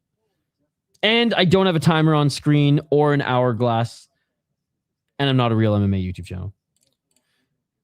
But I will say, for those 6 to 8 months, some good times. Those good times. One more. The back of the headshots are a gray area, while in motion, the unified rules are specific, which makes it a gray area. And it is tough to in that moment to like decide as a ref if it's intentional or not. Some are, and he has a record of doing it, so it's like, of course we saw it in the Gane fight. I do think for the most part he was trying to hit the side of the head, but yeah, there were like, count them, there were 10. What's up, dude?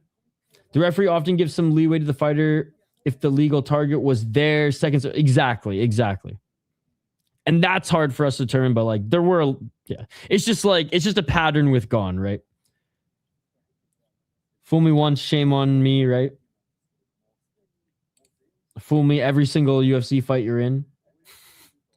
Shame on you, Ciryl Gane. All right, what's going on in your guys' broadcast? We have the Unext panel talking about Topuria and Gaethje right now. Main event next. Honestly, I thought this would go till like 2, 3 a.m. So pleasantly surprised with the pacing. It's not bad at all. I mean, I know you guys are.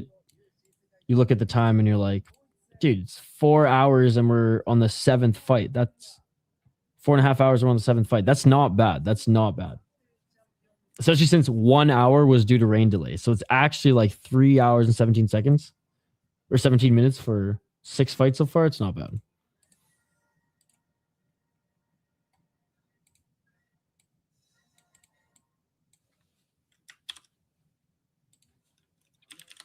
Okay, final cold open.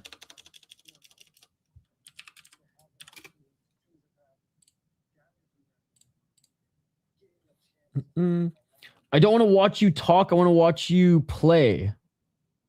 That's fucked up. But I'll bite. Play what? What do you want me to play? Twangyong?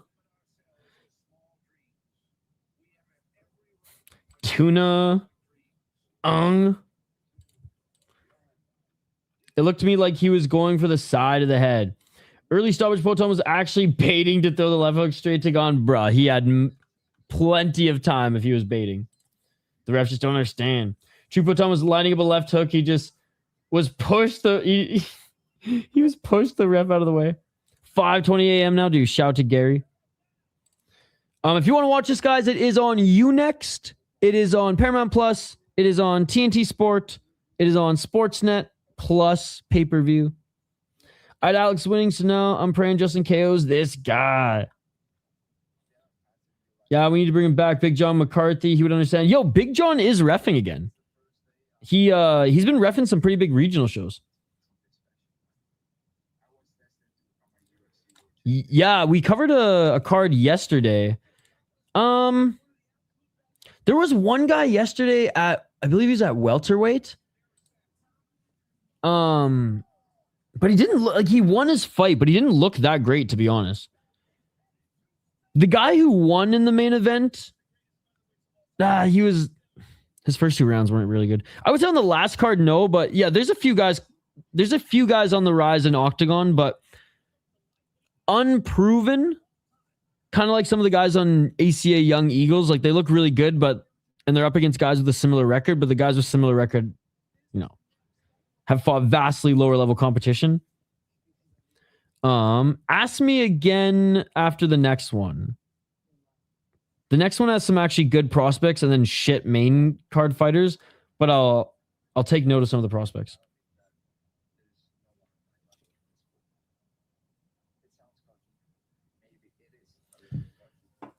Do you see Craig Jones post? I saw the picture. I didn't read like the tag or anything. I saw it's on Instagram, right? It's 11:20. We were promised these tickets 250 years ago. That is amazing. Ref ruined the timeline. I've been rooting for Gaethje to become undisputed champ for years. I don't think it's going to happen, but I hope it does. Yeah, what is he? 2-time interim champion?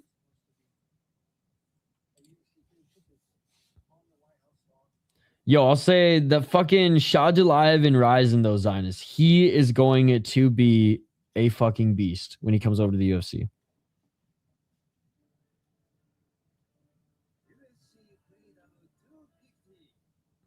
Dude, the Japanese come to UFC Freedom 250.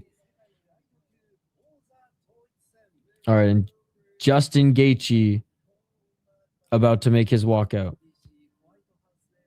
Bro, these graphics are so bad. How, like, the graphics for Noche UFC were so good. These ones, not so much. It was also the same with Michael Chandler. He was baiting Ruffy into rolling thunder that was going to knock him out cold. The refs need to be prescribed glasses. Honestly, I love watching Octagon live. Thus, new corners are fun to watch. Yeah, Octagon, the league operating out of Kazakhstan, but goes to Kyrgyzstan and Uzbekistan a lot for their shows. It's a really fun league. The ref meta glasses for free. I think Gaethje would retire if he loses. I think he's kind of hinted towards that too. Gaethje for the upset. In the oval. Wow. Making his walkout now.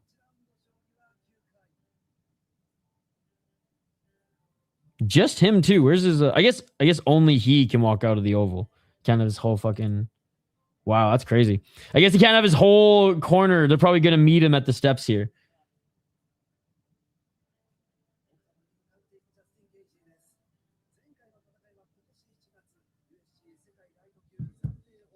This walkout is nuts. Take note, though, guys. Gimbals allowed in the White House. Selfie sticks, no. Noted. It's a good thing I have a gimbal. As you can see here. Kind of, in the background. Where's his corner? Gaethje, let's go. Use your chin, okay?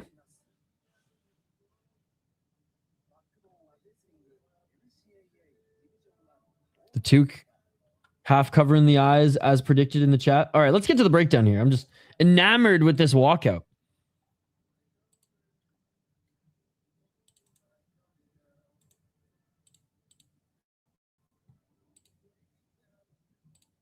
All right, Sakakibara is going to have to top this card by going to some like old like samurai shrine. Let's go, Justin. Next event is going to be in the Washington Monument. It's going to be like Ilia Gaethje versus Justin Topuria. All right, the challenger, the interim lightweight champion, Justin Gaethje. 27-5 as a pro, 4-1 in his last 5 fights. That is right, 4-1 in his last 5 fights, ladies and gentlemen. It's been a good.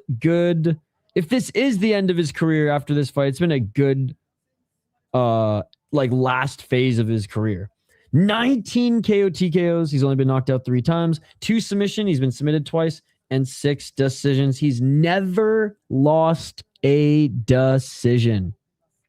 10-5 in the UFC. 10-0 in the World Series of Fighting. Won the interim title off Paddy Pimblett, beating him unanimous decision in his last fight. Beat Fiziev in the fight before that in the rematch, which he like dominantly beat him. Their first fight was a close fight. It was a majority decision. He beat Fiziev in a unanimous decision in the last one. Lost to Max Holloway. No shame in that. Lost to Dustin Poirier. No shame in that. Lost to Charles Oliveira. Or sorry, beat Dustin Poirier. Jesus Christ. Beat Dustin Poirier with that crazy head kick, which was awesome. Lost. Yeah, I mean, look at this. Since 2020, he's lost to Khabib, Charles Oliveira, and Max Holloway. That's it. Now, don't get me wrong. The Fiziev fight after Charles Oliveira, close fucking fight. That was another. It's just a sick fight, man. Justin Gaethje puts on so many sick fights. Got rocked in the Tony Ferguson fight too, but then took years off Tony's life. He has so many sick names and so many sick fights in the UFC as well. Donald Cerrone, Edson Barbosa, destroyed James Vick. His fight with Alvarez was so fun too, even in a loss. And shit, even his first Poirier fight was so good, even in a loss. And Michael Johnson too, in his UFC debut, knocking him out. What a UFC career for Justin Gaethje if this is the end, win or lose. But I imagine he's going to go out swinging. We might see a little. The thing about Justin Gaethje is he really did develop as such a good MMA fighter who loves to scrap versus just a scrapper. In his later half of his career, in the Paddy fights, in the second Fiziev fight, in the second Poirier fight, way less of the brawling Gaethje, way more of the high fight IQ Gaethje. And shit, the fight he had with Michael Chandler too was unreal. So we'll see what. I'm interested to see what his game plan is in this one. I'm interested to see if it's okay. First one to get the knockout. Let's get it. Center of the cage. We've had 6 knockouts before. One of us is going down, pointing at center like Max Holloway style. Or if he tactically, but still in an aggressive Justin Gaethje way, fights as smart as he can and takes that path versus, well, we're going to end this with a knockout, win or lose. We're at the White House and there's 6 before us. Ilia Topuria, 17-0 as a pro. Both of them really well-rounded. Gaethje, really good wrestling, really good takedown defense, but obviously a brawling striker. Really good clinch work as well, as he's just a strong-ass lightweight. Ilia Topuria, 17-0. He is undefeated, 29 years of age.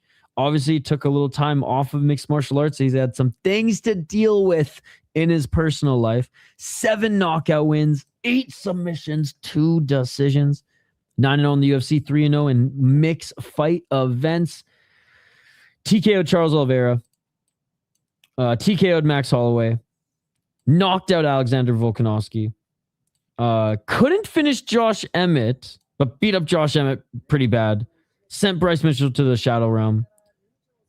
Finished Jai Herbert.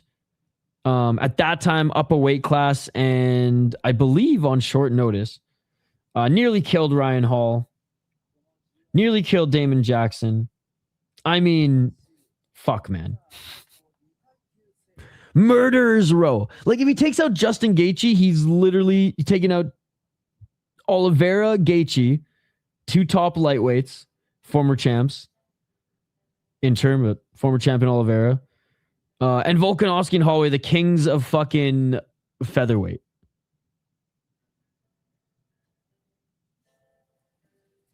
He's an insane grappler.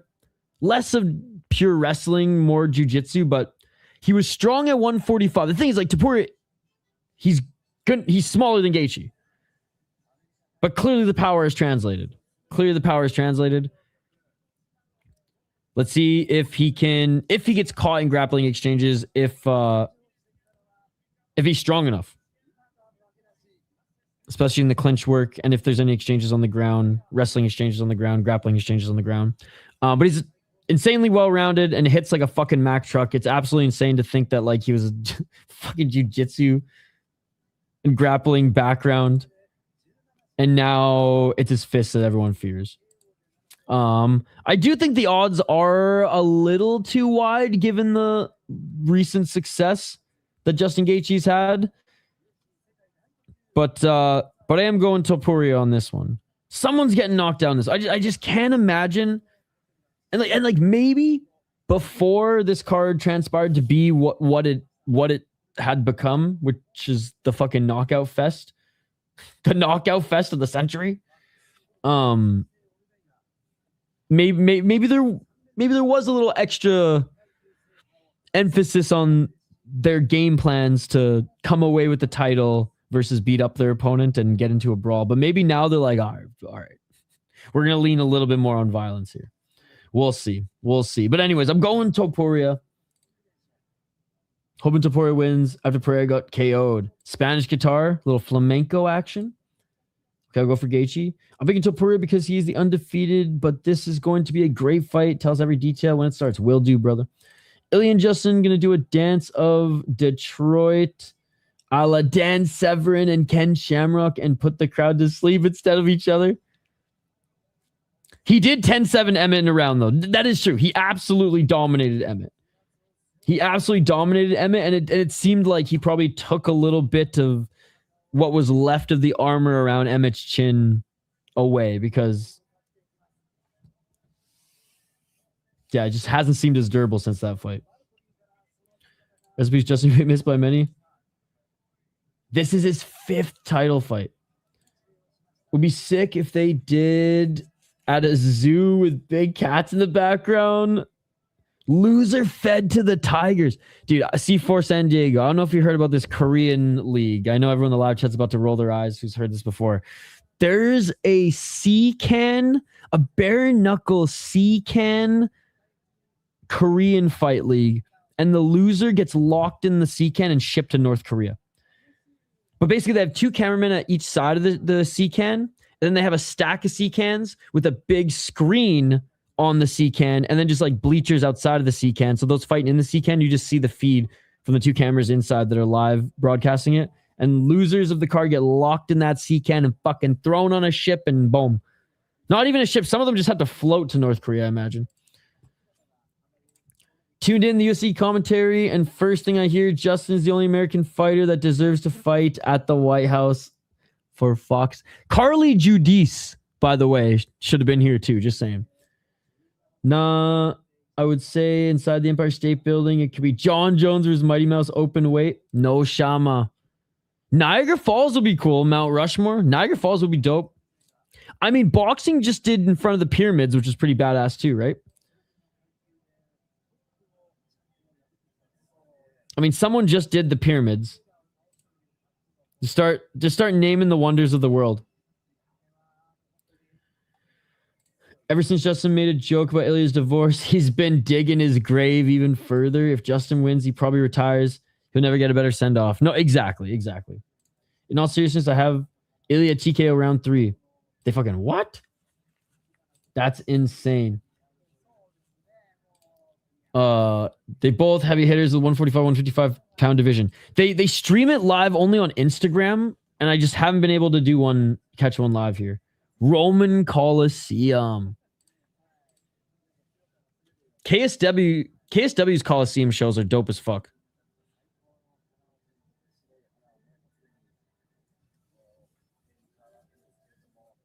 All right, here we go. Ilia being looked at by the cut man. He's so chill.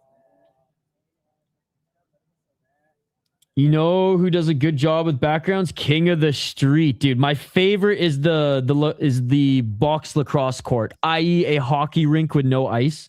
That one's my favorite.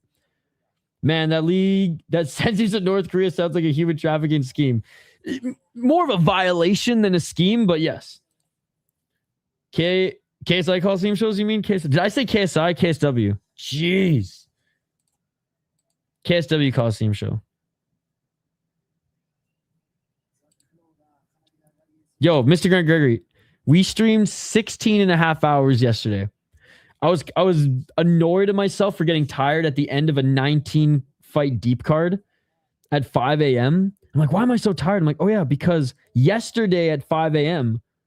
I started streaming. But we did it, guys. We did it. 16 and a half hours yesterday.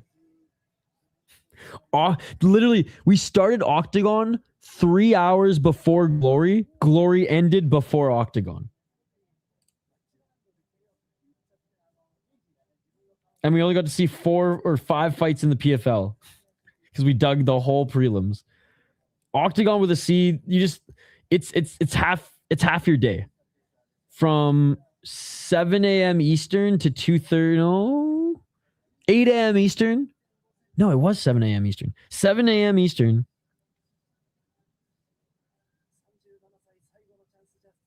I forget if it was 7 or 8 a.m. Eastern. It might have been 8 now that I think about it.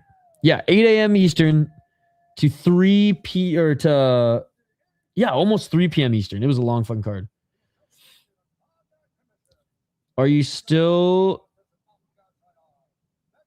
now as the white black fan? Wait, what? What? All right, here we go. Both the fighters are in the cage. Not featured fight. Main event of the evening. Ilia versus Gaethje for the lightweight title to unify it.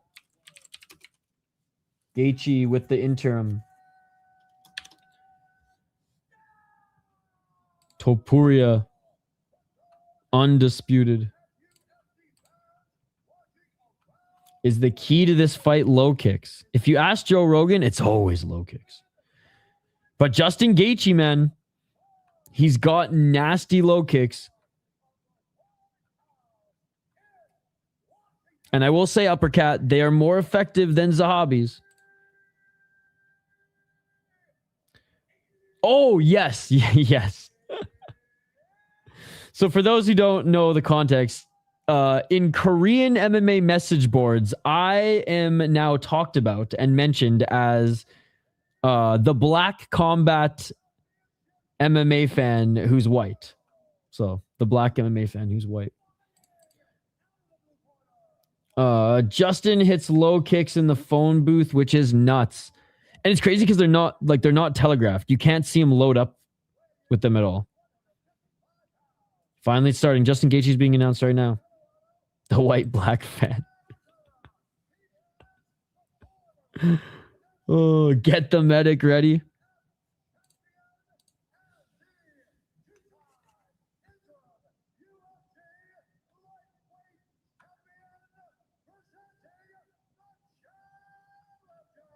The challenger. Will the highlight Gaethje get a highlight, or will he be a highlight, ladies and gentlemen?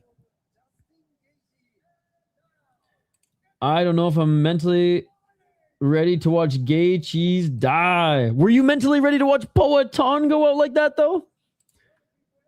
I just hope he looks better than he did against Patty.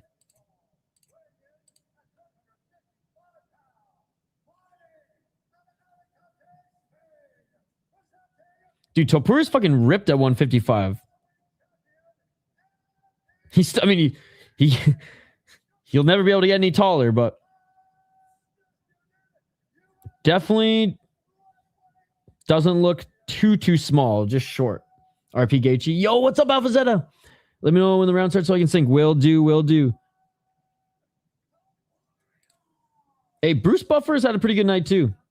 No, the card delivered, man. The card delivered. Aesthetically, production-wise, other than the AI bullshit. I only say it because it's been especially bad today. And the fights have been straight crack cocaine. Like, what is this? A deep card? UFC should only do 7 fights moving forward. If tallness was a big factor in winning, Struve would have been undefeated. That is true. Poatan is okay going up that far is nuts from debuting at middleweight. It is insane, especially because he looked noticeably bigger than Gane too.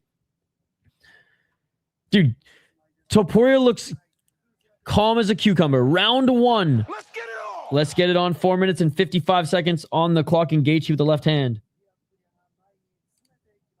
450. As much as I love Gaethje, I'm so used to seeing his ass die when losses. I'm kind of used to it. Topuria eats a left jab. Topuria with the low kick. Speaking of. Gaethje, left jab. Topuria, good high guard. Gaethje looking for the single leg. Can't get it. Nice right uppercut by Gaethje. Gaethje with the left. Another left jab by Gaethje. Topuria walking him down by eating jabs. USA chance. Body kick by Gaethje. Topuria with the low kick. Topuria misses with the left hand. I mean, Topuria hasn't been in a fight in a while, dude. A year. Oh, Topuria with the 1-2. Oh, Topuria just landed a big shot on Gaethje. 402. Gaethje's okay, though. Gaethje's okay.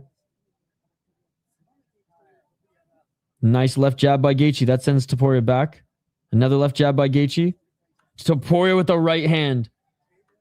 Like Eddie and Poirier melted him, Khabib and Charles strangled his ass, and Max sent him to the boiler room of hell. All top guys and some legends.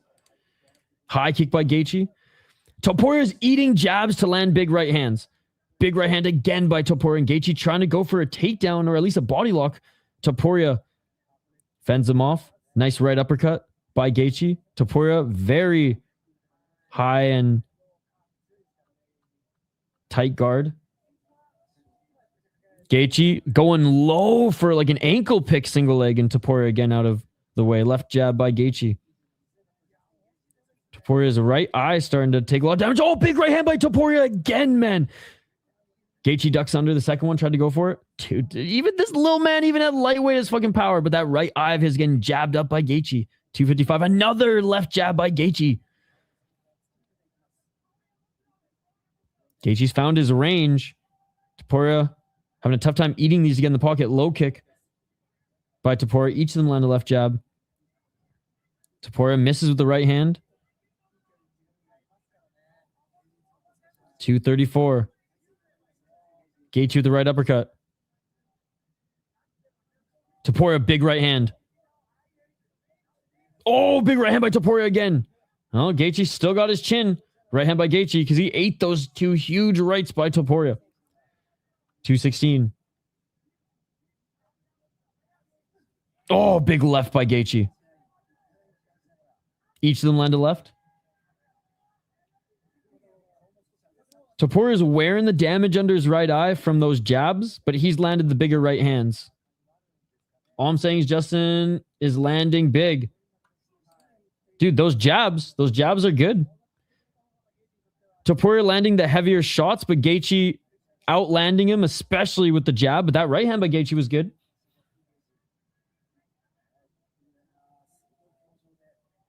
$138. Oh, beautiful right hand by Gaethje. That was the best shot he's had so far.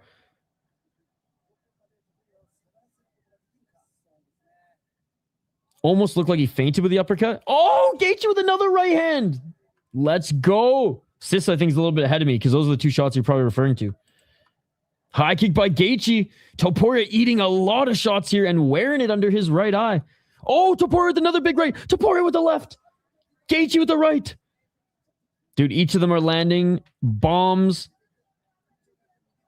Left hand by Topuria as he fends Gaethje off. Right uppercut by Topuria. Left to the body by Topuria. Oh, left by Gaethje and a left by Topuria. Topuria in the pocket. Gaethje with the right. Right hand by Topuria. Another right hand by Topuria. Topuria swinging here. Gaethje with the right uppercut. Gaethje's eating these shots by Topuria well. But Topuria defending the takedowns and clinch well. 33 seconds. Right hand by Topuria. High kick by Gaethje. Left uppercut by Topuria. Topuria left and right. Body kick by Gaethje. Gaethje trying to get in the clinch, but he just can't, man. He cannot grab this little man. Left to the body by Topuria. Topuria ending the round stronger. Definitely ending the round stronger is Topuria. Left to the body. Left hand. Oh, Gaethje with a sneaky right uppercut. Pooh, sick round, dude. Tough round to score. Gaethje did more visible damage with the jab. Topuria, in my opinion, landed the more harder shots. I'm going to give the slight edge to Gaethje just because of the damage done. And he's reacting really well to some of these Topuria bombs that he's thrown. This fight is amazing. What a war. Yeah, I got slight edge to Gaethje, given the damage that he has been able to put on Topuria with the jabs and the big four shots shortly after I read that comment from Sis. Gaethje jabs are landing clean though. Yep. Yeah, for sure that goes to Gaethje's. What a war.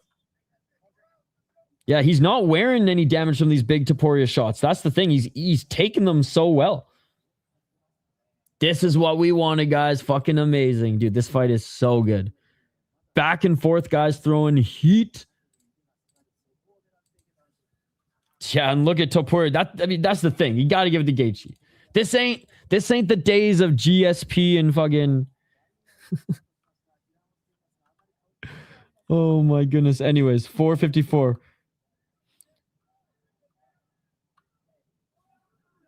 Let's get it all.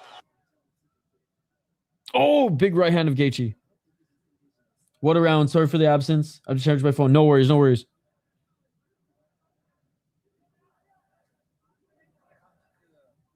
Low kick by Topuria.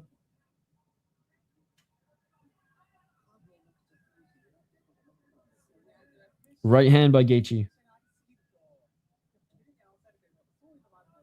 I think fun's over for the cheese. What a round. Yeah, Gaethje's jab is the difference maker, man. It's hurting the nose, and it's the underneath the right eye of Topuria is completely swollen. Topuria still the one walking forward. Left jab by Topuria. Oh! Oh, big left by Topuria again. Left to the body by Topuria. Right to the body by Topuria. 347. The Justin uppercut is so good. It's so good in the clinch, too. Left by Topuria. The one thing, after Justin gets hit sometimes in the pocket, he'll throw his body forward to maybe feint a takedown attempt. That's not going to look good in the eyes of the judges, because I even think he's taken sometimes more damage than he is until then he gets back up and he's fine. And gets back up, but resets and he's fine. Oh, there's a nice left by Topuria. Damage is supposed to be number one scoring criteria. Oh, big right by Gaethje. 305.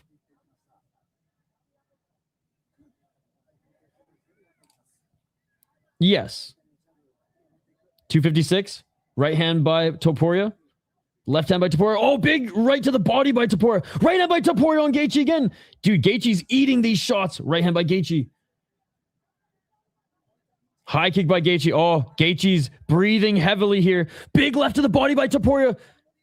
Those body shots are fucking him up. Another left to the body by Topuria. Topuria cracks him again with the right hand. Topuria again to the body. Topuria, right hand. Right hand by Topuria. Gaethje right uppercut. But he's wobbling. He's tired. Gaethje with the left to the body.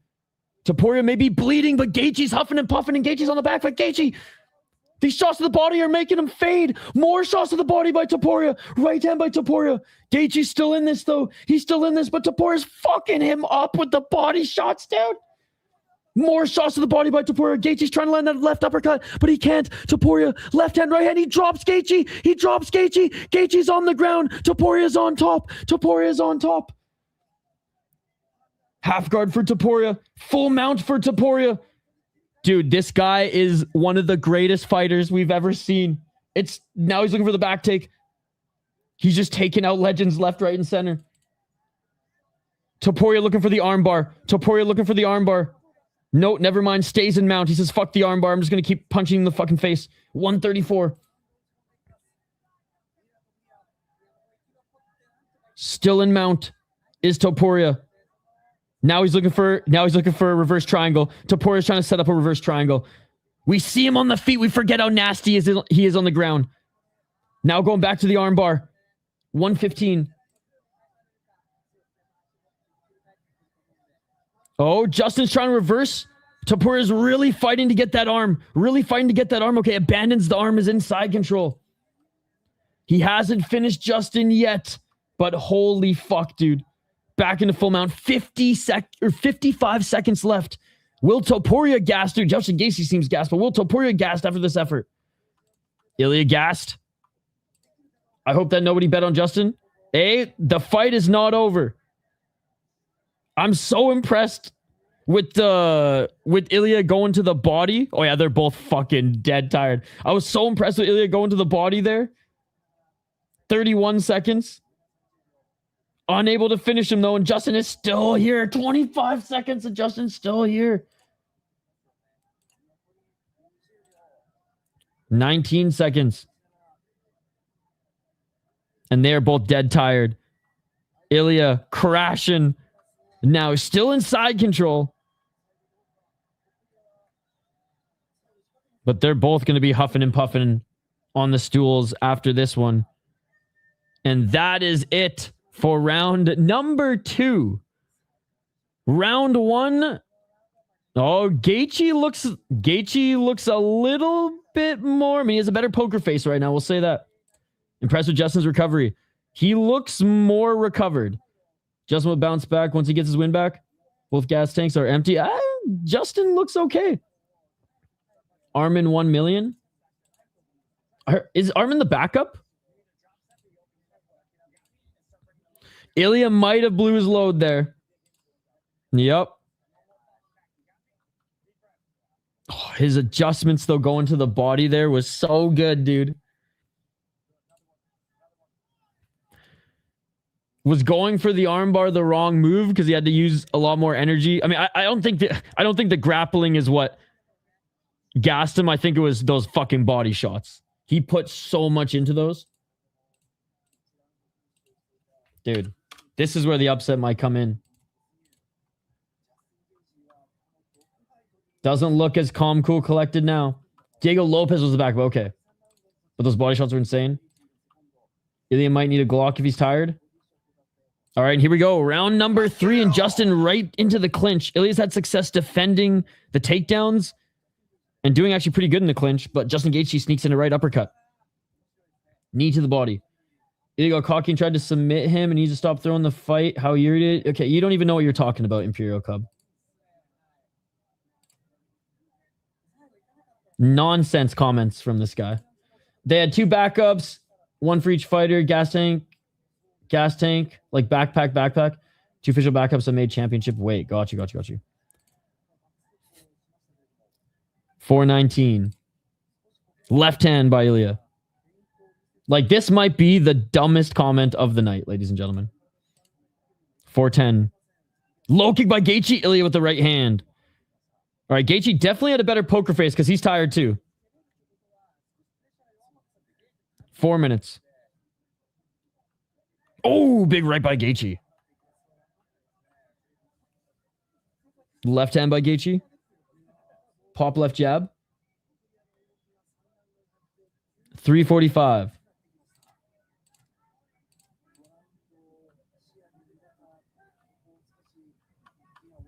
I know you're not trying. Left hand by Gaethje, but you are. 330.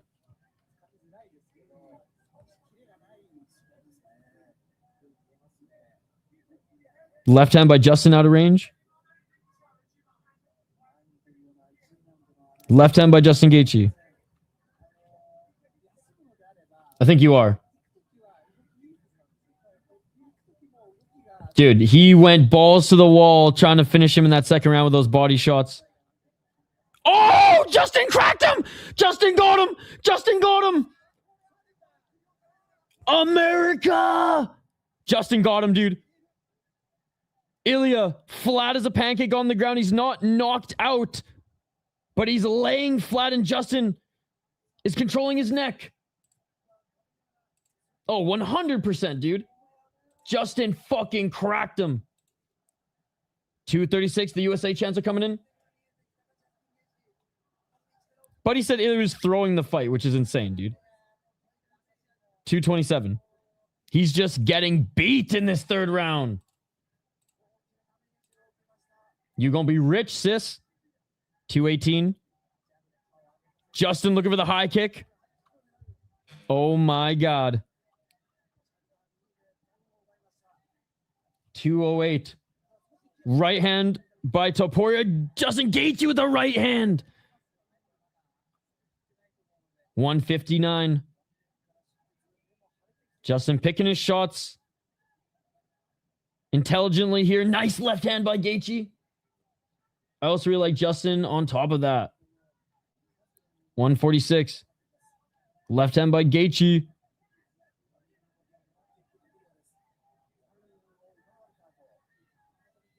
Gaethje with the left.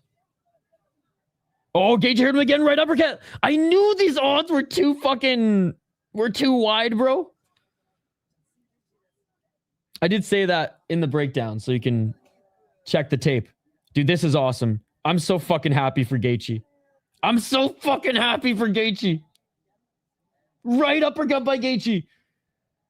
Especially since he was like getting beat up in the second round. Recovered.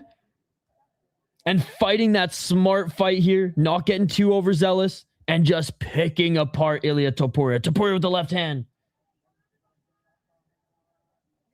You watch a doctor stoppage incoming. Right hand by Topuria. Counter right by Gaethje. He hurt him again. Topuria on the back foot. Right hand by Gaethje. Topuria is turning into Chelsea Chandler. He's so tired. I'm shocked that none of them are throwing any leg kicks. Mostly just punches. Ilia threw a couple early in the first round.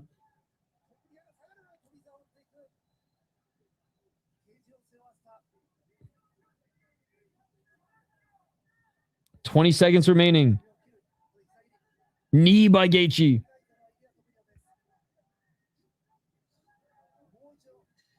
Final 10 seconds of the third, man. And I don't know how Ilia is going to last in the fourth round. Round one, close round, given the edge to Gaethje. Not even slight. Given the edge to Gaethje. Oh, Gaethje with a high kick to end the round. Round two, all Ilia. Round three, all Gaethje, bro. This is nuts. Round one, close round, going to Gaethje. Round two, going to Ilia. Round three, going to Gaethje. Round four, and I don't know what the fuck Ilia can do to come back from this one, dude. Straight gassed, probably can't breathe through his nose. Eyes swelling up. And I don't think he's gonna be able to see. I think they're gonna call it. Doctor's looking at him. I think that left eye is so swollen. I think they're going to call it, chat. I think this is going to be it. I think this is going to be it.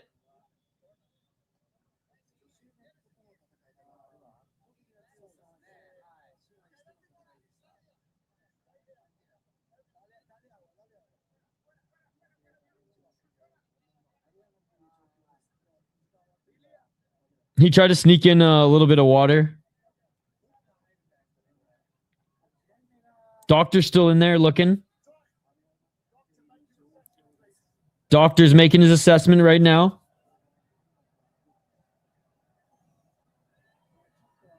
I mean, his face is fucked. This fight is over. Ilia's pleading. Ilia's saying, please, I can see. The doctor's saying no. Ilia's saying, please, I want to fight. Ilia's saying, please, I can see.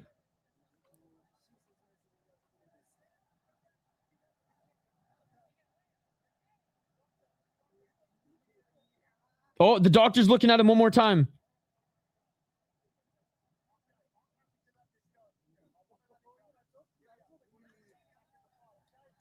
They're fighting. They're fighting. Dude, I just heard Mark Goddard say, I'm willing to let this go. Did the doctor say, I probably shouldn't fight? Mark Goddard said, fuck it, we're fighting anyways. We're going into the 4th round. Mark Goddard didn't ruin it. No doctor stoppage. Mark Goddard, he used his power. He used the Trump power, the Trump card, some might say. And we have a 4th round.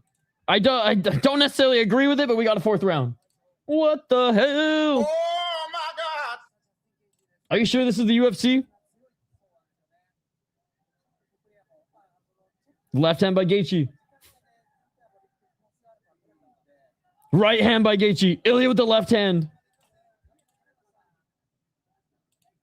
Mythical Mark Goddard. Ilia being treated like Bonnie Blue. 419. Oh, and Justin finally gets the takedown. Ilia trying to get back up to his feet. He does, but Justin Gaethje controlling him. Nice knee by Gaethje. More knees by Gaethje. Imagine if Ilia slumps him now. 401. I know. Oh, Ilia with the left. High kick by Justin. Justin with another 1-2.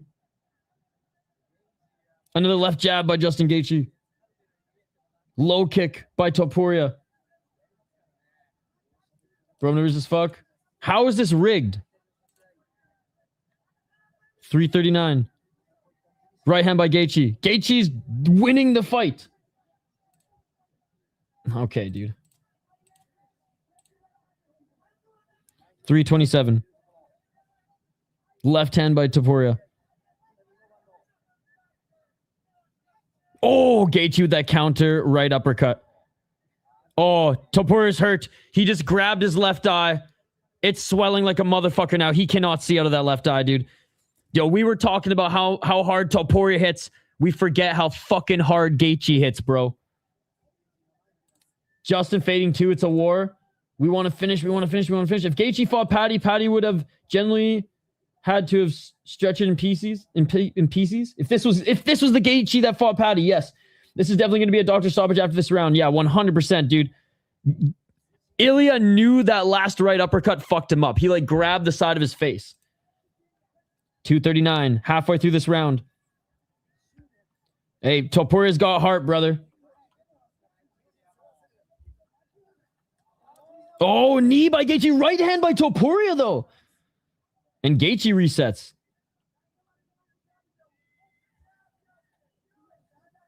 Left jab again by Gaethje.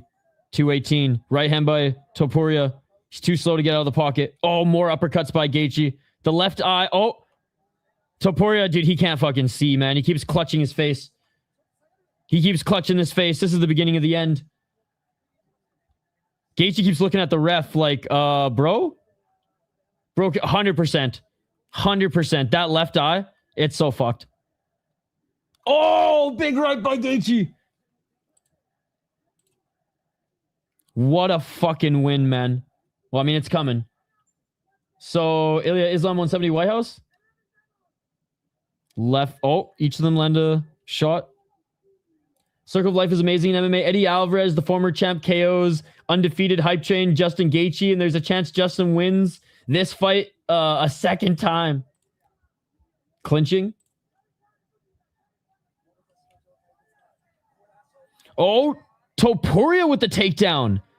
Topuria, no fucking way. Topuria just passed to mount. Topuria in full mount. 1 minute and 12 seconds. Topuria's in full mount. Topuria's in full mount. Justin's more tired than we think. He's just still been able to throw shots. Oh, elbow by Topuria. 1 minute on the clock. You gotta wait 30 seconds for these type of comments. Because I'm like behind you 30 seconds. 53 seconds. Okay, never mind. He got out of it. Back up to their feet. I take that back. 44 seconds.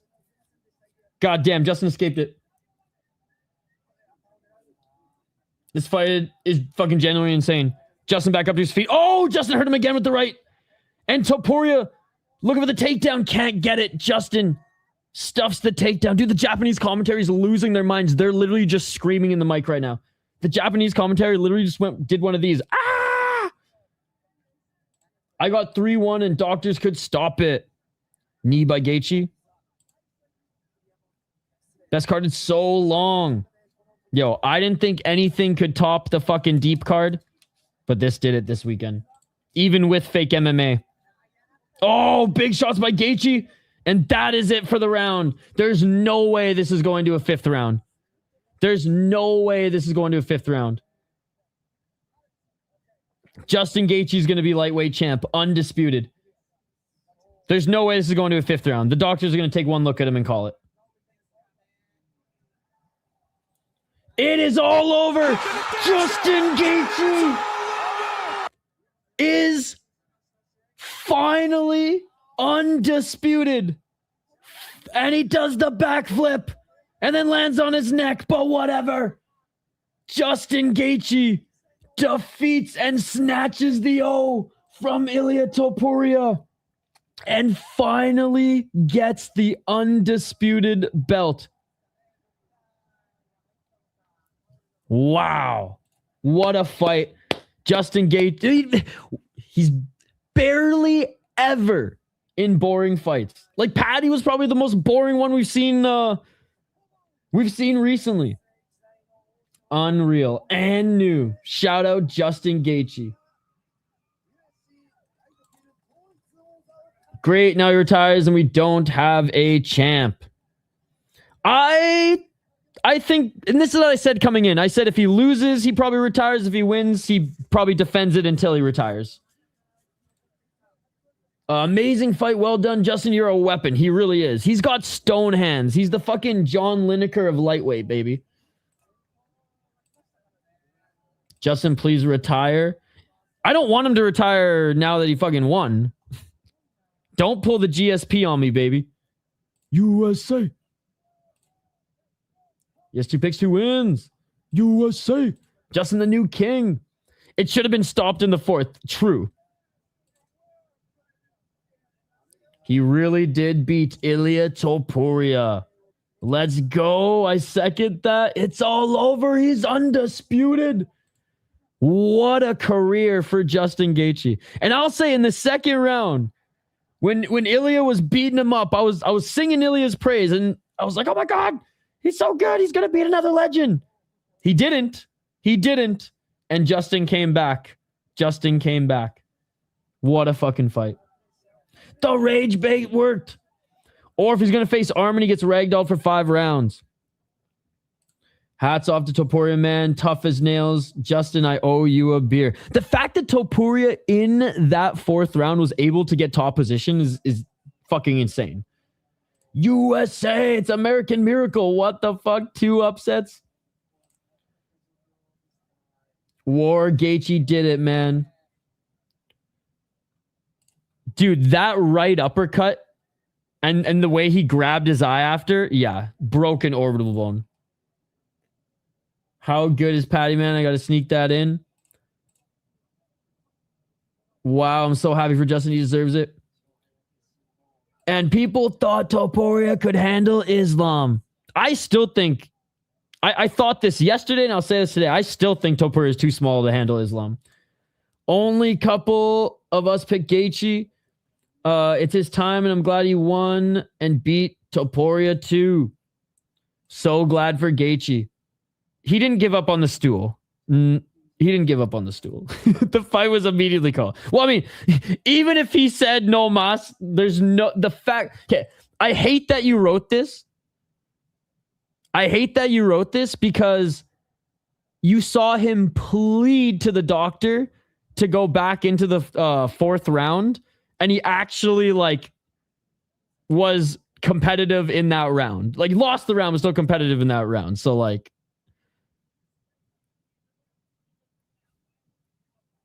blanking it in the connotation of he's a quitter hurts my soul when he begged not to quit, and then then his fucking bones in his face are broken. He literally couldn't see. Then, you know.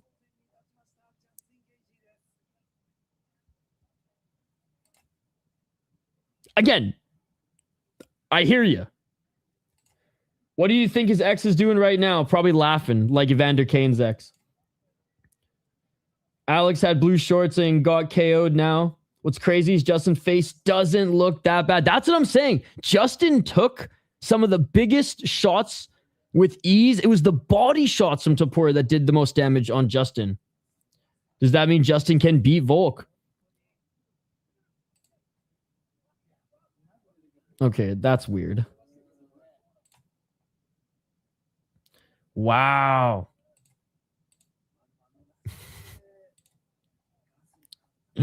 Before the chat gets out of hand.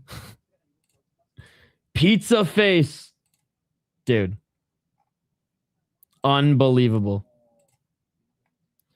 Alex had blue shorts and got KO'd. Now Topuria gives up on the stool. Topuria's mortal. Amazing fight. What a fight. Will this change his shit in the division? Well, he's not retiring, I don't think. And new undisputed.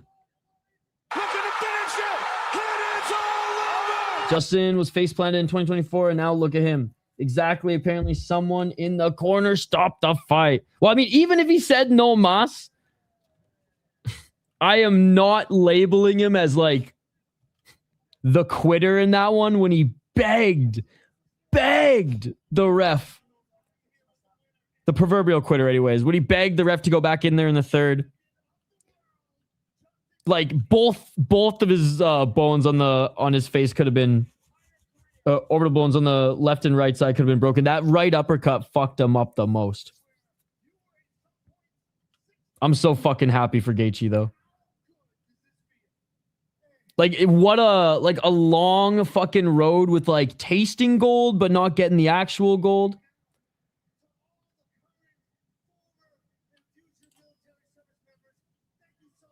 Hey, let's go, Gaethje.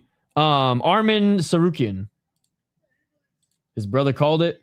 So MMA math makes no sense. What an event for America's 250th highlight. Gaethje has never been a gimme fight for anyone. Let's go. He didn't give up. Somebody else stopped it, apparently. Gaethje literally won this fight by being an immovable object. Ilia was supposed to be the best boxer. Kind of sucked boxing. Couldn't solve the jab. He did not. This is a stupid comment too. He didn't suck at boxing. He literally fucking. What? He adjusted to the body shots in the second round. I think Gaethje outstruck him, but to say he sucks at boxing is a stupid thing to say. See you guys. Work time. Hey, have a good one, Zinus. That's almost as stupid as the comment that rendered a timeout. Not that it's not as factual, but like, I don't need to hear those. Just loses to everyone Ilia beats, then gets pummeled. No problem, dude. Welp, I gotta go to sleep. Thanks for the stream. You don't need to apologize. I'm just gonna call it out. Some new fans of MMA were created tonight for sure. Absolutely. Ilia vs. Movsar. I don't make the rules. From flat out to top dog. That was one of the best fights I've ever watched. Unreal. Ilia did all that White Rose thing and fucking rocked by Justin. Who's Ilia's next matchup rematch? Doubtful. Landed the same amount of shots. No quit. Gaethje did what Diego Lopes did at the first fight, just a longer period of time. Ilia's a badass still. I think he does have at least one broken orbital. I think he's got two. He's not really wrong, to be honest. Say word for word. I can't see when you say that in the corner. To doctors kind of quitting. No, I get that. But I know where he was coming from with it. Okay, fucking what? How? Thanks for dedication this weekend. No problem. Those uppercuts. Holy mother of God. That was insane. Non-North Stars, but these are the only two like American things I own. Ilia did all that. Oh yeah, I read that. Gaethje tamed the Spanish Peacock. White Boy Summer. Best card in how many years? For the UFC, up there. For all of MMA, bro, like you got to start watching more MMA. If we're going best card in all of MMA, it's not. It's probably up there in the top 10. But like there've been as fun deep duels cards. Let's just be perfectly honest. As far as UFC, shit, man, it's up there with the best UFC cards we've seen in the last 5 years. Certainly in the last year, which this year has been really good, and 2025 towards the end of 2025 it was picking up too. Topuria lost. 2023, 2024 weren't great for the UFC, but the end of 2024, mostly 2025 was pretty good. Night Isha in chat. UK ready for bed. It's really annoying when normal people say elite fighters suck. The highlight. Something's wrong with my face. Yeah, broken bones. The highlight just made several dozen highlights tonight. Yo, what's up, Super Lek? Remember me from One Friday Fights 155? I told everyone if Justin plays it smart, it's over for Ilia. And the jabs, baby. The jabs. Thank you, Terrence. So true. This is one of the best fights in UFC title fight history. I'd round 4, Justin. Dude, Sis never has to work a day in his life again. Maybe I should start gambling.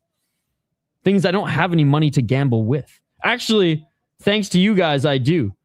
Thanks to you guys, I do. Thank you to everyone who went above and beyond. You guys are far too kind. I don't deserve any of this. Not one penny.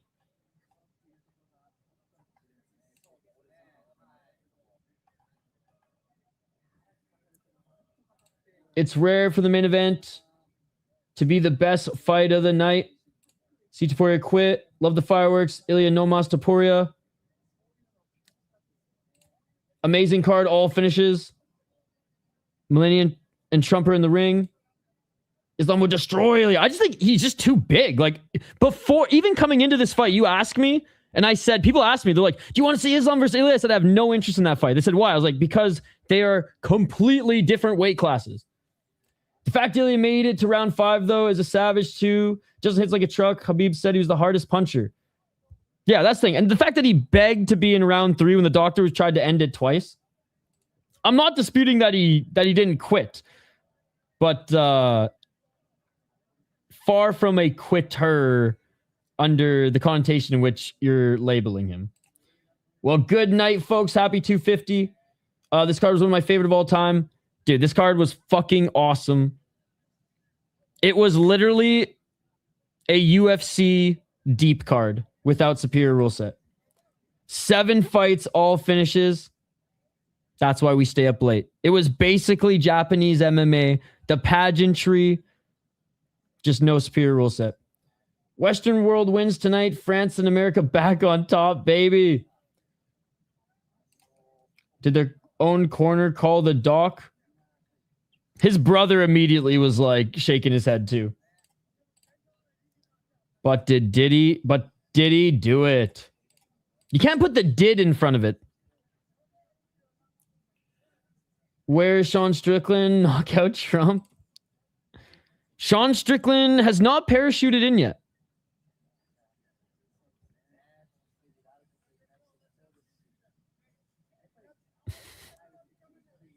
All right.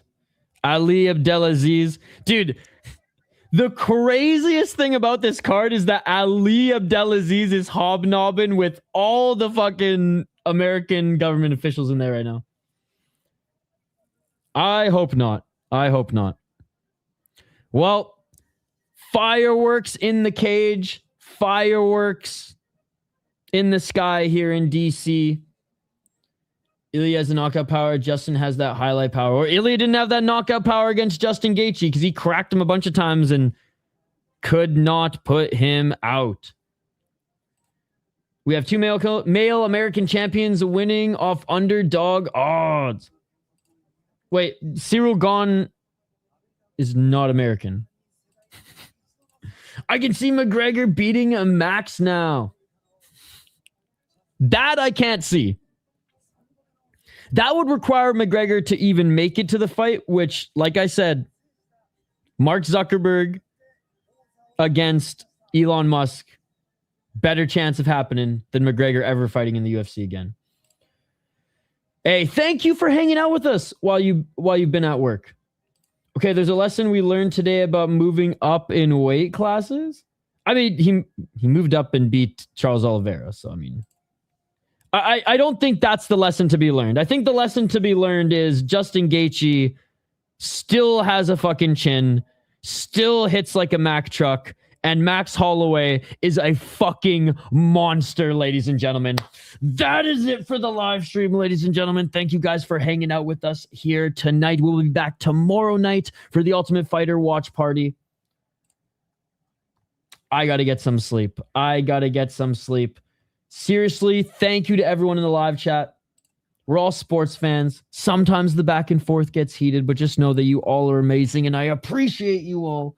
One last shout out to everybody who donated tonight. You guys do not need to do this. If you want to become a member, sweet. We do weekly and bi-weekly membership streams, as well as you get lifetime access to our Discord, and I do post interviews I have with pro hockey players and other people outside the world of mixed martial arts exclusively for you guys. But if you don't want to be a member, that's cool. Just like and subscribe and join the community, so our live chat community, so that we can watch fights together every single weekend. But in the granite, the striking ace, euphoric notes, Chris Cushman, Heroldi, C4 San Diego, they all went above and beyond tonight, so I got to give another special thank you to them as well. Hey, Uppercat, thank you so much for hanging out. You have a good night. I'm going to donate you slaps. Only if they're Hank the Tank slaps. Only if they're Hank the Tank slaps. Look, you just got smacked. Did that? Fuck you, you bitch. And last but not least, hey, you guys rock. Last but not least, I did say if you guys donated that Hank would crash the party. So before we wrap up, we got to have Hank crash the party.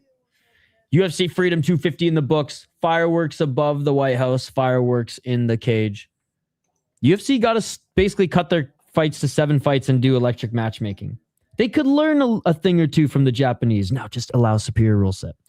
We'll see you guys tomorrow for the Ultimate Fighter. Episode 1. No spoilers. Or I'll fucking delete your comments, okay? We'll see you guys tomorrow. Peace.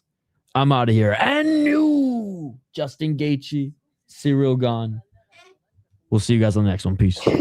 Alayanar sobunar sitagu walaking nigoze of wararinade Alayanar sobunar sinatugu walaking nigoze of walarinade